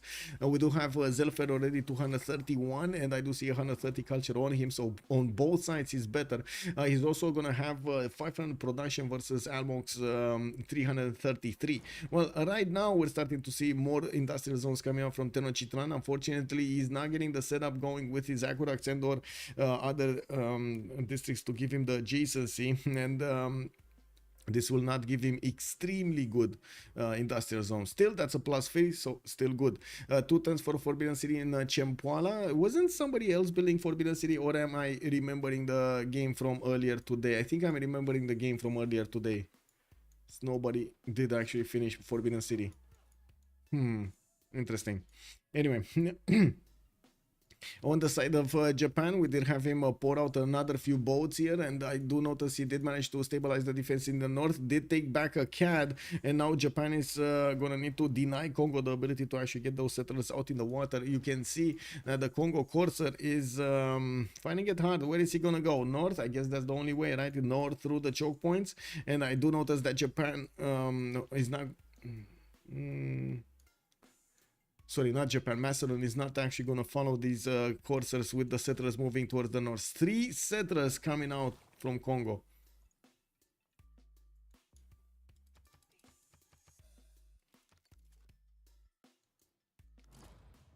Okay, there we go. Japanese fleet is moving towards the front line of Persia, and if he is going to find only caravels on the defense, I'm pretty sure Persia's dead here. Ooh, wait a second, he got serious navy here in the north. Let's see if he's gonna manage to get to ironclad technology. We got him 2 turning scientific theory, and I gotta mention he does have industrialization already. These are 241 mines. Tech count, yes sir. On Zelphair we got 34. And on Almog, we got 37. So Almog is ahead of his opponent. But he has been ahead with the science anyway. Wait, we got takes, more takes on Snake, actually. 35 on Snake. And it looks like Japan is 39. We are 39 on Japan, and Almog is 37. Okay, harbor shipping projects coming out here. More submarines, returning them. That's very, very slow. Very slow, very slow. 1 sec, I need to get my coffee.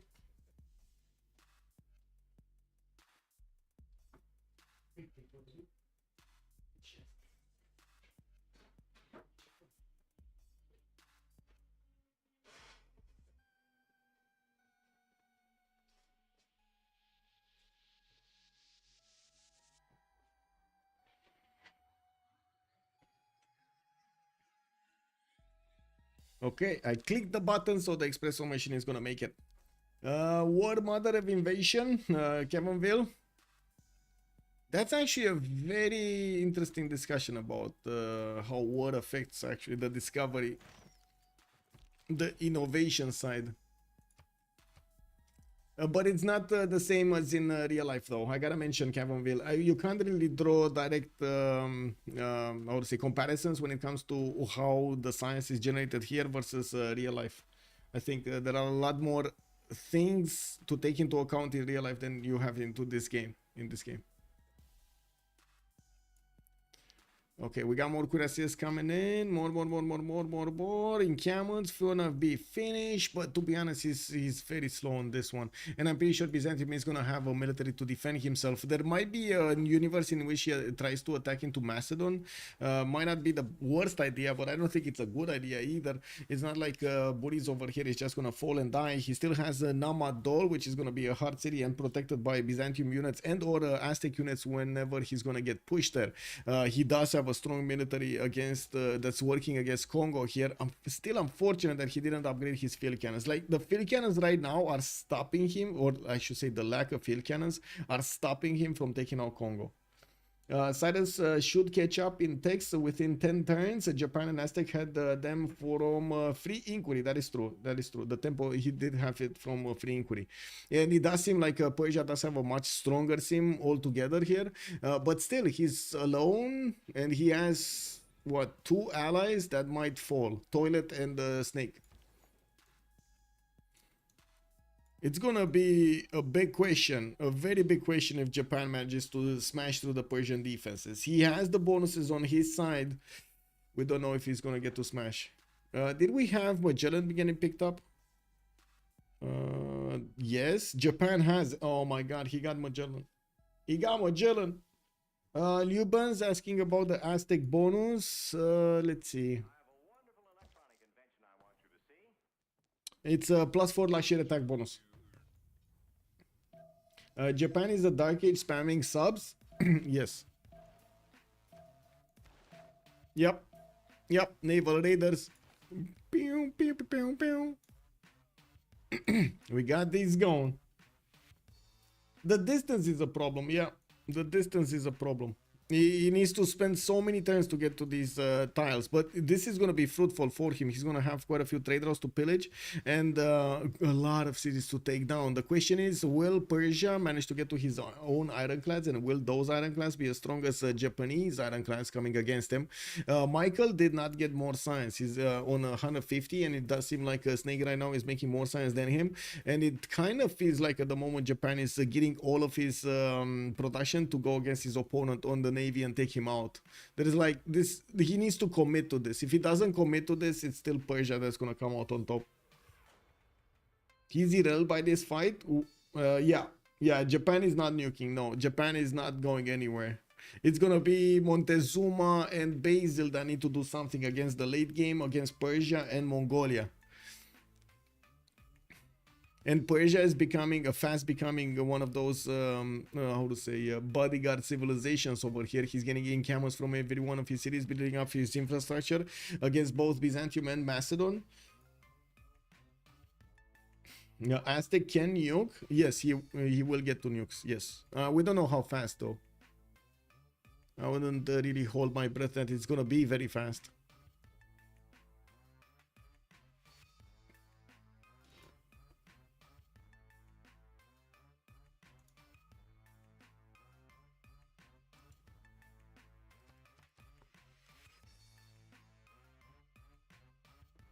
Okay, let's see the boats moving.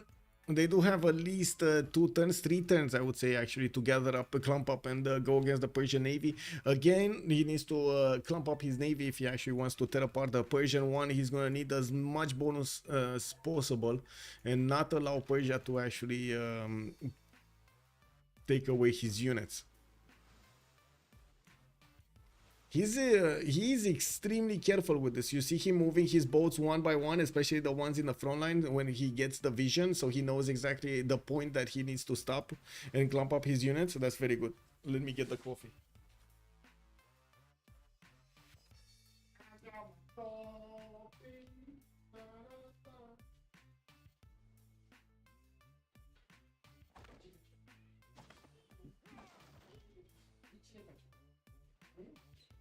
Ce facem acum? Am facem. Vreau o șosetă? Vreau o șosetă? Ia.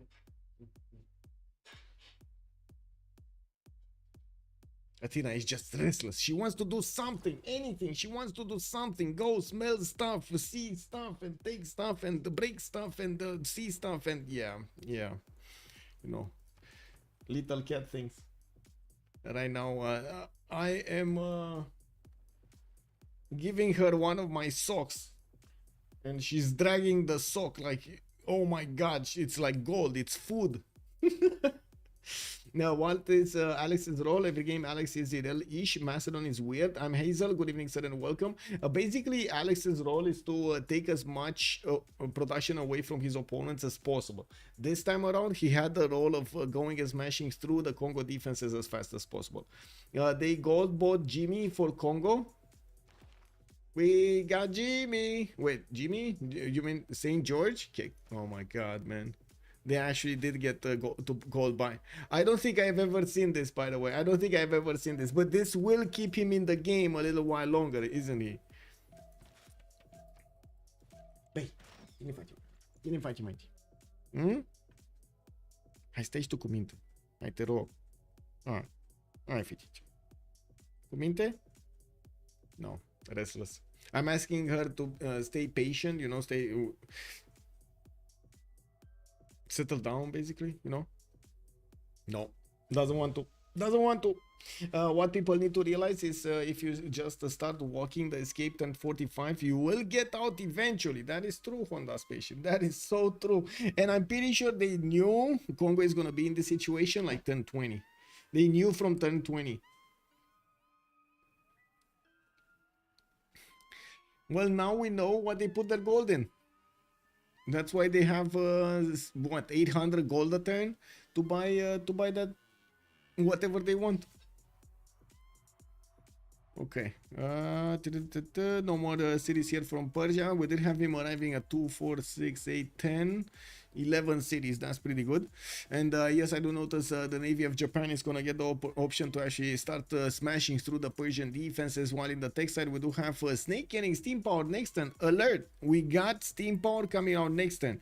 The biggest issue is Japanese ironclads are still going to be stronger. First of all, they have the emblem promotion on them, and extra +7.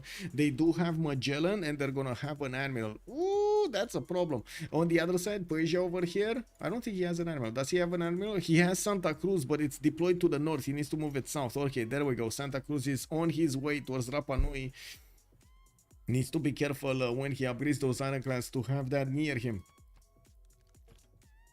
And the shallow water buff, exactly. He's gonna get an extra +5 when he gets in there. Like, that's a 99 strength ironclad going against a 69 defense strength caravel.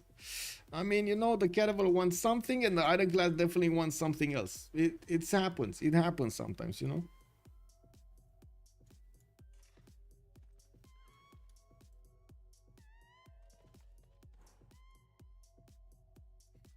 Okay, we got bombards coming in. That means Mongolia is starting to gear up for war, and it looks like he's deploying his units towards the north. It kind of feels like Macedon is going to be on the receiving end of the Macedonian attack, even though, well, Byzantium is still struggling over here to get his cities out. We do have him with cuirassiers coming out and building more infrastructure for this attack. Fabricate Scangel is in the spies, 50% discount on the production of coal power plants, and yes, I do see that Basil did gain another 2 diplo points. We did have Basil getting 2 congresses. Yeah, he's on 10 out of 20, guys. Okay. I mean, he still needs a lot more. Potala Palace, there we go, 8 turns. He's going to need to put a city somewhere to get... Oh, he could do it here. He could put a city so far away into the south. How many chops does he have? 1, 2, 3, 4, 5, 6, 7. 7 chops on that hill. If he wants 8, actually 8 chops. I think that's enough for Statue of Liberty. 8 chops with Magnus. That should be enough. Is this the settler? Is this settler going here? Is this the... This should be the settler, no? We don't know yet. Does Mongol have a level 2 spy? Yes. Oh, wait. Does he? No. Level 1. He has a level 1 and he's trying to make a level 2. Siphoning funds here. Naval quick? Yes. Looks like the city of Parsa is gonna go poof. What is it? Is it not? No, it's not. Or, oh, it is. It is. There's a submarine and a frigate that could attack into it. Okay, it's fine. And of course the ironclad to go in. So this city is going to be down. This Governor Reina city, which is giving them quite a few extra bonus points there. It looks like he's not going to be available in the next few turns. We do have also Persia that needs to get his ironclads upgraded. It's going to be a question also how much coal they're making, but though I'm pretty sure they're going to be fine with so many shipyards. We do have Japan sending those boats from the north. He did manage to stop Kongo from getting out there. And I do notice James of St. George did get activated in the city of Mbanza, Congo. And now we do see the walls are up to 150, down back to 69. I'm pretty sure the bombards and everything are doing God's work over here, doing the damage. Still no bomb. I can't believe we don't have field cannons. I cannot believe we don't have field cannons. I gotta say, this is like wow for me that we don't have field cannons. It is such a massive difference between crossbows and field cannons. Okay, more submarines coming out. Moving to the east side. Okay, that city is dead. And Persia did manage to upgrade his ironclads. Now this is the moment of truth. Okay, it looks like the ironclads of Japan over here are stronger. That's an ironclad without an admiral, and it's stronger than the ironclad of Persia. An ironclad with an admiral is significantly stronger than the ironclads of Persia. Did Persia manage to get enough boats? No. And he's okay. He's finishing arsenal in 8 turn. He's trying to use, what is this, Filippo? Yeah, this is Filippo to get it faster. And he's 3-turning ironclads, building more frigates. Okay. Okay. Is this a rerun? Michael was just on a couple of hours ago. Hello, Daddy Beasley. No, we keep on going, man. We keep on going. Yeah. I did cast early in the morning. It was like, I don't know, 2 a.m. or something GMT. And this one was 16 p.m. GMT. 16 GMT. 1600.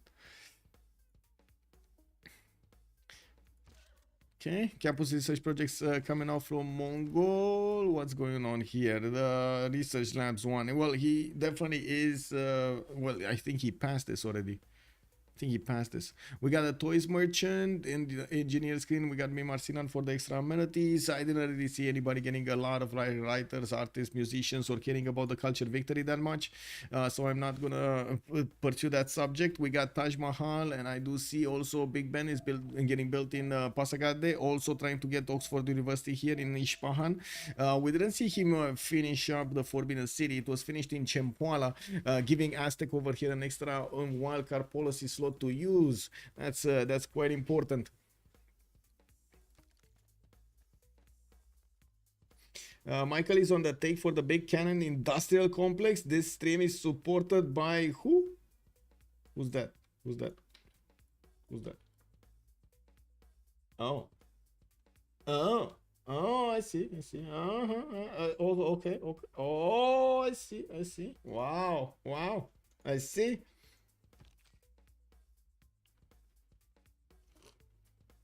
Oh, funny thing is, we did have, yes, a few days ago, actually announced that in just a few miles away from here, we got all of the best military equipment available in Europe and in United States, in North America. There's like a major convention center or something, like a show with all of the best equipment, like Abrams, F-35s, the anti-air guns, the Panthers from what are those Panthers? Anyway, those guns for what are they called, Gepards or something from Germany.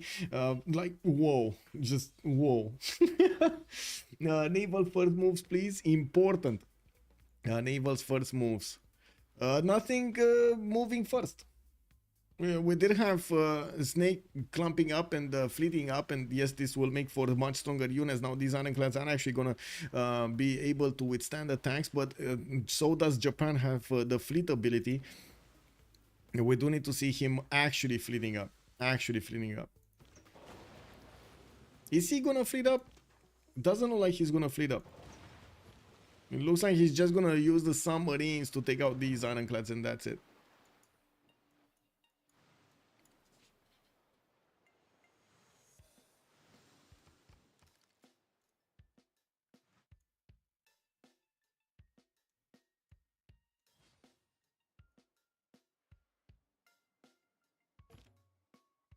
Okay, intelligence coming up in 3 turns here from Kongo. Finally, he's gonna get that spy.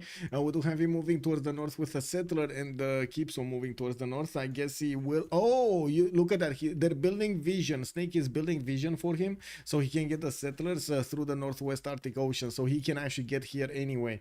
It's gonna take a while, but at least he's buying time as much as possible with James of St. George and of course his technology is here.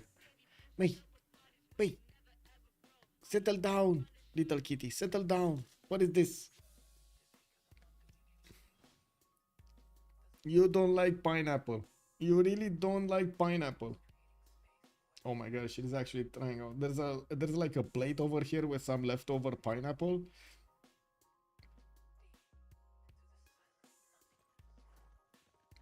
You wanna be fed? I guess not.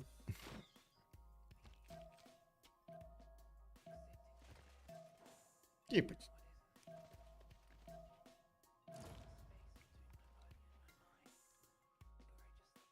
She has a vested interest in getting, you know, cuddly with me so I can open the door.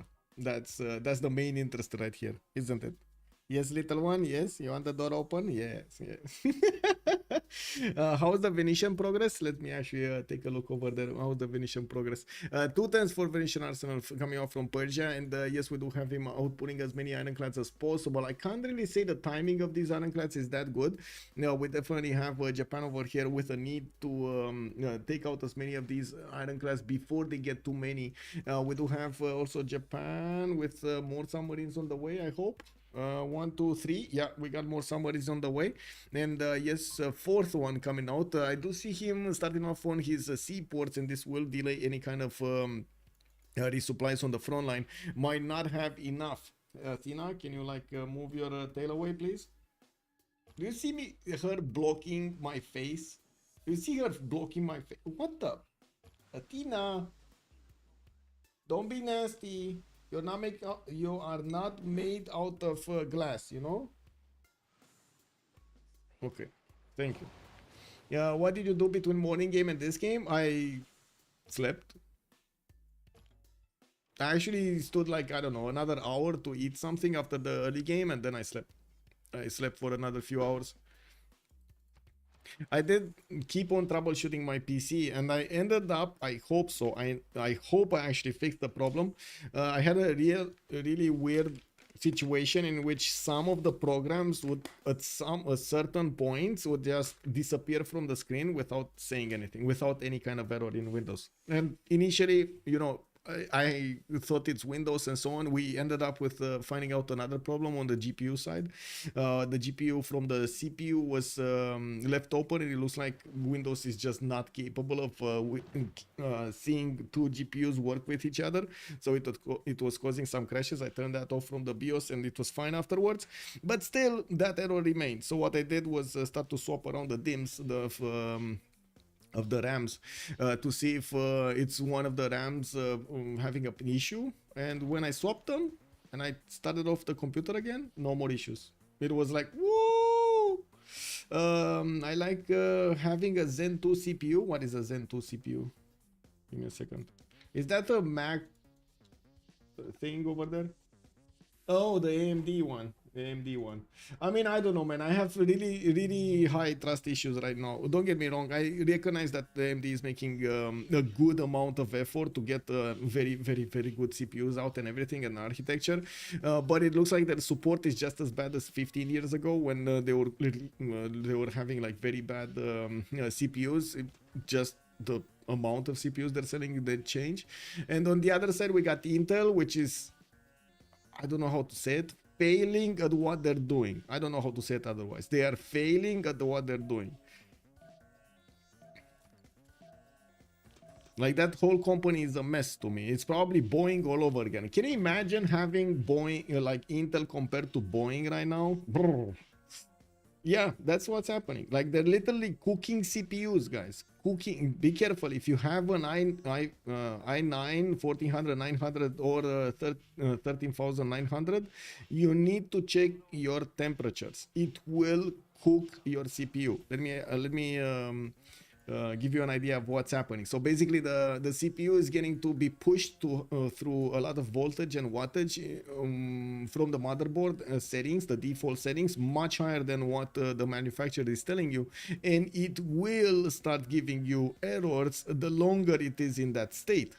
And since default settings are coming like that, it looks like the manufacturers are forcing us to lose our, like, to pay money for losing our PCs. What the WTF is this? You know, like, what is this? They're forcing payments from us because we're going to be forced to buy new stuff, right? After this fails and they say, oh, I don't know, it's a user problem. Yeah, I mean, I don't know, you didn't do the correct settings. And I think it's a user-related problem. You know what I mean? It's just, wow. It's not stagnating. I mean, this is...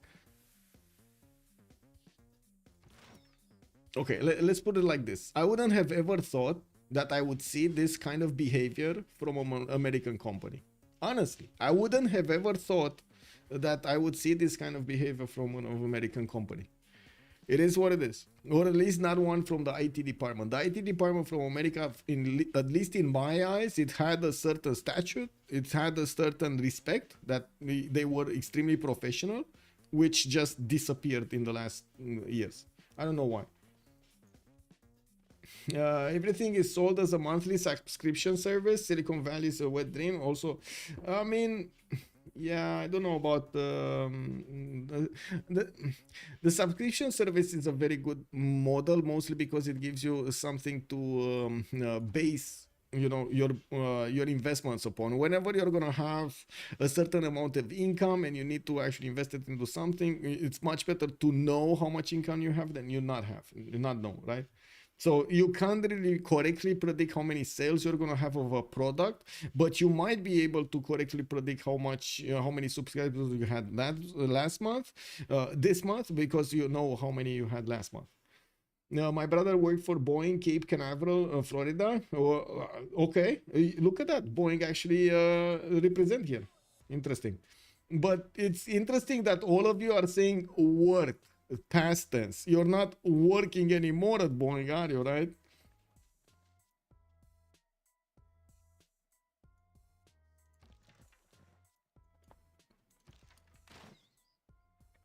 American companies are still just companies. Everything is bad behind closed doors. Oh, one more coffee. I would like to agree with you, but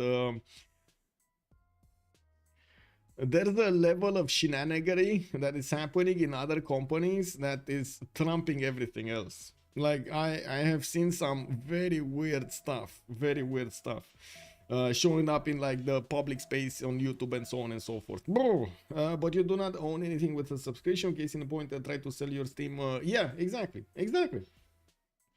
Wait, try to sell your Steam games or account. Okay. Try to sell your, as in, okay, don't really want to sell my Steam account, but I get your point. Still, Steam is one of those companies that at least has a good vision, you know, and keeps on having a good, reliable service. Intel, no more. How's Valve gonna stop me exactly if I just give my account to someone from my city for money? That's also true, Machiavelli. Yeah, I'm pretty sure. Can you show stats? Yes, there we go. Your games from the account, do you really own them? Yes. Yes, you do. I mean, you own them through Steam. You log into your account into Steam and you log in. If they try to take that away from you, you can sue the F out of them. Because they took away your access to a game that was already... you cannot... yes, you can. You can sell the Steam account. You can't sell the game itself, but that's... basically you understand that you're not going to get to sell the game itself, but you can sell the whole account. And that's, I mean, we can open up eBay right now and we're gonna see like thousands of accounts being sold. Illegal, KW. I mean, sure. Who's gonna find out? Who's gonna find out? Because they have, they really have the only two ways of finding out. The credit card information has changed, and the email. That's it. No, not even the email, because you can send the email. So they can't know unless they have an ID on you. They don't know. They don't know who is behind that how to say, that account. Yeah.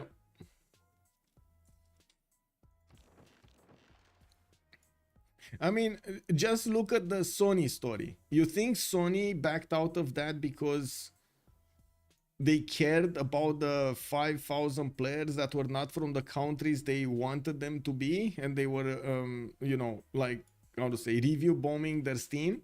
Or did they care about how many lawsuits they're gonna have, because people are gonna get annoyed and they're gonna need to refund every one of those players that they cannot actually play?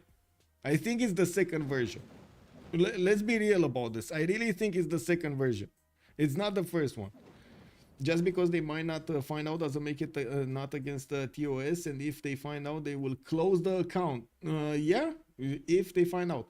I work in the gaming industry. They ban sold accounts on almost all platforms, especially phone games are hardcore about it. Yeah, I totally get they banning it, but that never stopped anybody from doing it. As in, look, I give you an example. EVE Online accounts. Have you ever played EVE Online? You can buy an account anytime, anywhere. They won't care. They won't care. You don't tell them you bought the account. You just tell them, like, you know, this account is going to be paid from that one and I need access to that. And that's it. They don't care. But they have in their terms of service, it's illegal. So I guess it's like Romanian road rules. Sometimes they're a little bit ignored. I can't say, you know, it's a little bit ignored. Against TOS is not necessarily the same as against the law. Yes, yes, that is also true. And it might be the terms of service when put against the law, they're not gonna hold up.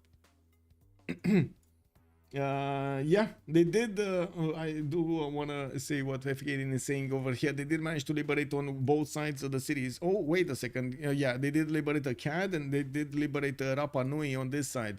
So, okay. Let's actually take a look at the score screen here and look at their Diplo favor. Looks like Civ Australia will have the upper hand in the next one. We might see Basil II getting downvoted here. We're also seeing, first of all, big stalemate. We still don't have field cannons from Macedon. So, big stalemate here. Kongo is winning, I would say. Kongo is winning against Macedon. We do have Mongolia, Cuirassier Corps getting ready to turn into tank corps to go against his opponent. He's 5 turns out from combustion, and I do see he did manage to get Amina as a general. I'm pretty sure he's going to want Rani here. He's going to need a few projects to get to that because it's 535 points. That is extremely expensive. In the War of the Seas here, Japan did manage to do a significant amount of damage against Snake. Not only he took away Rapa Nui from him, but we did have him take away quite a few of these ironclads. Now he did fleet up. That means he will have less units to actually attack into his opponent and or fend off attacks from his opponent. And we're going to need to see if he's going to have enough of these range units to take down at least one ironclad. And this is the question. Does he have? And I don't think he has enough. I don't know. 1, 2, 3, 4, 5, 6 units, and it's still not enough. Is it enough? I don't think it's enough. Doesn't look like it's enough. Yeah, it doesn't look like it's enough. They're not strong enough.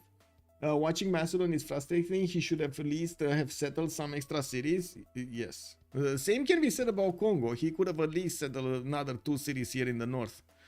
He did manage to get one settler out, and as you can see, he's moving towards the northwest, so he could go past Hansa towards the north of the Cyrus Empire. Japan is starting to output ironclad fleets directly after he finishes seaports and getting quite a bit of a wave of gold points in his empire. We do have Almog managing to get 343 gold points a turn with 243 science and 144 culture. Just as, wait, how is this possible? Basil II is having more science, 252 science and 73 culture. While on the other side, we got Zelphair on 303, and I do see Paul and Snaky are around 180, 190. A very interesting question to see Paul over here getting to his tanks and upgrading them quickly to go against Shalkidiki. We'll only have a single tile to attack into that city center. That's the 2 forest tile over here, 2 forest hill tile over there. Won't be my problem. The buyer deals with it, not the seller. Sure, it might be against the law, but the law will also not do anything for you if your account gets closed because you agreed to the toss. Depends in which conditions. Also, same as clearing your Steam wallet by buying gift cards, gift games to someone from your hood. Valve can't do anything about it. Yeah. I mean, don't get me wrong. At the moment, Steam is a trustworthy system. I hope it's gonna remain trustworthy. I don't know about you, but that's what I feel about Steam at the moment. I don't feel the same about Ubisoft. I don't feel the same about EA. I don't feel the same about a lot of others that do have launches, do have more packets to their games than normal. I just don't feel it. On Steam, at least I know it's trustworthy. You know what I mean? And that same trust I had in Intel, which has been broken. And I'm very sad about this. I'm very sad. I mean, I'm way past sad. I don't know how to explain this, how disappointed I am that I had to spend 3+ weeks of time to troubleshoot a problem for because they couldn't get default settings. That's incredibly stupid. Like, to me, that's incredibly stupid.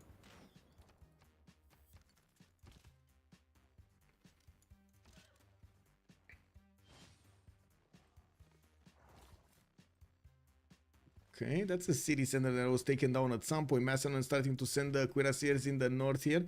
I do notice we do have the artillery also starting to get around towards the Shalkidiki. He didn't upgrade his tanks yet, but I'm pretty sure next time when he's gonna get combustion, he's gonna get that going. We do have the military engineers also needing to finish up the road towards his opponent. And yes, we do need to see how many of these units he's actually gonna manage to upgrade here.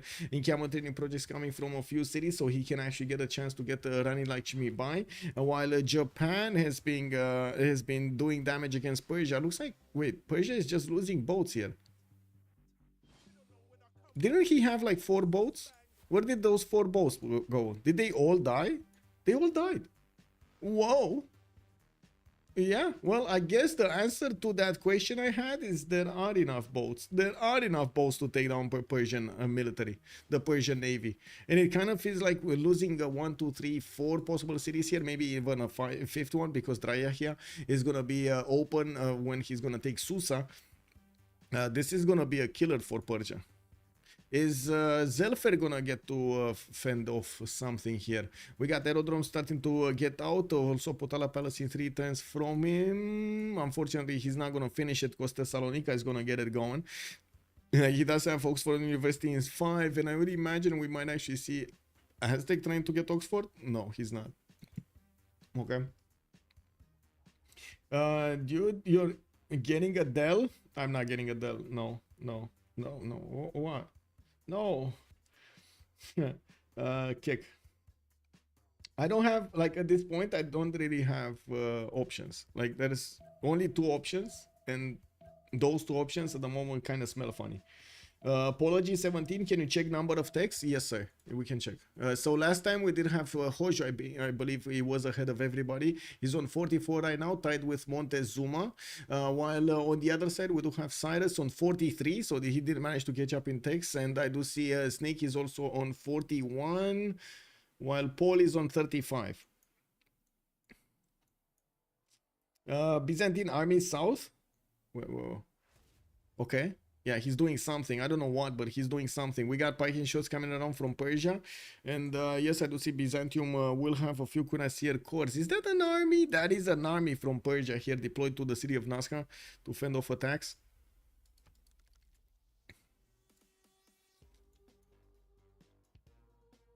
Okay, more cuirassier. Wasn't he? Oh, now it's the rollover, right? Right now, we're gonna see him get his combustion going. It's just at the same time as Basil is gonna get his combustion, I gotta say. In the south, we might actually see quite a few tanks getting upgraded here next to Lahore.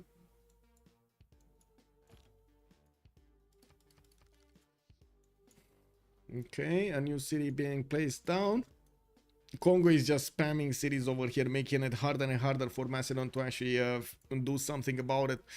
We do need to see if Persia is also going to manage to fend off attacks. That's another attack on the Ironclad fleet. 2 attacks. Is he going to take it? Yeah, there we go. He took it out. Like, this is starting to get out of the survivable scenario. Survivable scenarios. Yeah. Yeah, these are definitely gonna be a few too many boats for Cyrus to handle.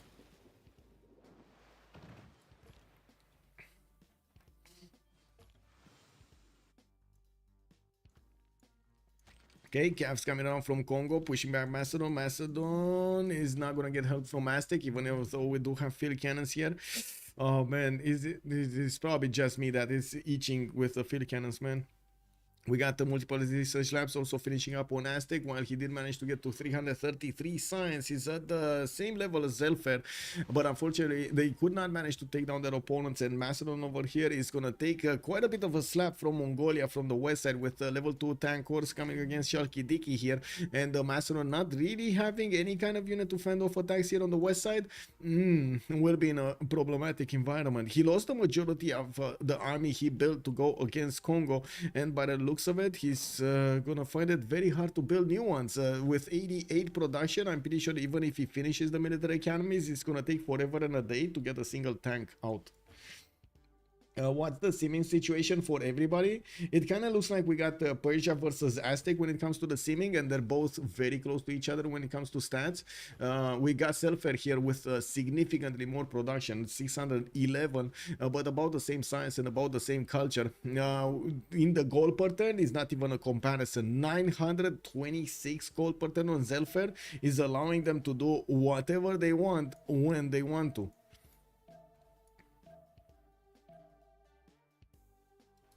Mogadishu has been defeated. Where was Mogadishu and why didn't we hear about it? Okay, tanks upgraded here from Byzantium. This will allow him to actually go against the Persian defenses and do damage here. But we do have 80 crews coming out from Persia to fend off attacks. This should be strong enough, a strong enough unit to fend off attacks from Byzantium. Doesn't have a lot of them though. Only 3 turning them. That might not be enough. Getting his research labs for the extra science. Wait, didn't we have Almog actually finishing most of his research labs, or is he finishing? He's finishing them now. Okay, so there's a lot more science potential coming out from his empire. Okay, what's going on here? Sparta lost his walls and he's gonna lose his borders. We do have Susa also next up. Looks like the Persian ironclads just cannot get enough to go against their opponents here. They cannot get numerous enough to actually go against Japan and fend off attacks, even if they do manage to 110, 210 them from his cities. And he did manage to get Venetian Arsenal. I think Venetian Arsenal is coming back to haunt him. And I gotta say, again, there might be an issue here. Civ Australia is not gonna win this. No, it looks like they might not win this. I'm sorry, they might not win this, and this is gonna give Hash's heroes a big chance, a serious chance to go for that qualifiers, to go for the playoffs. Do we know if there are any of the same Civ Australia players that played last game? Yes, Aflyingtoilett played last game, and Snake. Aflyingtoilett and Snake. I don't know if Zelphair. Did Zelphair play? I don't think so. What was it? It was Damoni and give me a second. I can figure it out. Give me a second. I'm clicking. Damoni and Damodar. Damoni and Damodar were the other two. Yeah.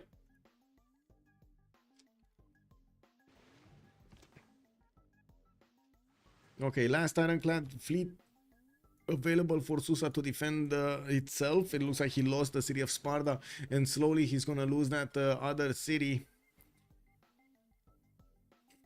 Wow. I mean, okay.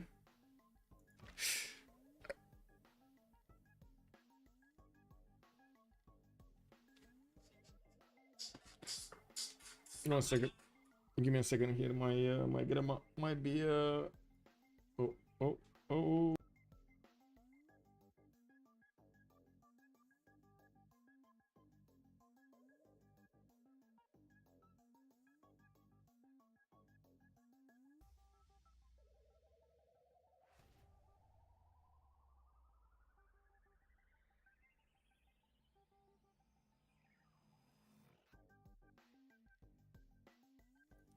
Okay, I need to export the kitty in the break.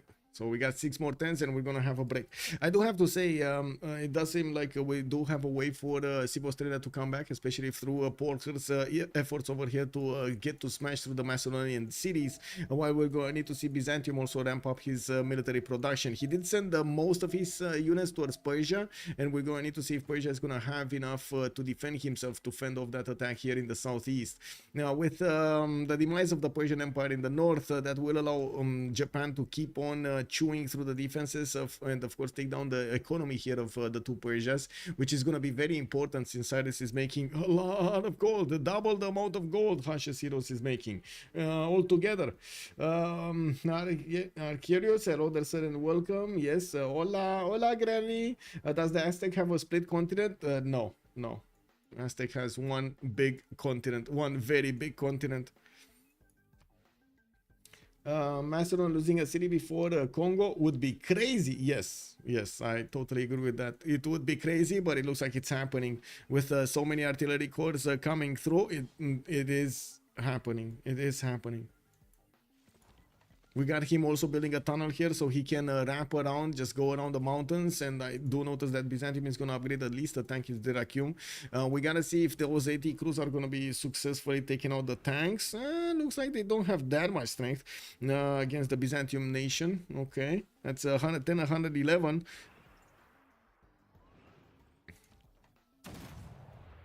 Ooh, walls going up in one turn there. We're gonna have fighters in the air pretty soon, and as you can see, there's an observation balloon also around here somewhere. I'm actually curious if this one is gonna go to help out Mongolia, deal the shots from 3 tiles out with the artilleries, or is he gonna use it for something else? While Japan is clearing the coast over here, looks like Michael did manage to secure the seas for them. Persia is just not gonna be a target anymore. We did have Zelphair also. I gotta say, Zelphair is also gonna be exposed to this, to the elements here, trying to build the Oxford University in 3 times in Ispahan. He did.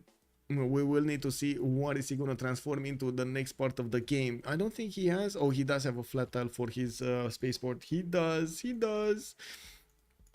More of these universities coming in from Aztec. Looks like Almog is managing to get 427 points of science with 157 culture, much more than Zelphair, and will get a lot more in the next part when he's going to finish not only his university but also his research labs. The question is, how is he going to use them? With Aflyingtoilett being still alive here, Burrize is going to get smashed back, and I do see him starting to get the settler from the city of Namadol. That's probably a safety settler right now. Are votes turned off? You have votes on YouTube, sir. You have votes on YouTube. All of the votes are being saved on YouTube. Also, new priorities. Thank you so much, Papas. Much appreciated. New priorities, DE, KW. We didn't get 50 likes. We got 57. Yes, indeed, Hermes. That is true. That is true. We did. Kaylin5, you can take a look at the YouTube channel over here. By the way, exclamation mark YouTube, all of the votes are there. They're also cut. It takes me a few hours after I finish any stream to get the chapters going, get the information also in the description with everything, how to say, the players that played, the civilization they were in, and so on and so forth. Unicorn Pig, who won earlier between Civ Australia and Gold by Library. Civ Australia, sir. They did manage to score the victory there.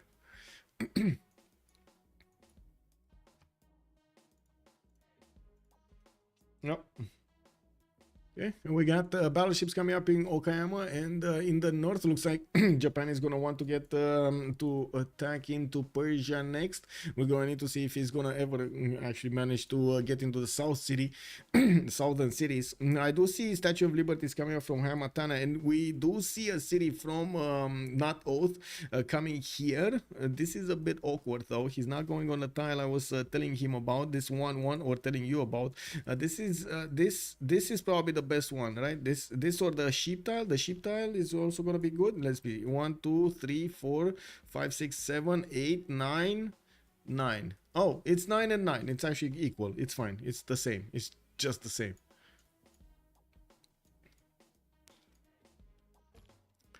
Okay. We do have the repair outer defenses being made here, and it looks like already the Mongolian artillery corps is taking down the walls in Shalkidiki. We do have Burrize with Alexander, of course, going for his own combustion. He did have steel walls, not gonna be enough though. It looks like also the tanks of Paul are managing to capture the enemy cuirassiers of Macedon, doing enough damage with his tanks to actually take these over. We do have some Byzantine tanks trying to help this out, but it looks like they're just not gonna have enough. Not enough, or not yet, not enough.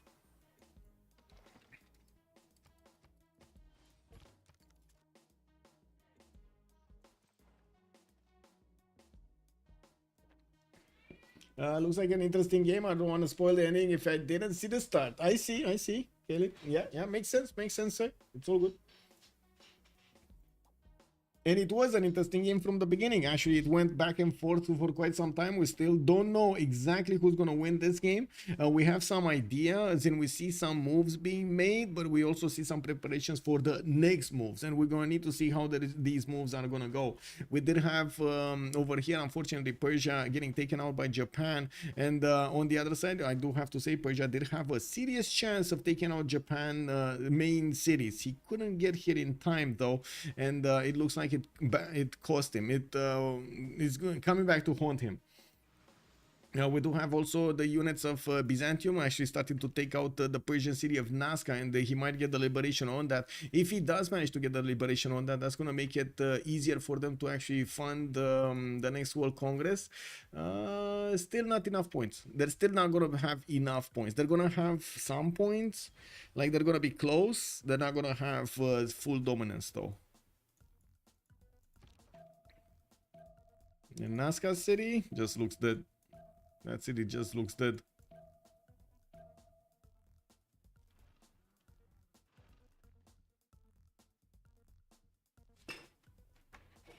I'm gonna need to go export the kitty downstairs.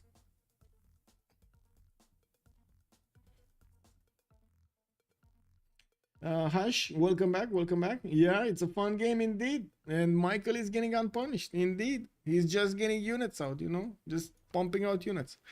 We do have some Byzantine tanks actually going towards Kongo. They're not really gonna find it easier to go against the units of Kongo here. And we do need to see if we will see the tanks of Byzantium over here managing to create some discomfort in the Mongolian attack.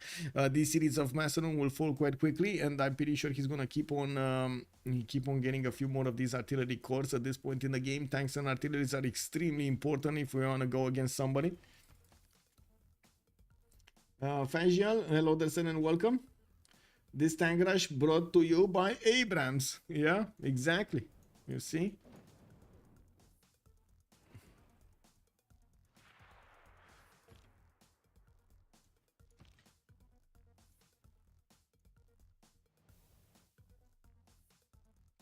I'm gonna need to go get the cat because it sounds like it's dying next to that door. Give me a second, because you know it happens. Let me I'll let you watch here, Persia. Yes.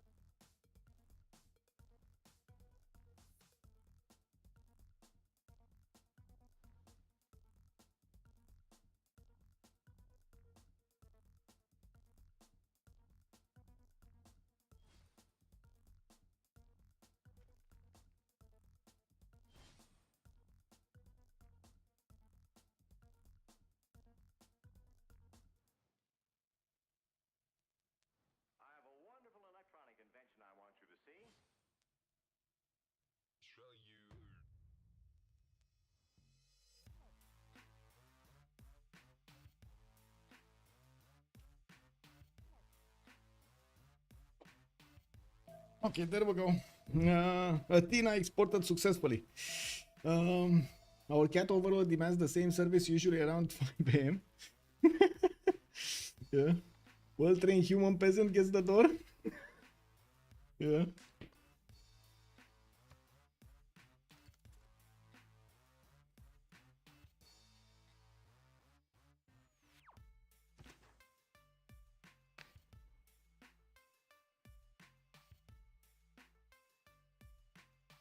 Okay, so coming back to this, it looks like Byzantium is gonna try to move around. Maybe he's gonna get a free kill on Mubata here. While I do notice that Kongo keeps on getting his settlers towards the northwest, he's getting shadowed by Macedon on the coast. Macedon did lose the city of Shalkidiki, and I do notice Dion and Pella are gonna be next up. The one tank corps that was sent from Byzantium did die over here to the north. It didn't get captured though. And I do notice that Nazca is still alive. Oh, he's pillaging everything. They have a problem with gold? No. Or maybe, I think they have a problem with gold actually. They do have a problem with gold. Like Zelphair has so much more gold. But he lost like 300 points from something. Okay, Susa is taken down. Ray is gonna be taken down. It does look like the Empire of Persia here is just torn apart. And somehow Kongo is still alive. This is so surprising. We didn't really have that much more science or culture on Hojo. He couldn't manage to keep up his aggression against Aztec, and he secured the borders of Aztec, of Persia on the other side. Nor did he want to do anything on land against Congo. Now, he did put so much production into these naval powers. He didn't have enough time to actually get to his industrial zones and everything to keep on simming. So we're going to need to see how Zelphair is going to want to take this against Almog. We do have both very experienced players over here for the late game shenanigans. We're going to need to see if they're going to choose to go against each other when it comes to military units, or going to go against each other when it comes to something else like culture victory, science victory, and or diplomatic victory. We do have Hermatana actually trying to steal away Statue of Liberty, build it first. Iconium did get placed down. Byzantium is going to get quite a few chops for it. He does need to get the harbor out first here, and it's going to take him 21 turns to build it. You can see in 7 turns, Haymatana is just going to finish the statue. So it kind of feels like that's going to be a bit too late on Guilty Crown, on Oath, not Oath. Who has the first moves? That's a good question. I don't know exactly who has the first moves. It's probably because it's an Australian lobby. It's probably Australian players will have the first moves. Dion has been taken over. I do see Mongolia does have a level 2 spy. He's trying to get to Namadol as quickly as possible so he can actually take that city away before Macedon gets his free settler. And it's taking some time, at least like 7 to 8 turns to get the city out. Ooh, 6 turns to actually move it here on the right side. Uh-oh.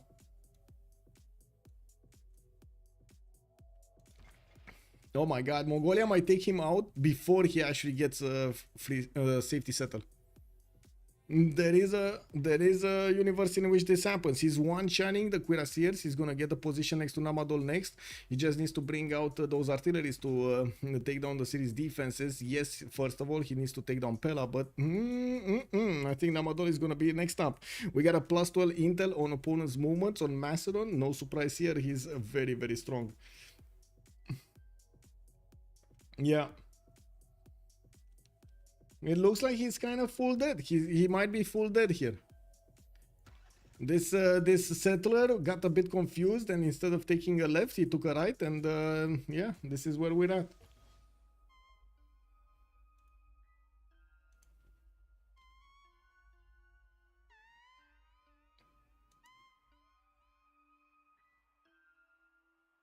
Namadol first, or +12 goes away. Yes, that is true. Old Triangle is making a very good point here. He doesn't want to take Pella first, he wants to take Namadol first. That is a very good point. I don't see enough artillery cores though. Oh wait, there are enough. He just needs one. He just needs one and one shot against Namadol, and then the tanks are gonna take over. It's fine.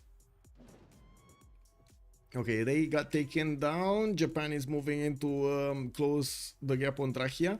He's gonna need a few more boats here to take down these Persian ironclad fleets. And as you can see, he might actually get to trade because on the city of Susa, that ironclad fleet will need to actually get into the waters of Persia's lake.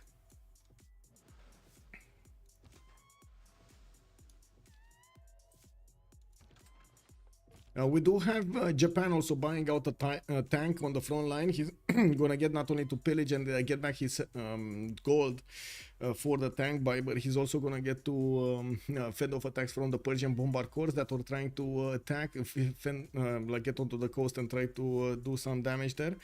Looks like Byzantium could not push through Nazca's defenses, and he's just gonna pillage a few more tiles and then get back to his own territory so he can fend off Mongolia's attacks.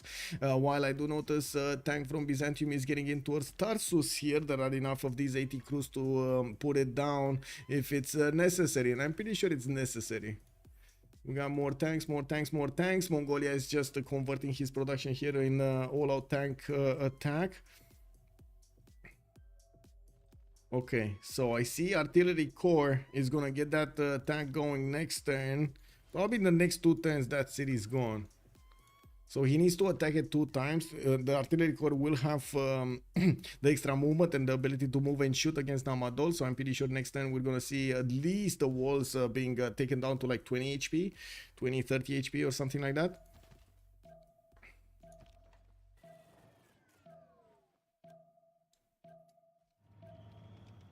Yeah, there we go. He wants to take it out as quickly as possible. He could even liberate it. That would secure the lead here. Iconium is okay, yeah. Okay, we gotta pause here, quick pause. We didn't have industrial city states, right? So I put industrial. Industrial preserve. So yeah, we didn't. I go B. Industrial preserve you.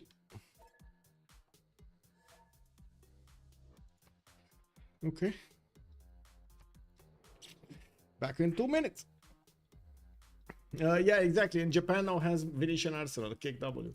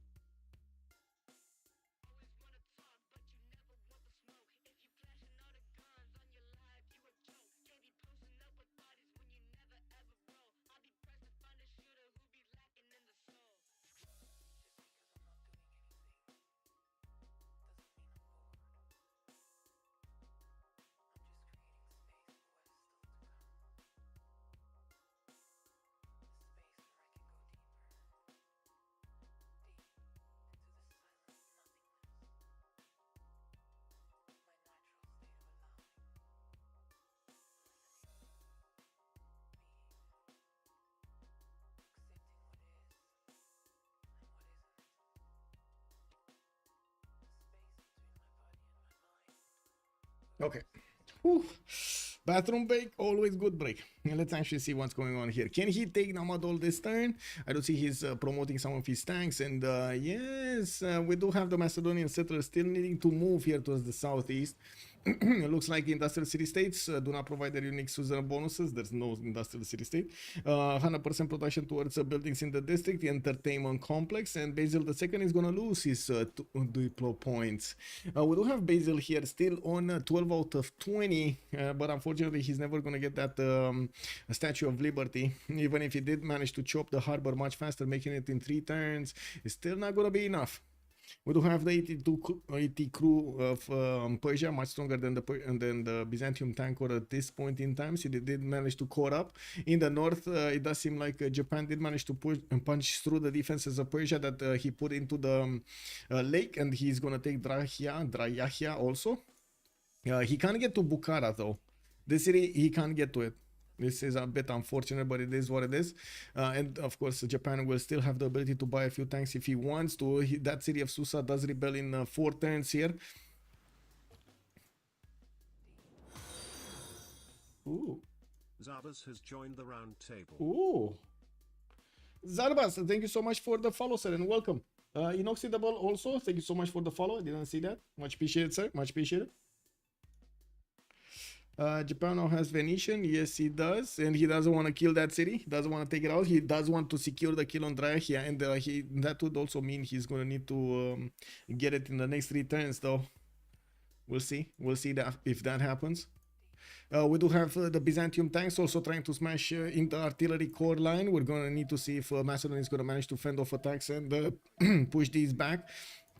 It looks like the tanks of Mongolia are significantly stronger than Byzantium has to offer. We do have a Persian observation balloon in a predicament here. That tank of Byzantium is going to take it down.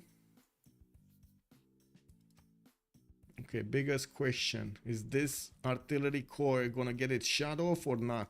And I gotta say, because Macedon did upgrade at least 1 tank, that city is significantly stronger. Significantly stronger. Like, it will take him at least 3-4 shots before the tanks can actually fully attack into the city center.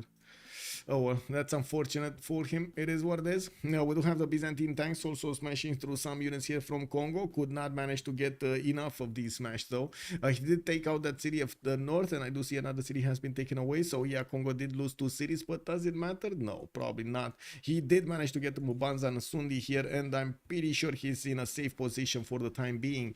Macedon is sending a few cuirassiers towards him. Of course, James of St. George is going to help him get the walls up, and that's when Macedon units cannot do anything against the city center anymore. They're still going to follow the Kongo settler, the other one going towards Mvemba and Sundi. We're going to need to see if he's going to manage to smash through and keep on going.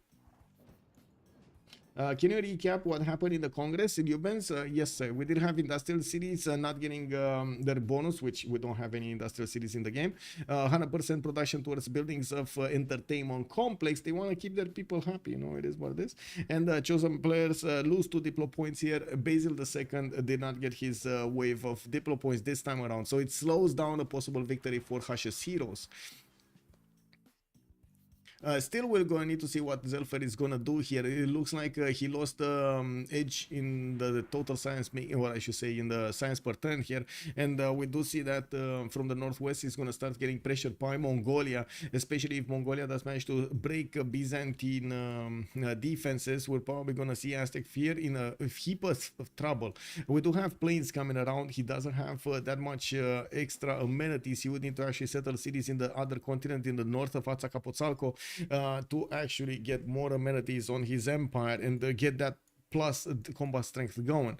The tanks of Byzantium just got a few points of pillages here from Persia, and that's about it. While we do see Persia starting to build up the infrastructure with railroads towards the front line, towards the east here. We still don't know exactly how he's going to want to play this out. It kind of looks like jet bombers and fighters are going to be the way to go here. A lot of bombers coming around here from multiple cities. So he's not going to stand around and just, you know, click on space and go for it. He's going to go smash through cities. And I'm pretty sure he's going to need to build up the infrastructure through the southeast to actually keep going against Byzantium, hitting from the direct west. I think that's about it. Yeah.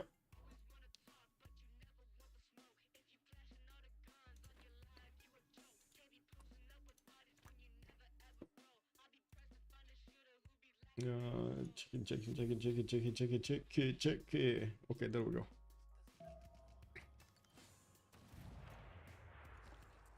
Ooh, Byzantium actually started to punch back, and the artillery corps of Mongolia is in trouble. He's gonna need to move it back as quickly as possible if he actually wants to get the tank going against Namadol here. We do have the tanks with enough damage to actually take down the Macedonian units, but they do need to get going quickly, and we're gonna need to see the first moves here. Is Burrize gonna manage to do it, or is it gonna be his opponent Paul managing to do it?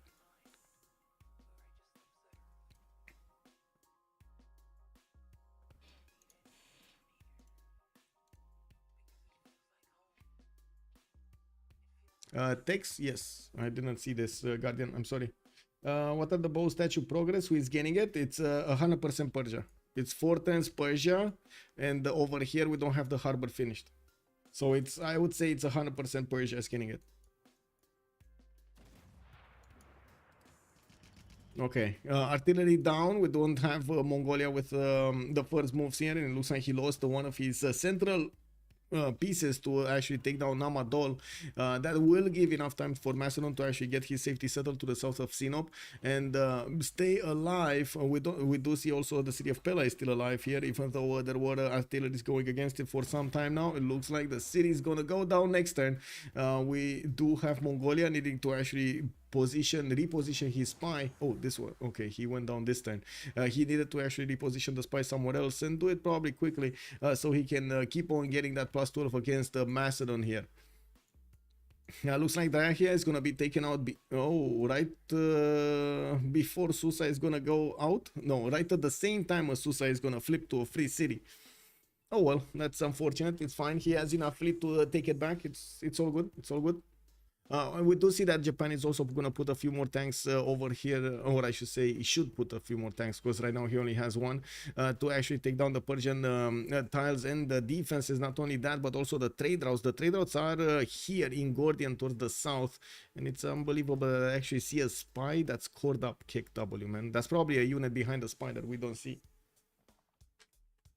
Unless his spy was underneath Kongo, he didn't have one there. Who? Where? Who?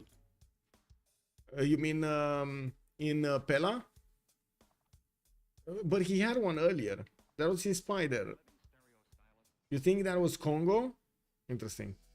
Or maybe they both had it there. Because, yeah, he did have the plus 12. He doesn't have the plus 12 anymore, but he did have the plus 12. Now he's on plus 6 against Macedon. And against Byzantium, ooh, Mongolian tank corps getting attacked. Ooh, engineer taken down. Byzantium just can't help himself, man. He's going and taking everything, but now he's giving also tanks to his opponent. That's not good.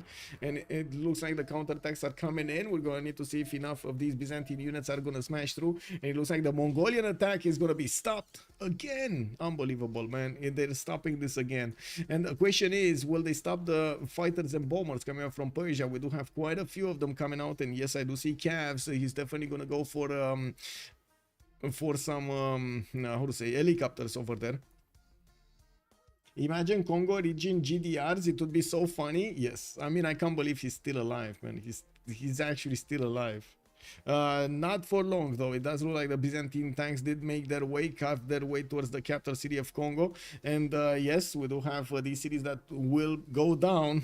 We should have Aztec taking these cities, so he benefits from the extra amenities. There is no benefit from Byzantium from taking over this empire.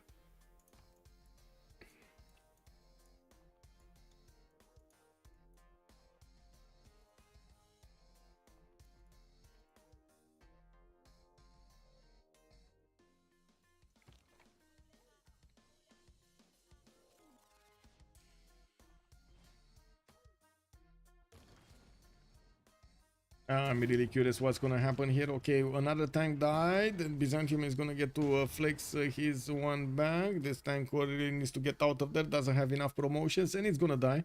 Okay, Mongolia looks like he lost a lot of health on tanks that just don't have enough promotions, unfortunately. Didn't get at all experience, that's unbelievable. These were captured, right, so they don't have experience, fighting experience.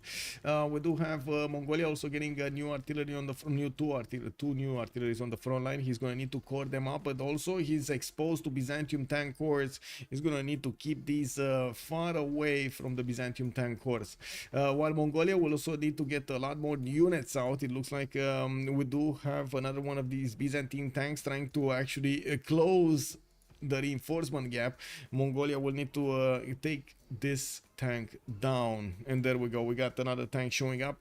He's slowly getting enough units to actually fend off attacks there.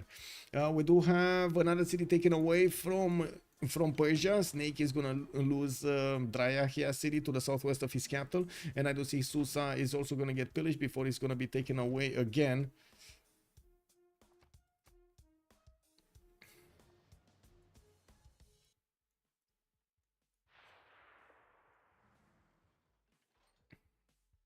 Where is tank strength? So Zelphair gonna get stealth bombers in 2 turns. We do have flight coming up from Snake in 2, but he lost a lot of his stats anyway, right? He's down to 136 and 25 culture. Only 25 culture, 138 production here. Okay, interesting. Well, we do see the safety settle of Macedon that did go up, and right now Mongolia will need to reconsider his options here. He will need to get a lot more military if he wants to go directly against Byzantium. That's probably what's going to happen here. He's going to need to get that military to flex against Byzantium. Forget about Macedon for a while. Kongo did manage to get out, so that's fine. And Mvemba Sundi is getting put under siege by multiple Macedonian units, but it doesn't look like he's going to do anything about it. Japan is going to get a city there anyway. Well, I guess that's going to be bad, actually, if Japan is going to... Wait, Japan? No, that's the settler of Congo. Japan just got it with the ironclad fleet. Never mind. Okay. I do want to point out all of the economy distant toll here. They can trade cap to cap between the Persias, and I'm pretty sure just giving Zelphair a trading destination is going to be good. Would have been much better if he would have sent his trade routes to somebody that actually needs the extra food and production, which is probably Mongolia, but they probably don't have their alliances set up properly here. They were thinking about a different way of doing this. Looking at the lands of Montezuma, again, we don't really have him going for anything offensive here. We do have a few fighters coming around, no bombers. We do have him going for more research labs. The science is kind of on par with Zelphair, still didn't catch up with the production capabilities, and I do see his economy is booming on 482, but he's kind of the only one that has an economy.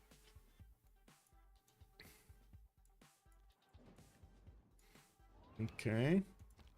Is Mongolia gonna lose the city of Dion?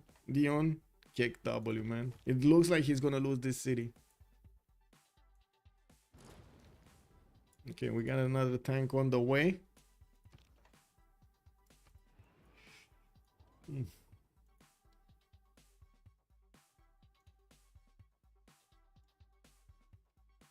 Mongolia just feeding liberates. I guess we'll see if this city is full.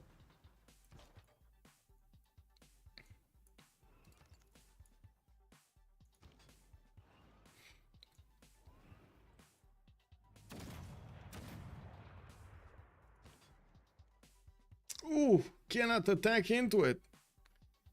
He destroyed the road? Yeah, he destroyed the modern road. Unfortunately for this tank, we do need a military engineer to come and repair this. KW.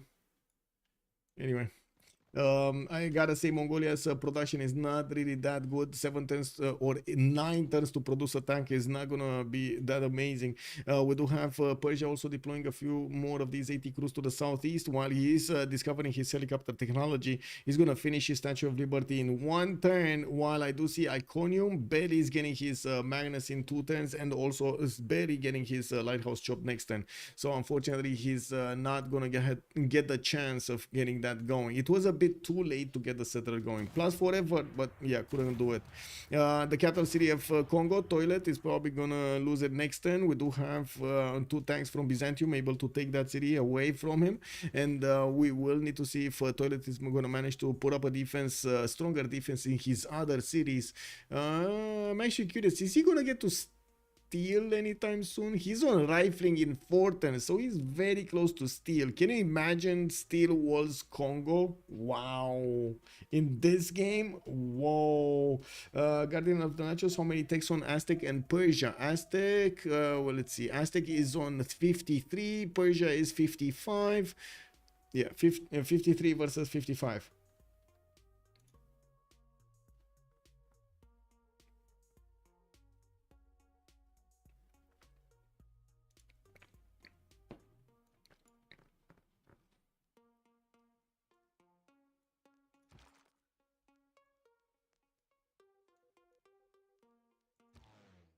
Looks like Aztec is going to start deploying these fighters, and they are going to tear apart the Congo defenses if they're not steel walls.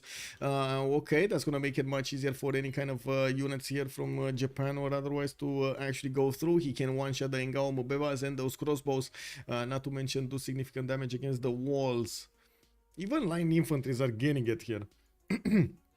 Yeah, we did have a few boats from Japan being left into this puddle here, and it looks like he's just gonna keep that harbor from ever getting built, and also keeping away the campus from Persia, while Japan is gonna have this strong fleet over here. I'm actually surprised he's not going to deploy towards the north to take down Bukhara.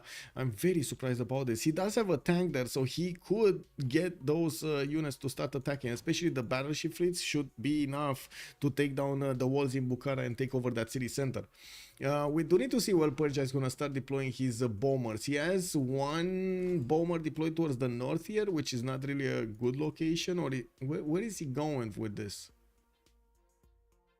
He's definitely not going here to the east, where I gotta say Mongolia just got the city back of Macedon and just deleted it.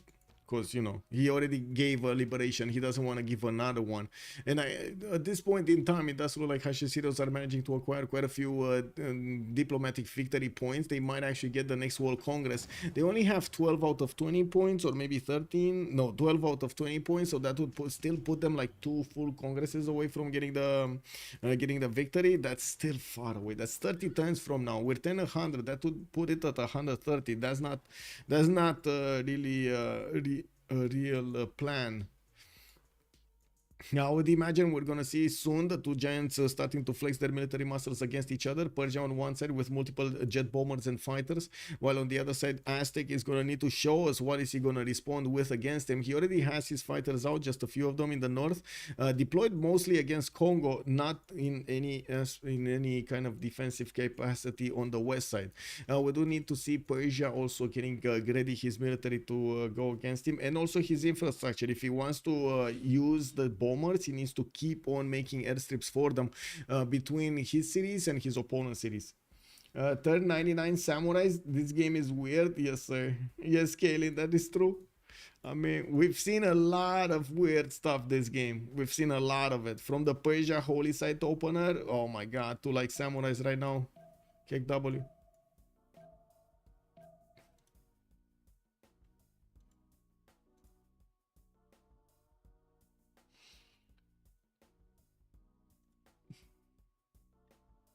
Oh, I wanna double check something and I keep forgetting about it.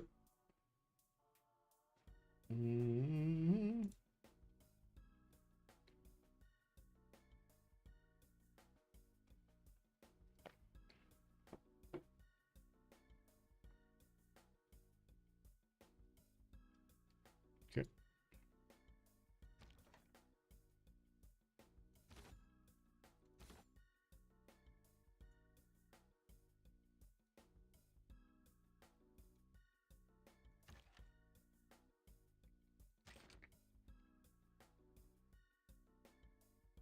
Looks like Mongolia is going to need to find a solution to actually do the damage against Byzantium. Yes, we will have also Byzantium go for his own helicopters here quite soon. While the moment Mongolia is on 200 science, we still have Basil II doing a bit more. And yes, military engineers did manage to start repair and also improve. He's getting his railroads going to the tunnel. That's going to allow him to reposition military much quicker on the front line. We do have modern armor starting to come out from Mongolia. That will also mean his generals are not going to work with these tanks anymore, especially the stronger tanks. Mubanza Nasundi is about to be safe. It looks like all of those, almost all of those Macedonian units got taken away before they could manage to smash through the defenses. And even if Japan with the battleship is doing the damage from afar, we might not see enough units still alive to take over the city center. We do have, of course, the ability of Byzantium to liberate a few more cities here, but now with the modern armors getting through, oh my god, look at that, the modern armors are dying against Byzantium. Okay, this is a major problem. This is where really Persia needs to flex his military, and I have no idea why he's deploying fighters to help out Persia. Does anybody know what's going on here? Why is he ever thinking of deploying fighters towards the north or jet bombers towards the north? Maybe that one just got out of the city. Let's give him the benefit of the doubt. I'm pretty sure that one just got out of the city. He needs to move it to the front line somewhere, and we just probably didn't get the order through.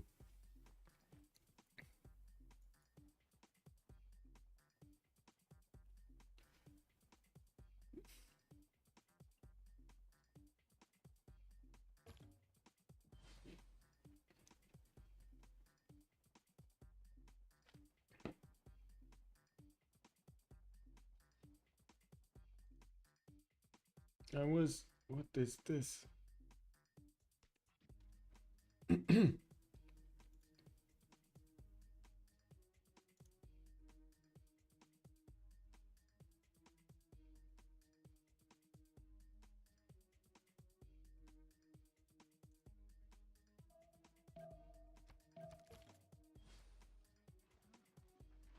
Okay. Okay. So Mubazako got taken over. Almog is going to benefit from it. That also means the points, the extra amenities that has Kongo had in that city did just go into the amenities of Aztec. He's gonna have +6 per luxury attack bonus at this moment in time. That is pretty good. And now we're starting to talk about some Aztec awesome sauce. We do need to see if Almog is gonna manage to keep his advantage, or will manage to get an advantage over Zelphair. First of all, the distance between them is quite big, and we do need to see if Persia is gonna have the ability, probably not, to do anything about the coast here, especially with Japan having such a strong fleet deployed on the west side against him. There's no way he could get a submarine in the water to actually nuke his opponent. So the only way to get to his opponent Aztec is to keep on putting aerodromes, airstrips, or get a lot of cities in between them, get these connection cities. That's going to be Byzantium, which already has a lot of strength, and of course, as you can see, he's managing to outsmart even Mongolia's modern armors here with his own tanks. Looks like Mobanza Nasundi might actually be taken out. We do have a Macedonian cuirassier getting to hide himself on the cotton tile next to, in between the forest. You can see this Mongolian tank does not have vision over it, and did not have vision over it before because of that healing with the copper tile. Kongo just doesn't know, does he? He doesn't know. He does have another charge on James, so maybe he can get that going. Come on, you gotta get that going.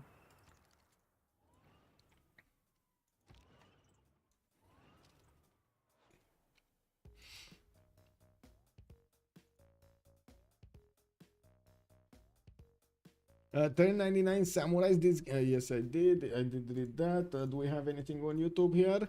The battleships can do the damage for Japan, and he can use tanks to capture all of Persia. That is true, Cloudsid. Good evening, sir. And also, yes, I agree, he could have, but not anymore. He's not doing it anymore. They didn't have enough economy for Japan to just keep on buying tanks on the front line and or upgrade them there, like get some cuirassiers maybe bought, or and then upgrade them into tanks. Yeah, just didn't happen. It just didn't happen. One of the reasons that this fighter could be here is to protect the economy, like all of these trade routes that are moving in between the cities. I will need to see. We will need to see where the jet bombers are getting deployed. Okay, first the helicopter armies are making their appearance felt next to the cities of Byzantium. Byzantium gonna have the same technology, so not really awesome. Persia here. A lot of helicopters. Did finish his Statue of Liberty. Looks like Cahokia is also going to be taken down from the south. We do have Japan grabbing as many of these battleship fleets to hit Cahokia. I also want to point out we got Japanese Cavs also coming in, and we might actually see him getting his nukes combined arms in 2 turns. Oh, whoa! What do you think of this? He's actually getting closer to build a nuke. Yeah. We might actually have this game going towards nukes, and that's gonna put Persia over here in a serious predicament, because, well, first of all, he's gonna need to defend against nukes from second opponent, while his main opponent is getting his own bombers and fighters and so on, and he might actually get caught into a stalemate here, especially since Byzantium will have a significant I would say bonus from liberating all of the Mongolian cities. Looks like we're also gonna have a 10-minute break here soon. Oof, need to get muscles.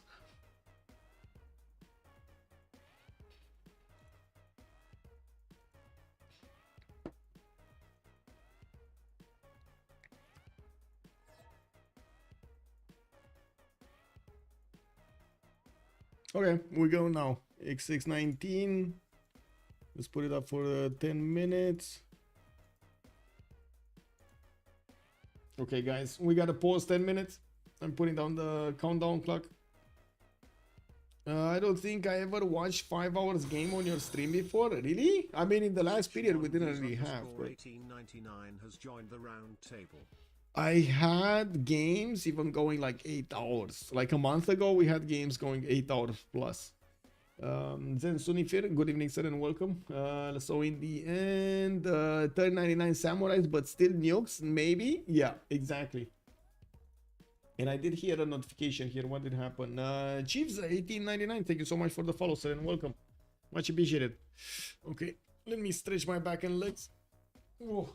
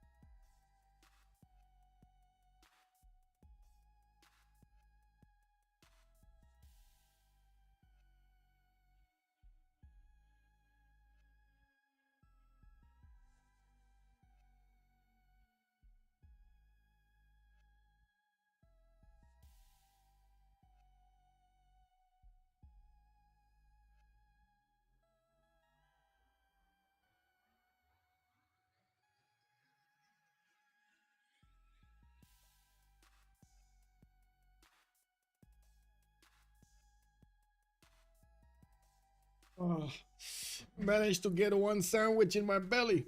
Perfect.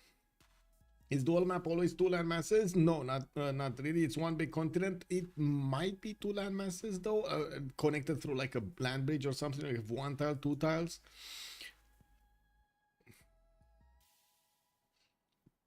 I might be a bit late on responding though. Check. Okay, we got this, we got this, we got this.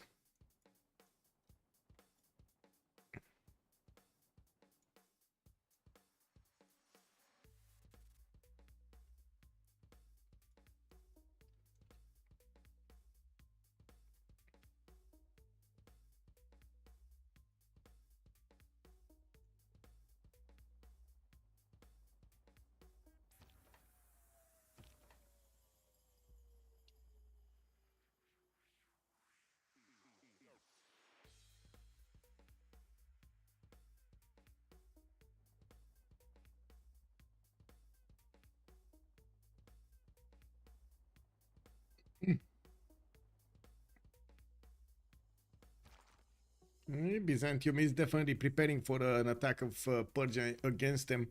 And I do see Aztec is starting to get settlers out. I would imagine he's going to want to put a city to the west side here. And we do see him finishing up all of his research labs soon. We also have him with a few more banks to get his economy higher. Yeah, Plexus is coming up in 1 and Conservation in 1. I gotta say, this is quite a fight in the mud here, and it's still unclear who actually has the advantage. Zelphair is gonna get his nuclear fission in 2 turns, also fascism in 4. Looks like he is gonna go directly towards nuclear bombs, and we're gonna need to see where those are gonna drop. We do also need to see how Mongolia is gonna manage to get that spy into his opponent's cities. We did have a level 1 here. Okay, there's a level 2 in Thessalonica. Gaining sources. Again, gaining sources. Bro, it's a level 2. Countdown timer. Yes, sir. We didn't really start, but yes, thank you. There we go. We got it. I got it. I got it. I got it. Thank you.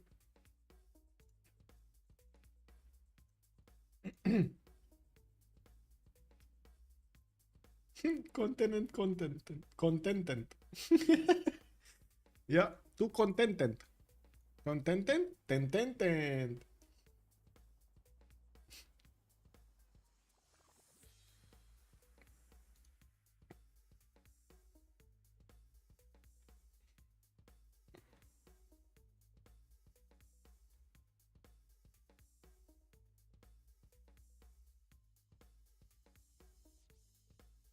Okay, still waiting for them to put the pluses in here. Looks like 10 minutes have passed. It's XX20, guys. What's going on? What happened to the Kongo city in the north? Well, it looks like it's gonna go down. That's what happened. Looks like Mongolia didn't get vision of this Macedonian unit, and that Macedonian cuirassier will have enough movement to attack into it next turn. The Japanese battleship is gonna finish the job on the city's strength, and then, well, that city's gonna go down. That would be actually Kongo's dreams of staying alive in the game. That would put them in a 4 versus 3 situation with a significant advantage to get the World Congress, and that's the problem. They could get the World Congress Diplo favor points. Diplo points, I mean. Kongo is not gonna remain alive for long. I'm pretty sure the second we're gonna see the bombers come out, they're gonna start tearing apart all of the remaining Kongo cities. And since we didn't have actually a settler managing to get to the other side, he's not gonna be able to stay in the game for long. We do have Persia sending settler towards the north. Interesting position for him to get as far north as he did right here. He's probably planning to do something against the Byzantium on the east side, which I believe right now it's a tactical mistake. He's deploying all of the bombers and jet bombers to the north. Wait a second. Is he attacking Hansa? I guess he's taking down Hansa. Hansa is Almog city. 66. Okay. 66 envoys. That's a big city. 133 defense. I mean, no wonder he actually needs to put so many of these bombers and jet bombers to attack into it.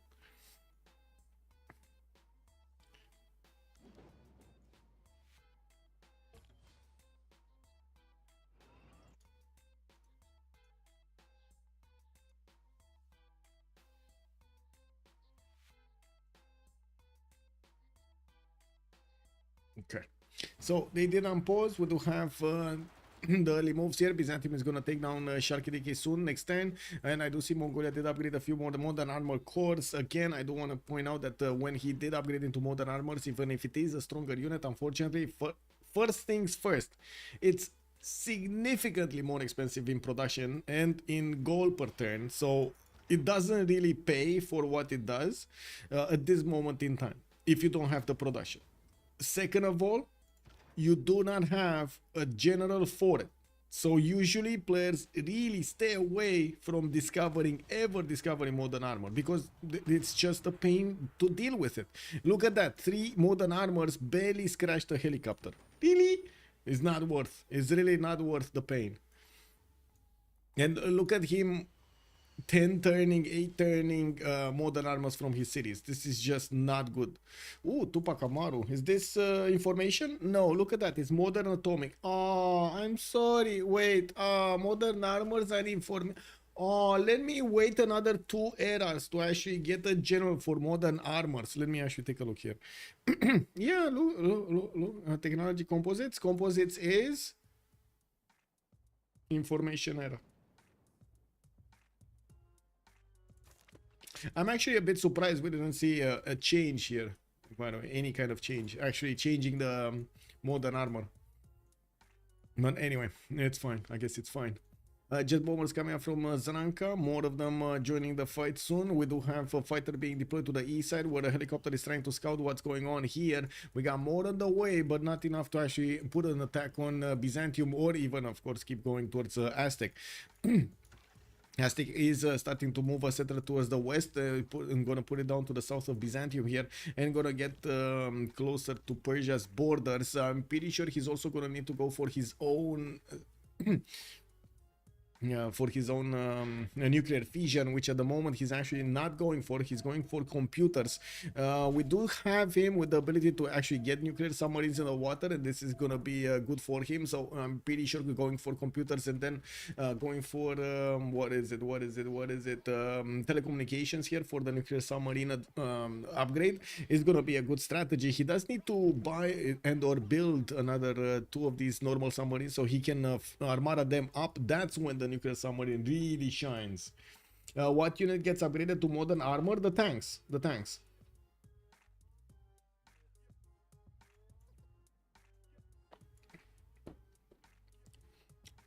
That is a ridiculous amount of territory in Hansa. Yes, it is. I mean, they kept on putting points on this, so every time he put points in this, the tiles just, you know, got bigger and stronger and faster.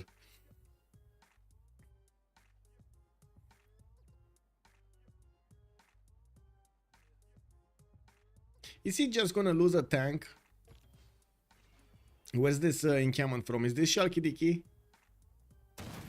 No. Oh, yes it is. Oh, there we go. That's a free tank. And that's free 100 Diplo favor points over here. I'm gonna go for Pella also. Nice liberate over here. Nice.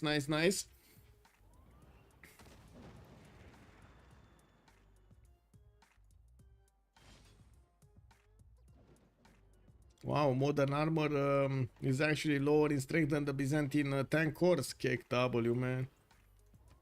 Man, this modern armor is such a waste of investment, like such a waste of time all over the place.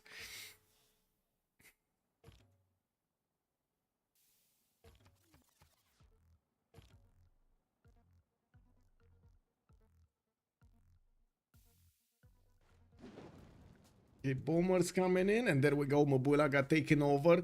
The city in the north also got taken over. Mongolia just got left hanging over here. Burrito, it did manage to snatch that city away with the help of the Japanese battleship. And 2 more cities remain over here for Kongo. He did manage to get 150 strength there, 175 here.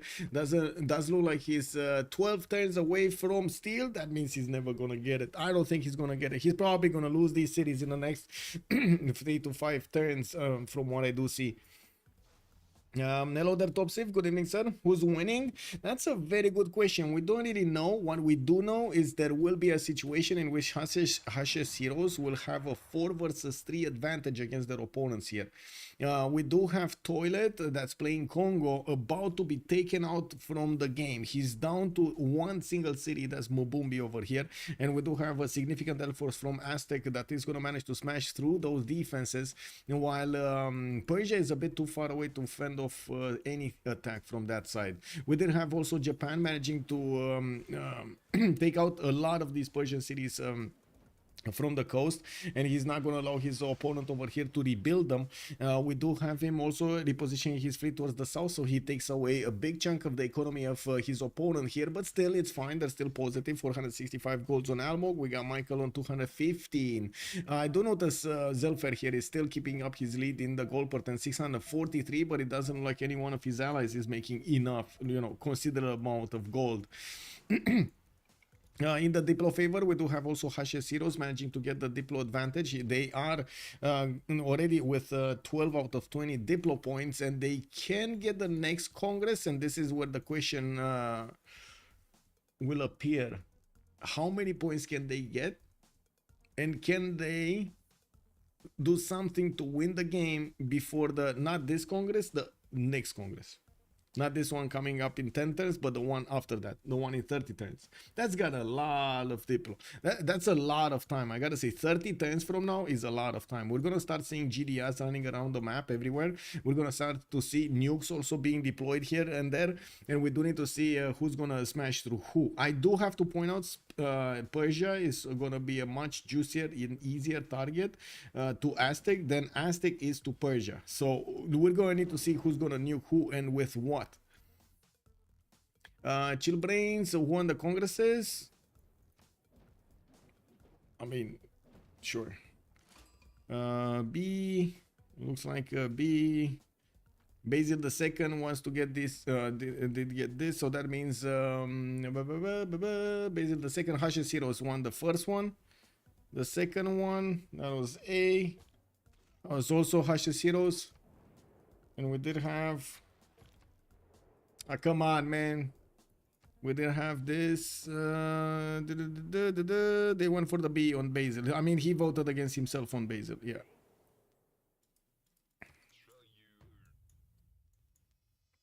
Okay, Colossus coming up from Shizuoka to get an extra trade route. That's long, but it's fine, I guess. He didn't manage to put Takasaki again in the north. Unbelievable that that city is still there. Unbelievable. Unbelievable.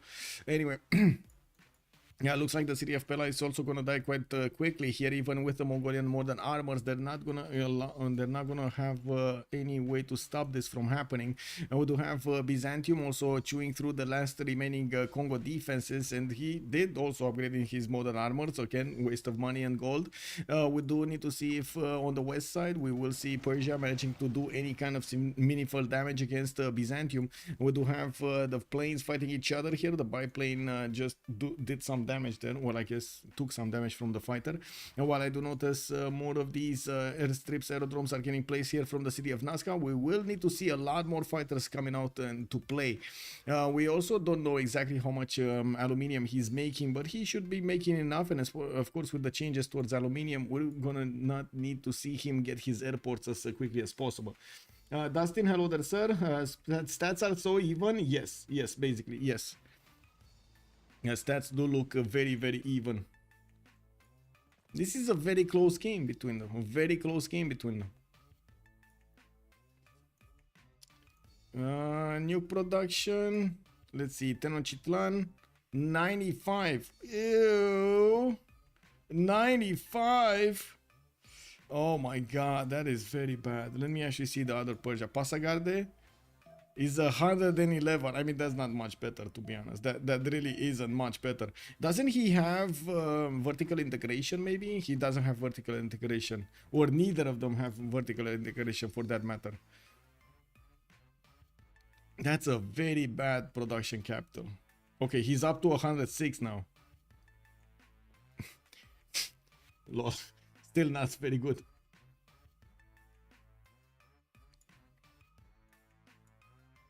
How did he not move his bombers on the front? Does he have enough distance to actually attack with the bombers here? Oh, he's not putting the bombers to attack into that last city? What? Why? Okay. I mean, that seems like he's gonna force himself into a weird situation here. His bombers are in the south. They're not close. They need to move to actually attack Mubumbi here. Okay, what's going on here? Hansa have strength. Okay.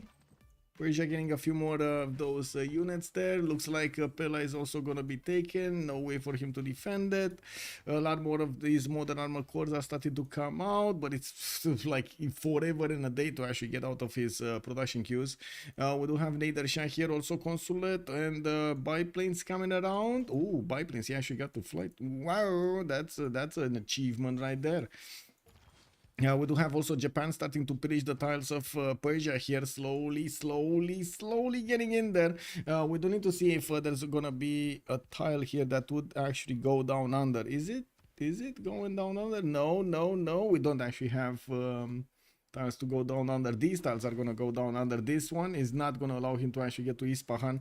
And these guys, and this one in the south, we don't know exactly how fast this snow is gonna melt for him to actually have access to the city of Hagmatana. Yeah, he's not getting in there. Or at least not yet. We're going to need to see when he's gonna get in there. Shigitor, not really even. CivAus has one full death soon, and the Snooki is completely useless, while Japan at least provides a lot more traders and naval control for nuking. Aztec is also the much better late game fighting Civ. Yeah, you're not wrong. Aztec over here, especially now that he did get the settlers in the north, so he could get those extra amenities going with +6 on him and soon to be +8. That's gonna be pretty good. I'm still not that fond of this production though. They're very close to each other. 107 versus 100, what, 12 or 11? 111. They're very close to each other in terms of production. It's just looking like Zelphair was a bit fast on getting the nuclear fission technology instead of going for telecommunications, which he really doesn't need to go for anyway.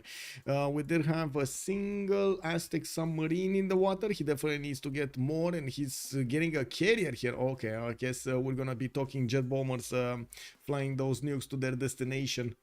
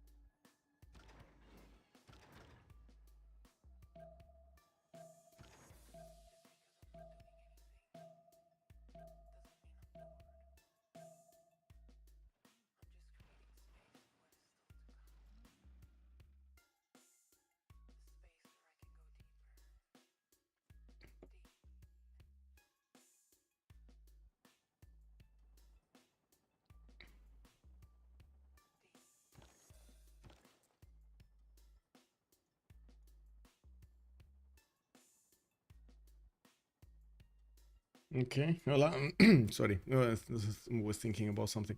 We got aerodromes coming around from Aztec here from multiple cities, and we'll need to get a bigger air force out. While we do have Persia also pushing into Byzantium here. I would imagine Byzantium should have enough strength to defend himself.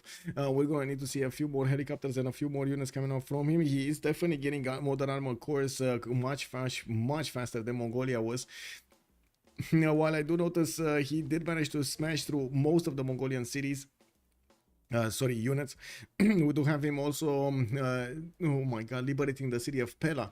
That will give them the advantage they need in the next World Congress, which is coming out soon in the next 8 turns. While I do notice Basil is going to be able to get 466 points. Almog is on 299 of his own, Michael 128, and Burrito on 142. They definitely have enough to go for this. I do notice the city of Hansa is also going to be taken out soon, I guess. We do have toilet taken out now. Uh-oh. Ooh, that's an issue. We might actually see the GG being sent right here. That is a very big issue that they're losing Kongo. I guess we're going to need to see if Zelphair is going to manage to push through Byzantium and then get to Aztec. While Aztec is starting to put his own air force towards the west side here, their air forces are going to get to crash over here in the lands of Byzantium. 5 turns for my Hatta project coming out from Tenochtitlan. That's about the same time as Pasagarde. He's going to get it in 4 turns here. That's 1 turn difference. Not that much. Not that much at all. Cyrus is losing the military alliance. That's a good question. Let's actually take a look who lost the military alliance. Yeah, Cyrus no more military alliance. He does have fascism though, which Byzantium is not getting. Not even close to getting. Almog is gonna get it, but he's not that close. He's still like 10 turns out. Ideology is coming up in 5 turns from him. He didn't really manage to get a lot of culture going. He's on 166.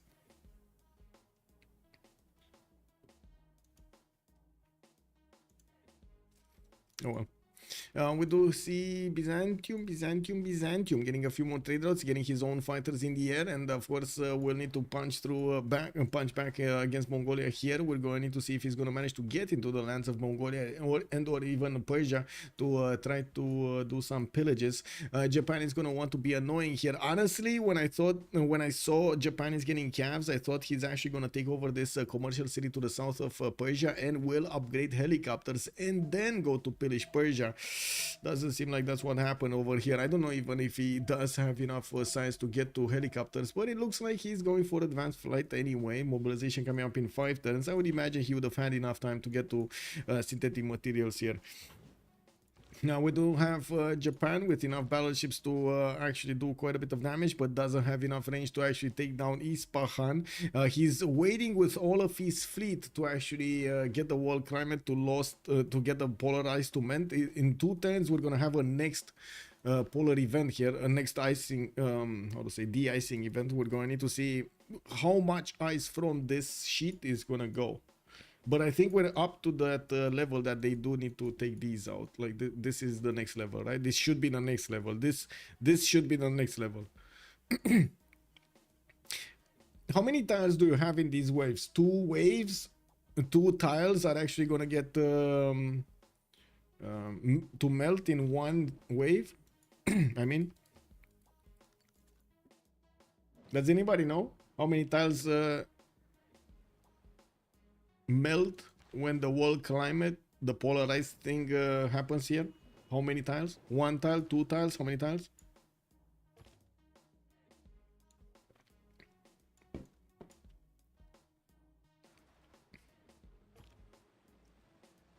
I guess nobody knows. Okay. Well, somebody knows, but he's keeping it a secret, man. That sounds like a state secret right there. Okay, Mongolia gonna get a few infantry. How did these guys get in here?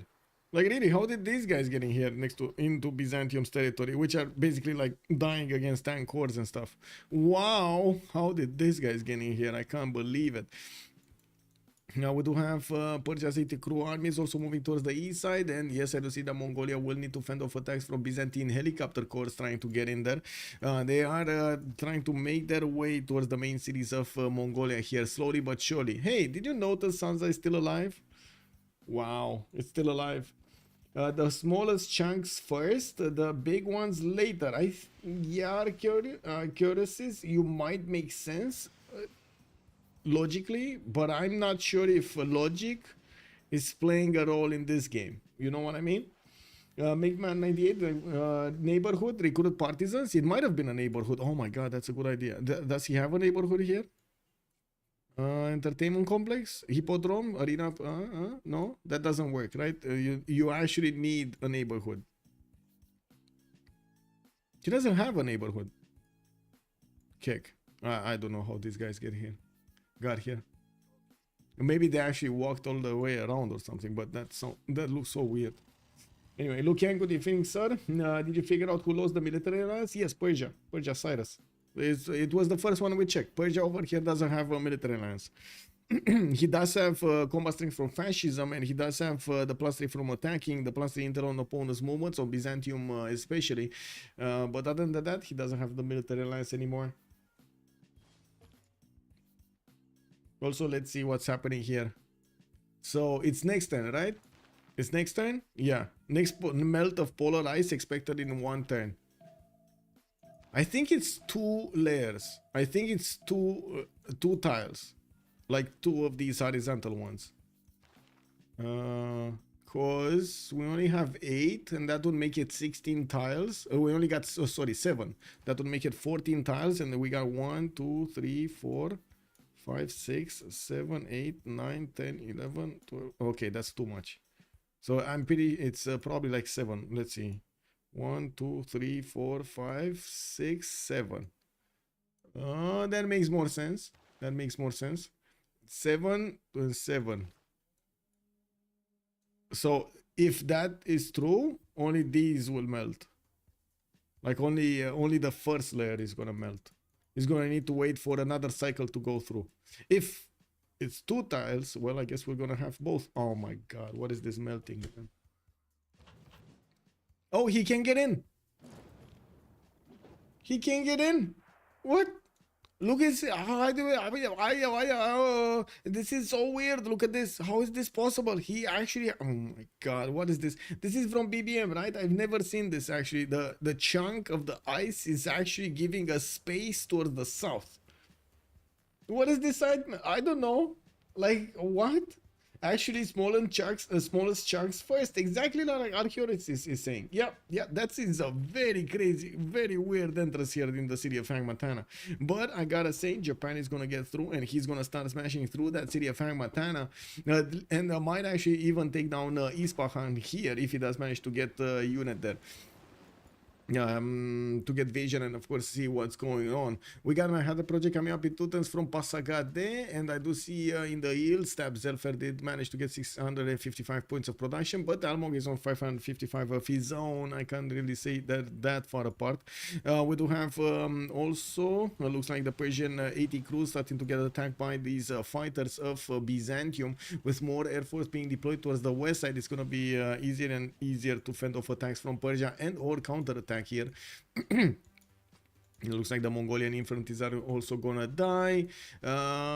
With Toilet gone entirely here, we're going to need to see Byzantium reposition all of his military towards the west side, and also Aztec start to move everything somewhere he wants on the front line. It's either southwest towards Persia, or it is gonna be east side on the coast towards Persia. Now, we do not have him with enough submarines yet to actually get a nuclear submarine armada. He only has like 1 of them. Would definitely need another 2, and I do see he's going for an aircraft carrier, so I would imagine jet bombers are gonna be the ones that are gonna carry those little boy nukes over here, the Manhattan Project nukes. Yeah, no logic, you know, it's kick W. Yeah, it's like, I don't know, man. Yeah, it's so weird, so weird.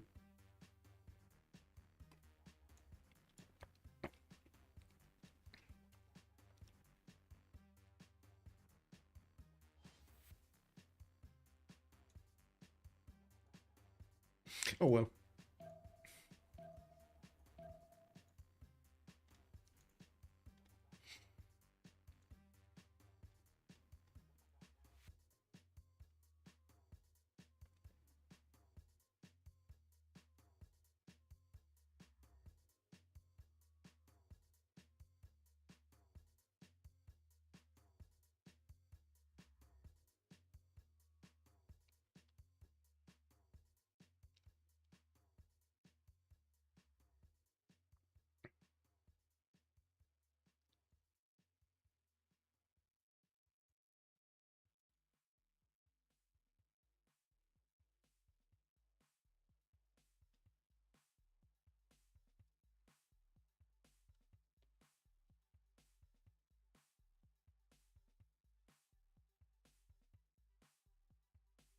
I was trying to figure out what's going on in other games.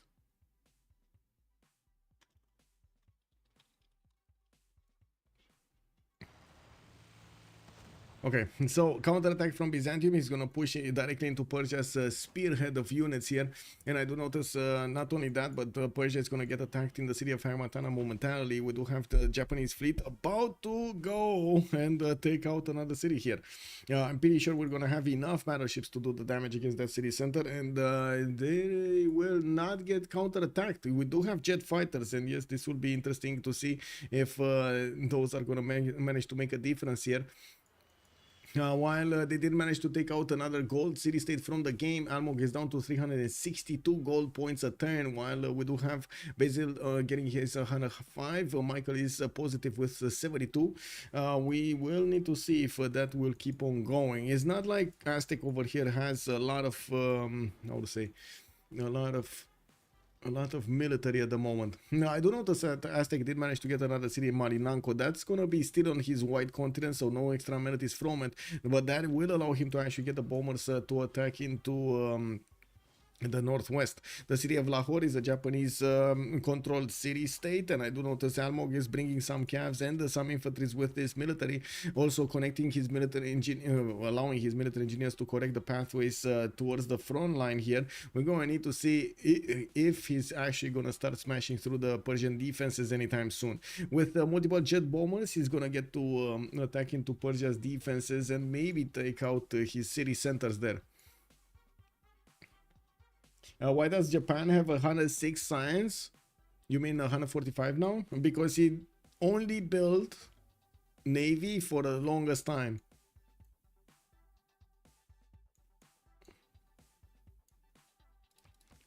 He needed to secure the kill on Persia, so he needed to keep pumping out bows. That's something that Persia at the beginning did not get to do, and unfortunately could not manage to get the timing correctly against his opponent there. Only 3 city-states left. Hold strong, big man. Yeah. Do they have enough coal and uranium? I mean, that's a good question, but I don't know yet. And it's gonna be, I'm pretty sure on the map there's gonna be enough of it. I'm not sure if they actually will have enough for their needs, though. We'll see. I do want to point out here, we're 5 turns away from the World Congress, and I'm pretty sure that the Diplo is dangling above them. Hash's heroes do manage to get 12 out of 20 points, and in the next, and they do have significantly more points than opponents. I think they have enough points actually in their coffers right now. They can win 2 congresses. Do you think that? We do have a Snake with 491 favor points. Yes, Zelphair is on 100 and Paul is on 212. They're gonna need to split it up between them, but only on 3 players. It's gonna be much more inexpensive for Hash's heroes to get the same amount of votes in the same category versus Civ Australia.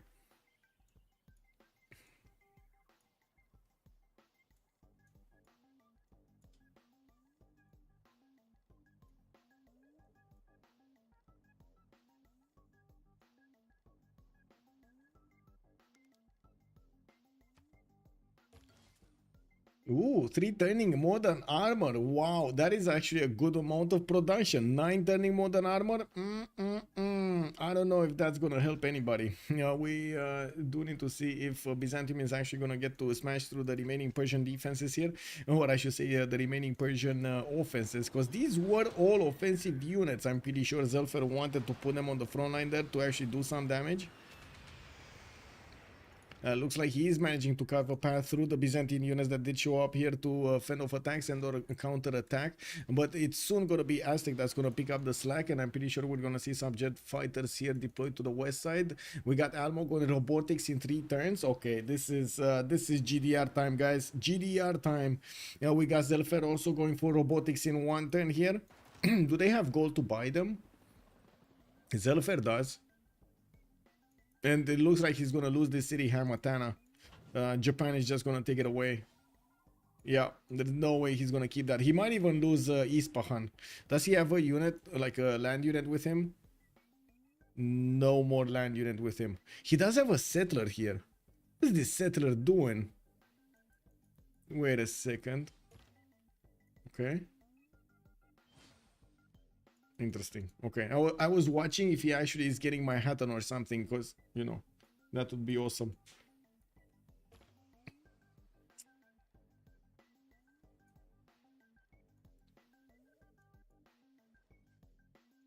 Okay, 2 turns Manhattan Project in Tenochtitlan. Pasagarde did finish it. He did also finish Big Ben here, taking it away, taking the gold home. We got some missile cruisers coming up from Tushpa, and yes, jet bombers did get deployed to the south and to the east side right now after they did finish their job against the northeastern city state. We do need to see the jet fighters also getting deployed. It doesn't seem like he's ever gonna defend Hamatana. That's one city that he's just not gonna have. And I am actually quite curious how much gold they're gonna invest into Japan to actually get a few more, how to say, tiles pillaged, right? He can get quite a few more tiles pillaged if he is gonna get to buy more units from Hamatana and send them against his opponents. He might even take his Isfahan down entirely.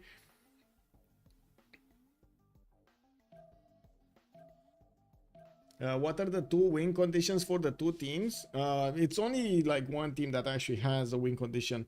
It doesn't. I don't think on Civ Australia we have any more win conditions. Like space is not gonna happen. Domination. Let's be real about this. And then on the other side we do have Diplo.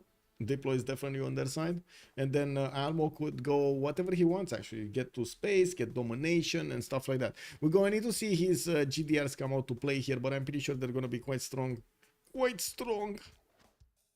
They're going to be baby GDRs though. It's going to take some time to get them big.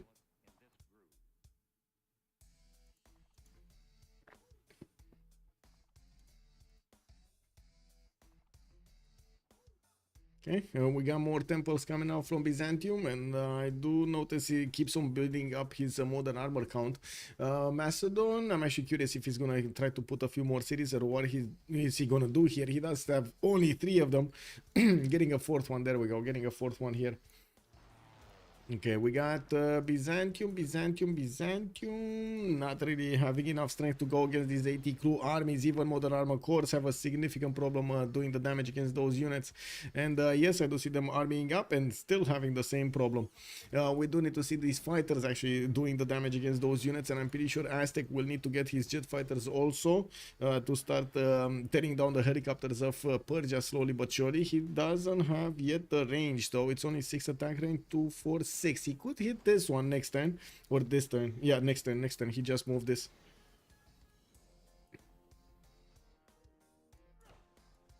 It takes a bit of time. Now we got my spaceport coming up from Tenochtitlan after he's gonna finish his Manhattan project. I do see Mongolia is starting to pillage as many tiles as possible with his spies. That means all of these industrial centers, and of course that spaceport is in danger of getting torn down by these spies. We do have multiple jet fighters also getting built here from the Aztec nation, and we do need to see if he's ever gonna manage to get... Oh, look at the jet bombers moving to the east. He's gonna drop a few nukes over here on Persia and gonna say bye bye. We got 8 more turns until GDR is coming out from Tushpa, and that is definitely gonna be a strong unit. Looks like Japan is gonna take Hamatana this turn.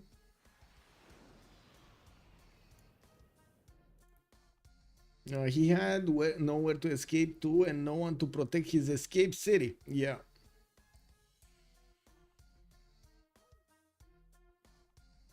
Yeah, exactly. They made the decision from the get-go. They knew. How quickly do we have GDRs getting built here? Don't have Aztec actually getting a single GDR. And shouldn't... I think this is the moment when Persia really needs to buy out a GDR. Like, he really needs to buy out a GDR. He has the gold for it. He really needs to buy one.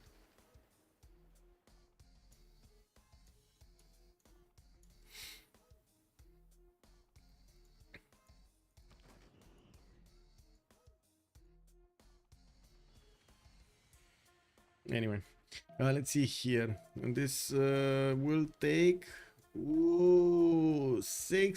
five turns. 1, 2, 3, 4, 5 turns. 1, 2, 3, 4, 5. Yeah, 5 turns.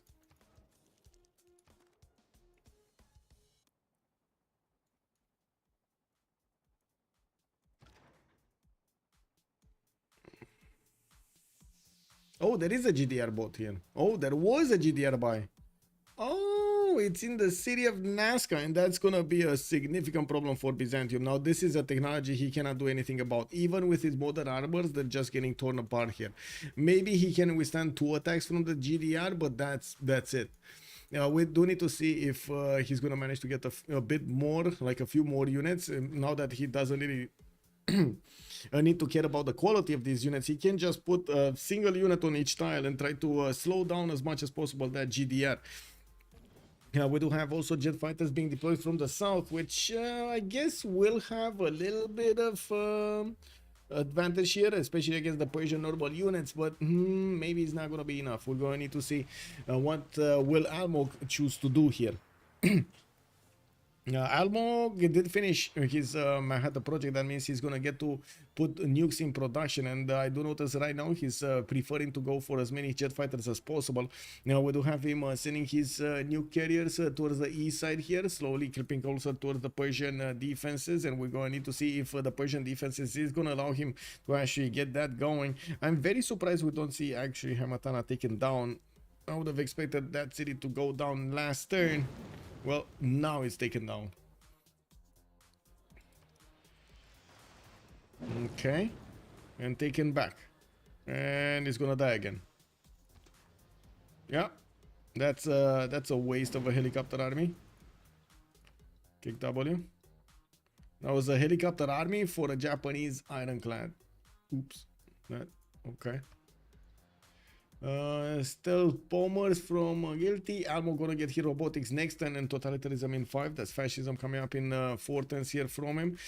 We do have Byzantium also meeting that GDR on the front line, and now he knows he's gonna need to get some very, very strong, thick units on the front line.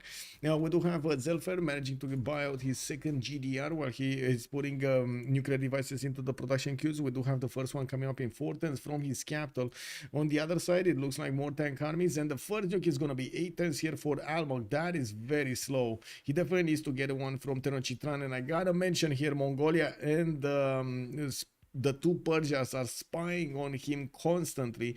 He's not really managing to get that much done in his city centers.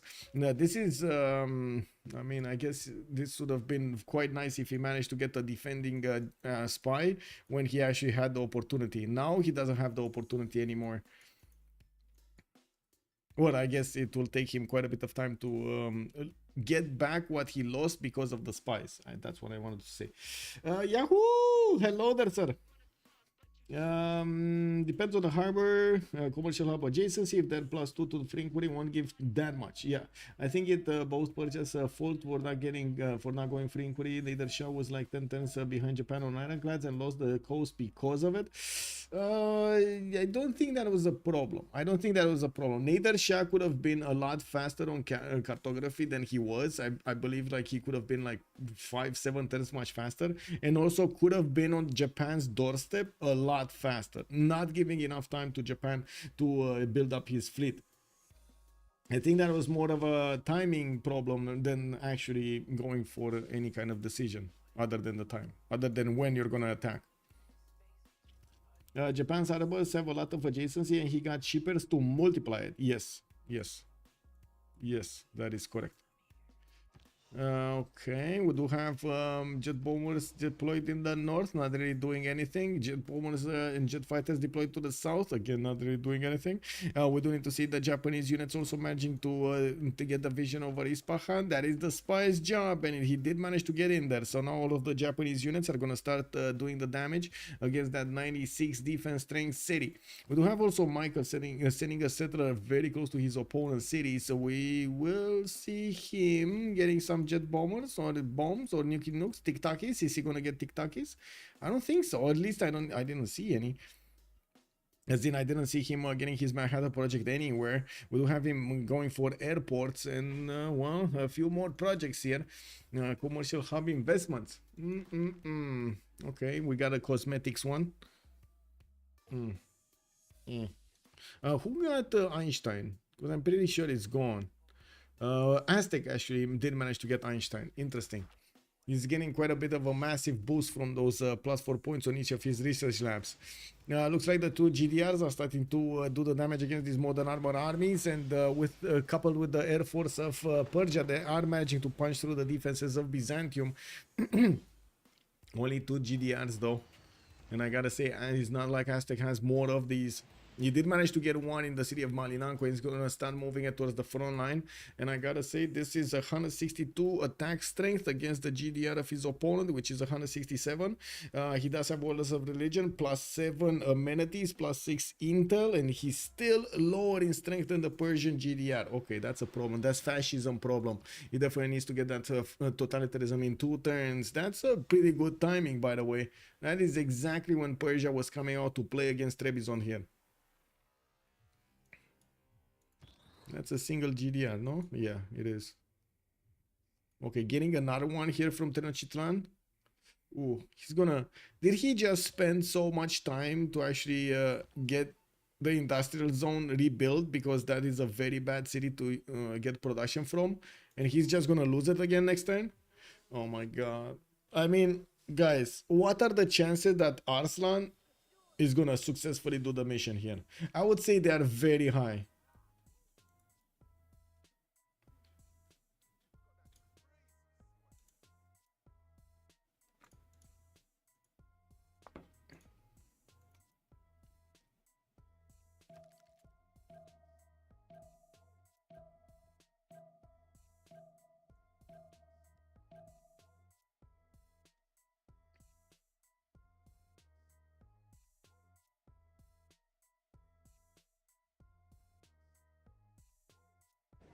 Okay, World Congress. We're gonna have a pause of 2 minutes. We're gonna come back. Wait, is it?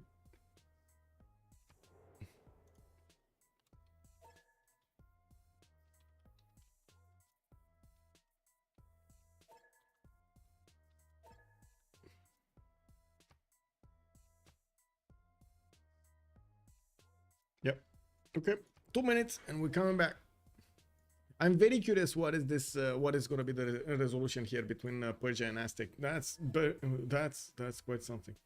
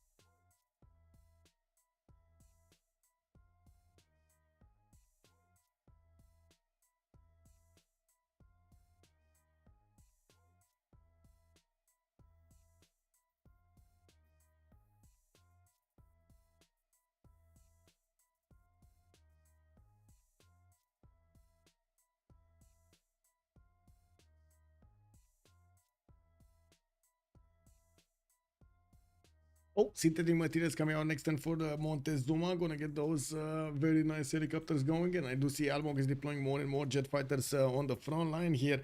And with the jet fighters, he could actually keep on, how to say, doing the damage against the GDRs if he finds a way. And I'm pretty sure he's gonna try to find a way to attack into those GDRs. If he has enough of these jet fighters, he could actually take down GDRs. They're gonna lose a lot of health though. And it's not like he can take multiple GDRs down. Now, we do have more, as you can see, more jet fighters coming around from him. These little tiny nukes are not actually going to help him do the damage against those GDRs. These are going to get, how to say, defended, I'm pretty sure. Cyrus, all players, okay, set equal to Cyrus. Theocracy loses a wildcard policy slot, and Basil II gained 2 Diplo. Let's actually see. He is on 16 out of 20. Only needs 4 more points to get to the goal, to get to the victory condition. To the Diplo victory condition. Looks like the Japanese fleet is getting out of there. There is a jet fighter deployed in the south, and it was about to block all of these fleets there. Interesting that he didn't actually go against Ispahan. Like, very interesting that he didn't actually get this city. Oh well, it is what it is. There is more time. There is more time, and maybe he doesn't want him to actually flex so much to the southwest, like put much here, because Almog is gonna get in here with his submarines. Unfortunately, no submarine armada. He does have 2 of these bombers also getting in there towards the east side. They're gonna need a way to upgrade though, and that's probably why he has this settler here. He's gonna settle, upgrade, shoot. Right? Settle, upgrade, shoot. Whee! Totalitarianism also coming up from Almog next turn. He's gonna finally get that extra +5 against his opponent. And I do notice the GDRs are slowly making their way towards Trebizond. A lot of these modern armors did die, and they're very hard to actually replace.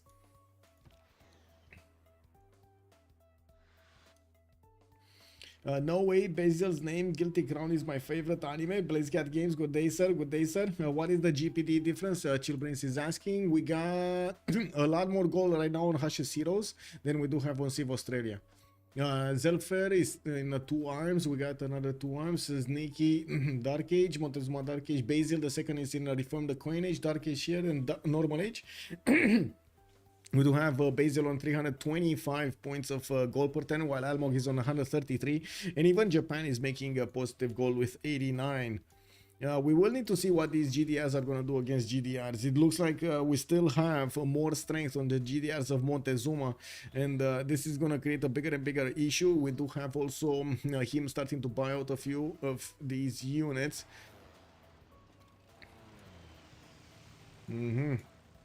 Looks like these jet fighters did get in there to take out that fighter of Byzantium.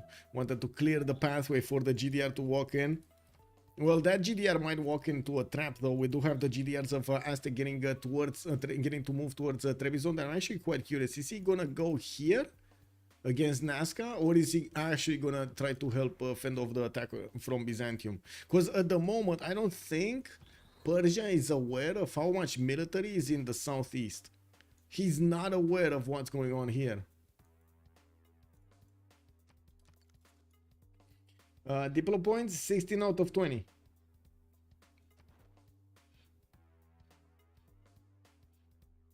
Yep, 16 out of 20.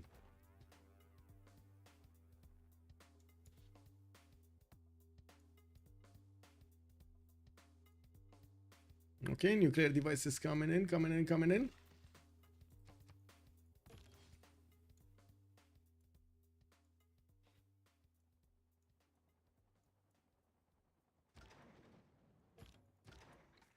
Oh, one turning an encampment in front of GDRs. Oh, that's a problem. I think that's a problem. Don't you think it's a problem? The slinger shots. He scores. Yeah, I think not Oath. Just stop this attack for another few turns at least.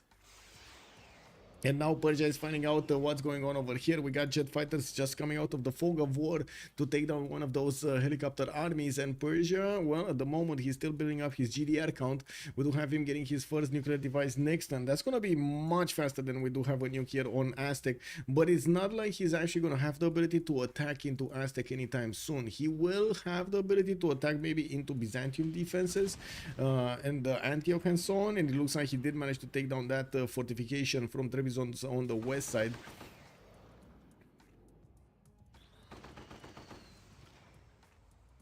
Oh, there we go. GDR getting smashed by jet bombers from Aztec and jet fighters. Let's actually see him slowly torn apart here, since he is not next to the other GDR and not actually having any more air force defense. This Persian GDR is actually just dying.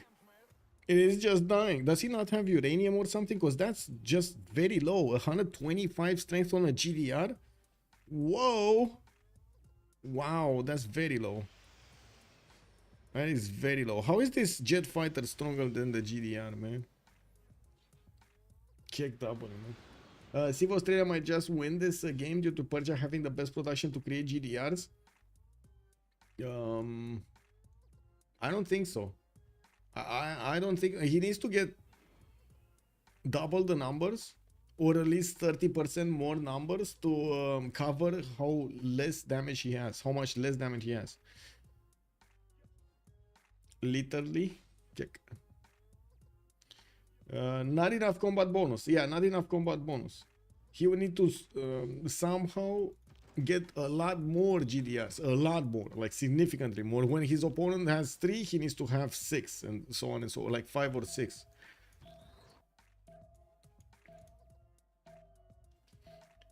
GDRs are weak against planes. Normally they win. They need to have the anti-air defense initiative. Right now he only has 120 anti-air defense strength, and that's just not good. Not good enough. It looks like Zelphair couldn't raise Lahore. Zelphair couldn't raise Lahore. He did get another city, right? At some point, no. Oh, he did have Nazca.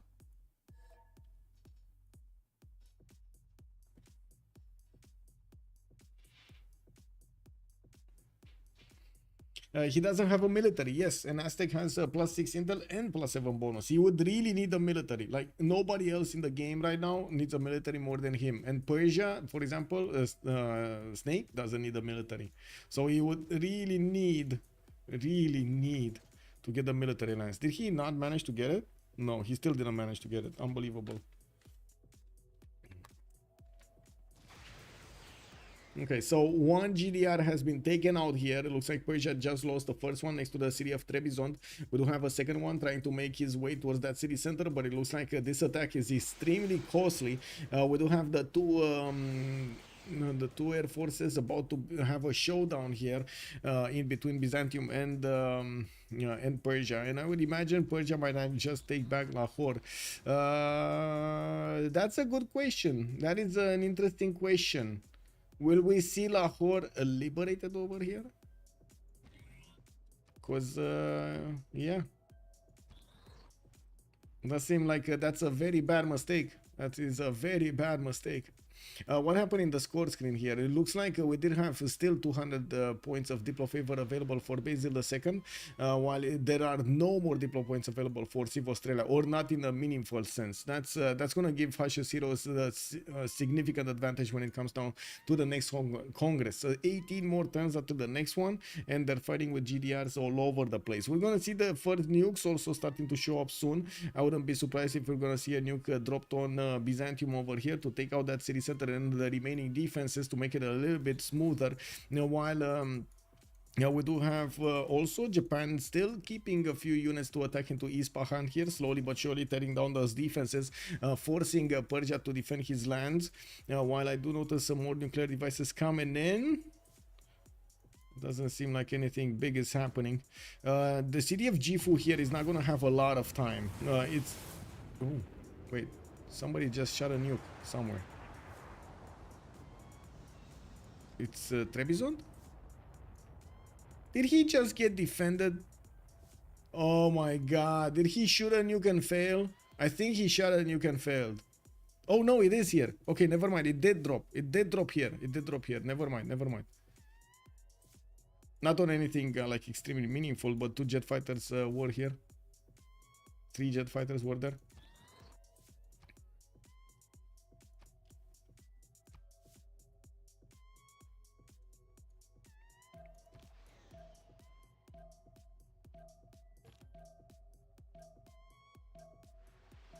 Yep.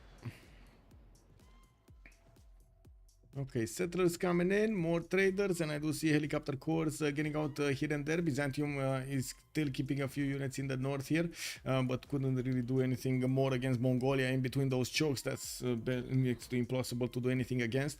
Another GDR has arrived in the city of Nazca and will start moving towards the east side, while we do have more nukes being developed here by Persia. He's also going to get his machine gun strength series.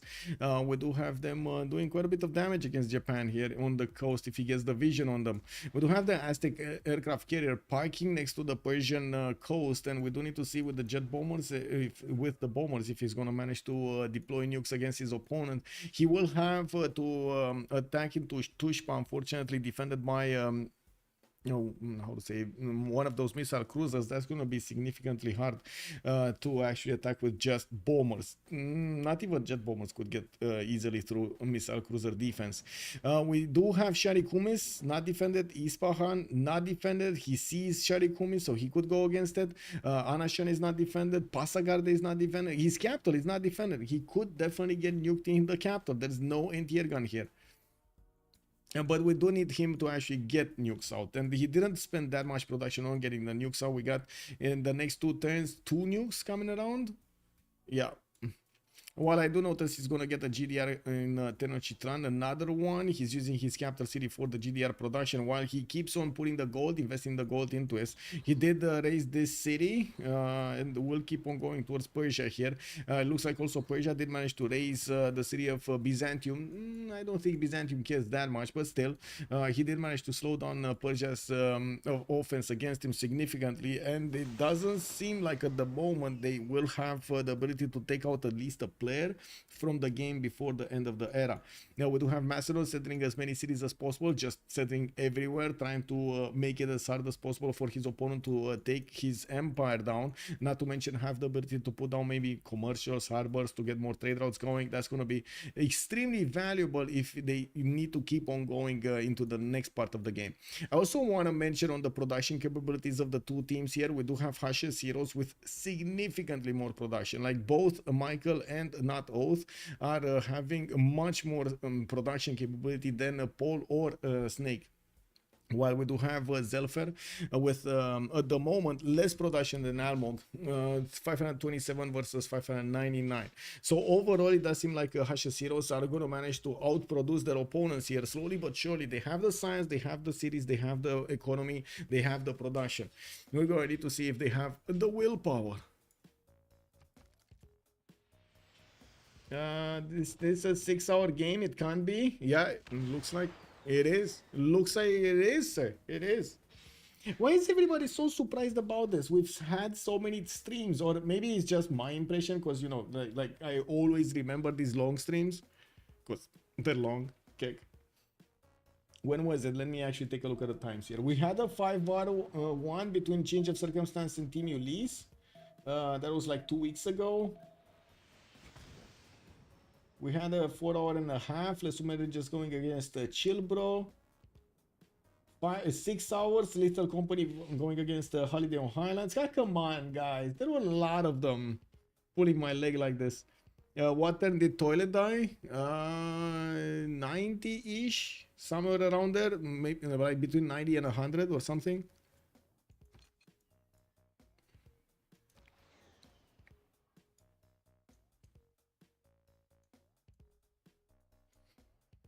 Civ Australia win condition? There is no win condition. D Beasley is calling out 41. What is 41? Is that the magical number? Is that the key to the magical locker? Turn 104 of Flying Toilet is, oh my god, yeah. He's getting his muscles over there. He managed to stay alive. 1 versus 4 against his opponent. Yeah. Flying Toilet. Good job, man. Good job. Good job. Ozdemir Bark, hello there, son, and welcome. Yeah. You did the right play. Indeed. You did the right play, man. Irel the F out of everything around you. But still, I gotta say, it is quite surprising over here to see what's going on. We do have the Persian GDR starting to make his way towards the Byzantine. Did he just kill a military engineer and get health back? Whoa, that is kind of weird. Anyway, we do have more jet fighters being deployed, and they will take out the GDR if they get the shots next time. A few more GDRs coming in, 2 more I do see, and a lot of jet bombers with jet fighters also getting deployed here. Aztec is not yet having the level 1 or level 2 on his own GDRs. While I do see Almog is going to go for smart materials in 2 turns, I do see nukes are also coming out from Basil, or I should say the ability to build some nukes next turn. We do have the 2 nukes also next turn from Aztec. He already has what he needs to attack into his opponent. Actually, a nuclear submarine and 2 bombers are just standing by here. And I do notice that Japan is going to take down Ispahan much faster by the looks of it, now that he's deploying all of the battleship fleets against the city center of Ispahan. Yeah, that's a very good for a 1 versus 3. Yeah, yeah.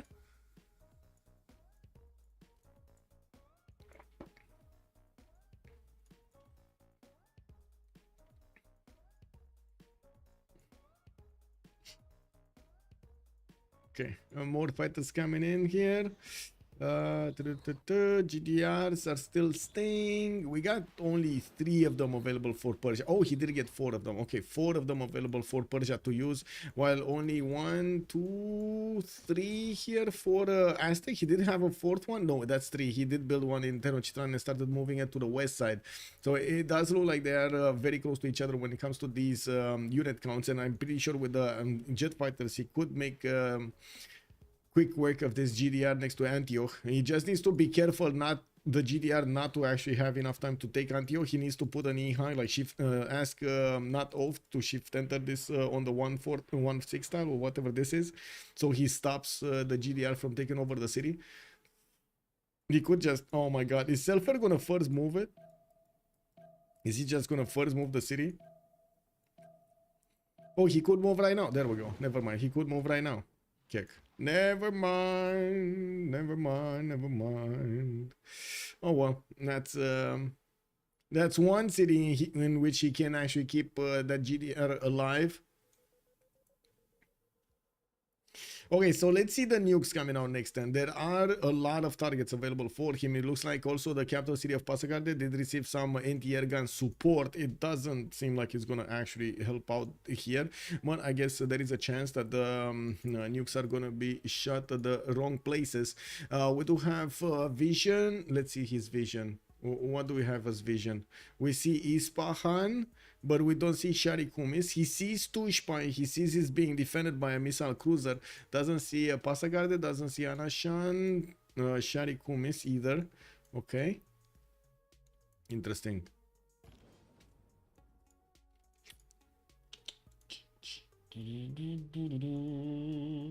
Hey, we got 70 likes. Oh my god. Thank you so much. Thank you.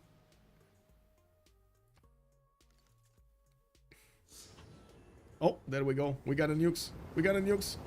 Where are the nukes? Oh, there.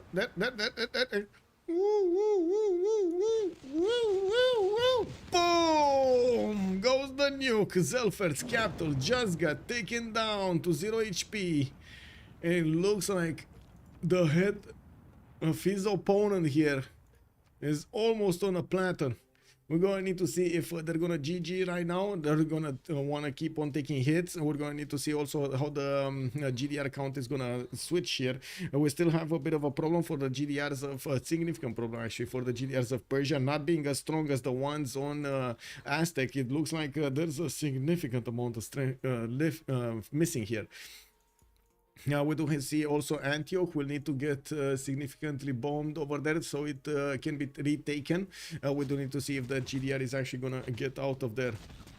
Yeah, and there we go. We got GDR, one GDR taken down. Persia is gonna have a very low HP one here, remaining alive, but he did manage to secure the kill while he didn't lose any GDRs. That's the important part. There is another GDR here from Aztec from the south that will not have enough movement to actually go there fast. And we don't have any more of these jet fighters to finish the job. Okay, GDRs.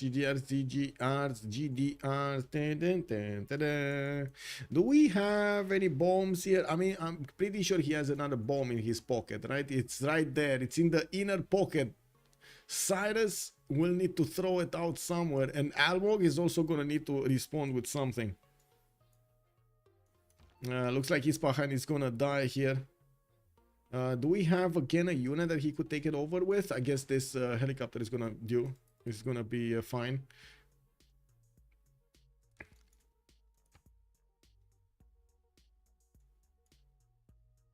I have a feeling Aztec is ahead due to an extra tech or two.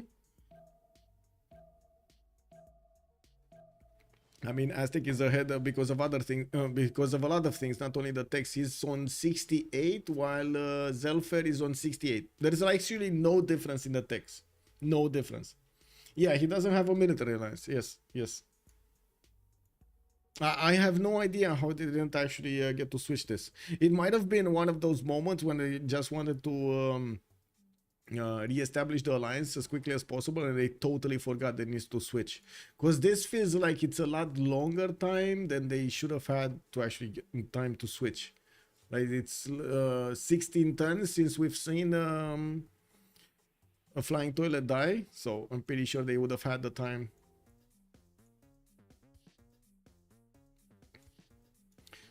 Like, come on, Almog is still gonna shoot with the nuclear submarine, maybe? Okay, he just got vision on Sharikum is with the Japanese helicopter. We do have Michael helping him out, get the vision on these cities. And let's actually see him use his first moves here. Come on, Almog, you know you wanna do it. You wanna click it. You wanna click it like it's hot, click it like it's hot. Never mind. And looks like he did see Pasagar, they did get hit, but couldn't take it. And that means also he can't take Ispahan because, you know, no other unit over here. Why would he ever do that? Come on, man, get back on the horse over here. He needs to get his... Wait, is this helicopter here or there? Anyway. We got another bomb somewhere. Oh! In the heart of the empire, Tenochtitlan just got nuked. He got one of the jet bombers in Antioch, and with the extra range from the jet bomber, he managed to nuke the capital city of Aztec, man. I mean, that's a cap nuke for a cap nuke. What can I say? It does seem like the moment Aztec is left speechless, he couldn't take back that city center, nor can he do that much about the nukes against him.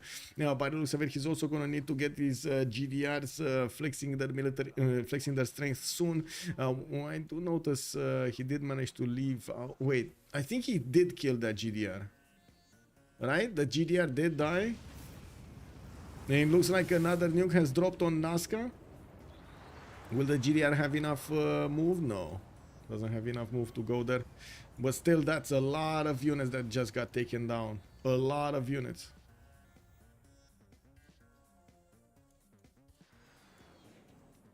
Not sure why the Japanese helicopter attacked anything rather than hiding and waiting to hit a zero health city. Yes, that's also my question mark over there. I'm not sure why he did that. These are like, I know they're not as valuable as you might think in production or money, but they're extremely valuable for what they can do. Right, take over these cities quickly. Like he would have been able to take down Ispahan quite easily. Shari Kumis, just drop a nuke on that city and take it over. That would have been quite nice. That's two cities that he would have taken away from Persia. We gotta see also if he's gonna manage to get a few more nukes out. Looks like he's focusing more on GDRs than on nukes, and I do see another one coming up in 2 turns here from Tenayuka, and I do notice another nuclear submarine is coming up from Chapultepec, going towards the east side. He does still have a problem with Antioch being a bit too close for him to fend off attacks. Do we have more nukes though in production? We don't have more nukes in production from Persia. 0 nukes in production from Persia.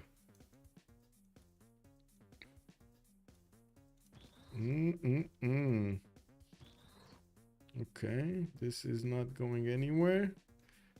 Okay, okay. Antioch could be nuked though.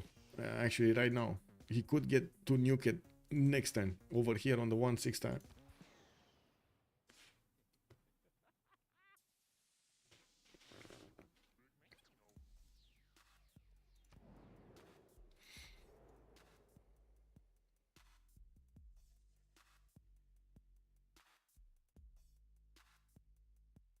Nate has no defense at home. Yeah, yeah. He's left open here. He's left open, wide open.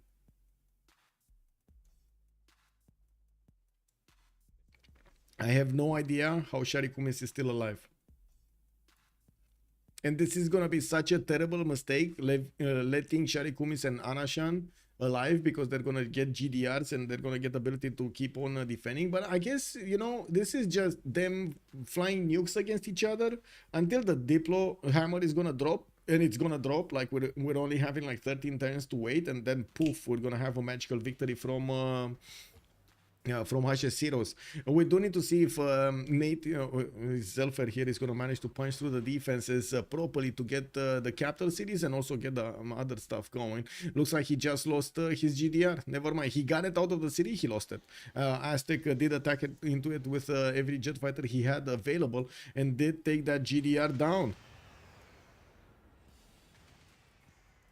Okay, we got Byzantium helicopter corps getting in here and getting attacked by multiple units from Persia. Persia only has 2 of those GDRs available. That's not enough. He needs at least 3 more if he wants to be successful on his attack move. Repairing his capital, he got a few builders to help him gather the radiation.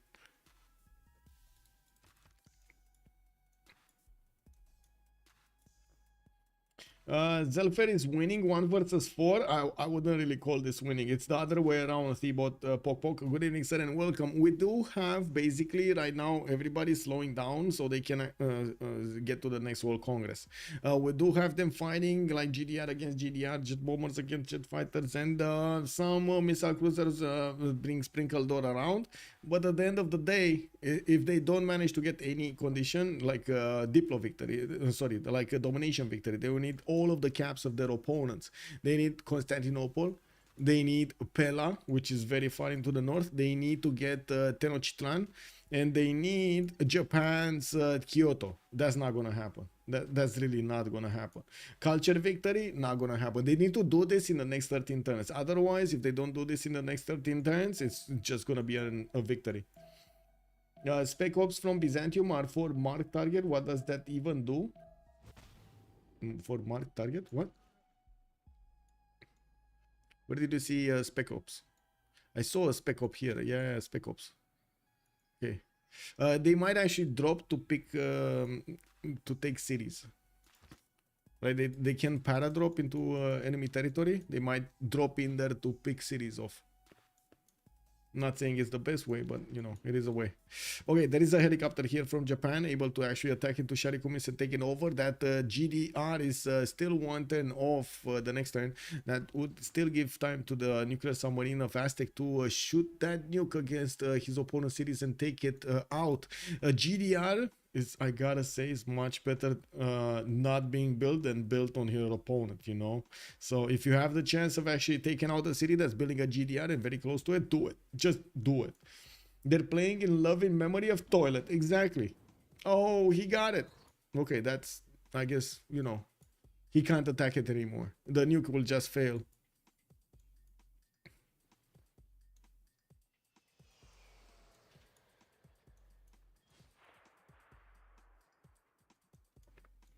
And I gotta say, Persia here did manage to build significantly more GDRs than Aztec. Can Aztec buy some? Not really, no. Nope. Nope. Oh, I think he did buy one. Okay, he just moved it on the front line here. Still a lot more strength on the GDRs of Aztec. 167 versus a GDR from Persia for 153, and that is full strength versus full strength.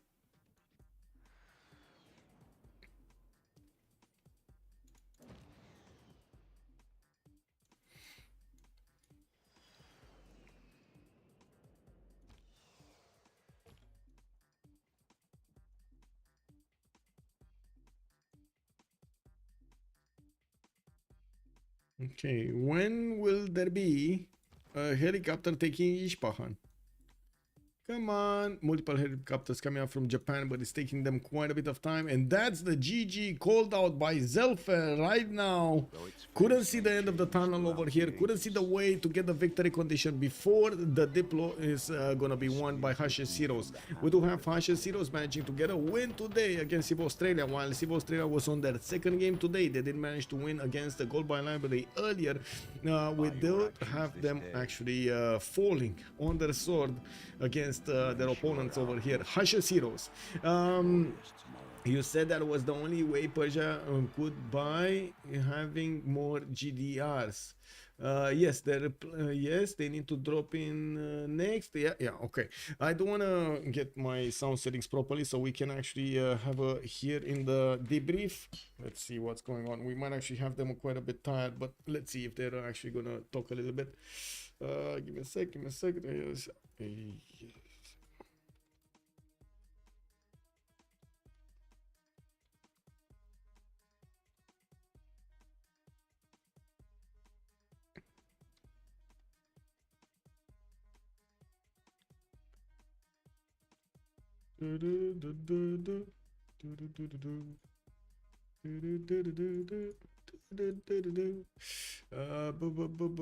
Okay, I need to click on this. This is good.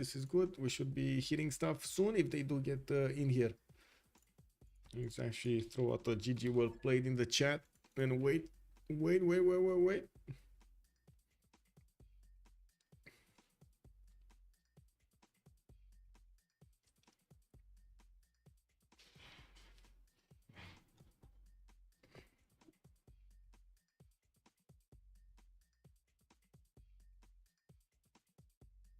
I see on Civ Australia's channels only 2 players are still available there. Oh, hello. Good evening. I didn't know if you're gonna join or not. I was like, oh my god, I think I'm just gonna go to sleep. Yeah. Okay. GG. It's late, right? It's very late for you. Yeah, 6:30 a.m. See. That was a very hard game. Mud fight all of the game here. I think like That's messy. I think we threw not threw away a win, but threw away some big opportunities, like denying taxes, and like we got slot ordered on the profit. What else? Toilet escaping with, like 1 turn off so many times. I think you could have also taken Michael's navy if you went there 7 turns earlier. You could have done it, but you waited for something else. Like you kept on waiting. I kept on waiting because I had really bad science and I was just pumping out. I was trying to get some more units, and yes, I agree. If I had gone earlier, it would have been very good. Yeah. But I just didn't really have the tempo. Really slow spawn, and yeah, it was really awkward.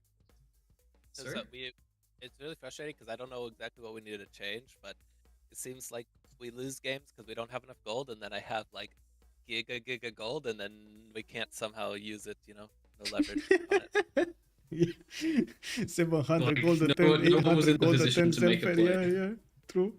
No one was in the position to make a play at the end there. Like, and when I say at the end, I mean like turn 80. When we had all the gold, we were just kind of buying random sim stuff all game long, though. I think you could have finished also Mongolia with Mongolia, Tamar. Wow, Tamar. Losing for Japan yes, on this sea, it was the most critical part of the game. Yep. After it, yeah. I think that's it. That's all. That would be easier for me to go straight to Aztec. And also it means that like I have science, I can go, nukes on Aztec instead of Japan go nukes on Persia. But yeah. I think if you have 5 more turns to fight to defeat rebuilds, it was your win, but you hadn't. Yeah, I could have gone for it earlier, and maybe I should have, but at the same time, I wouldn't everyone had the number of boats I did and all that kind of thing. And I don't. It was definitely not well played by me. At the same time, like I feel like if I had gone land sim, commercial, settled, maybe I can get big. Nate and I can both be big in this late game. Sure, we lose the sea, but I'm actually like big stats. But I went for this sussy harbor opening, which very, very slow. After all, I don't get the idea of playing religion on Nader Shah. It seems kind of weird, and No confidence. it's bad because of Byzantium. He always No, it's have. good. It's good.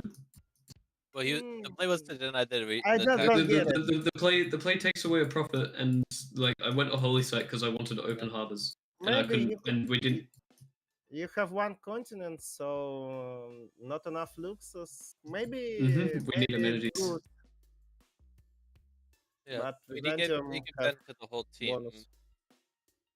Byzantium had bonus, yes, but he can't convert me. He never converts me. Or are you talking about wars of religion? I mean, Wars of Religion was yeah. just, we could have Yeah. gotten that up earlier. We got that quite late, but like the idea was that it was for discount because I couldn't get harbor and cap early because it would have been expensive, and also I have really late harbors anyway, so I go holy site and can spread to whole team.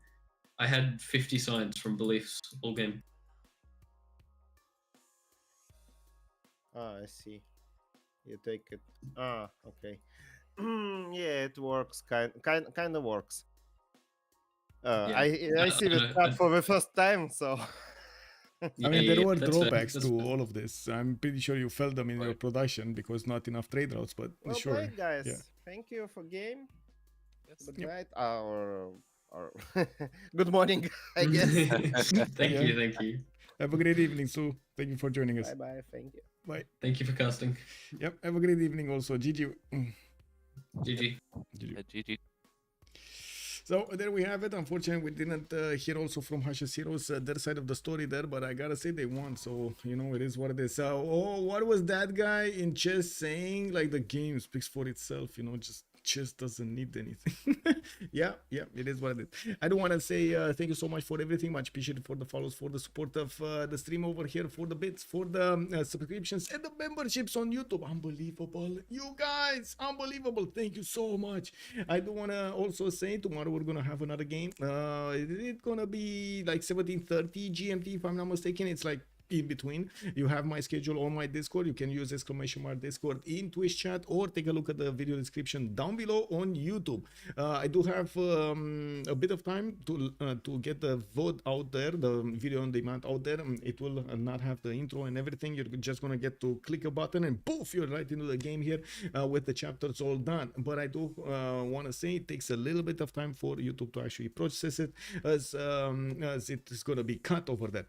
Thank you so much again for everything. Let's see each other tomorrow on the next game, and take a look at that notification over there. Don't forget to follow and subscribe, and see. Let's see each other in some Civilization 6 awesomeness. Bye bye bye.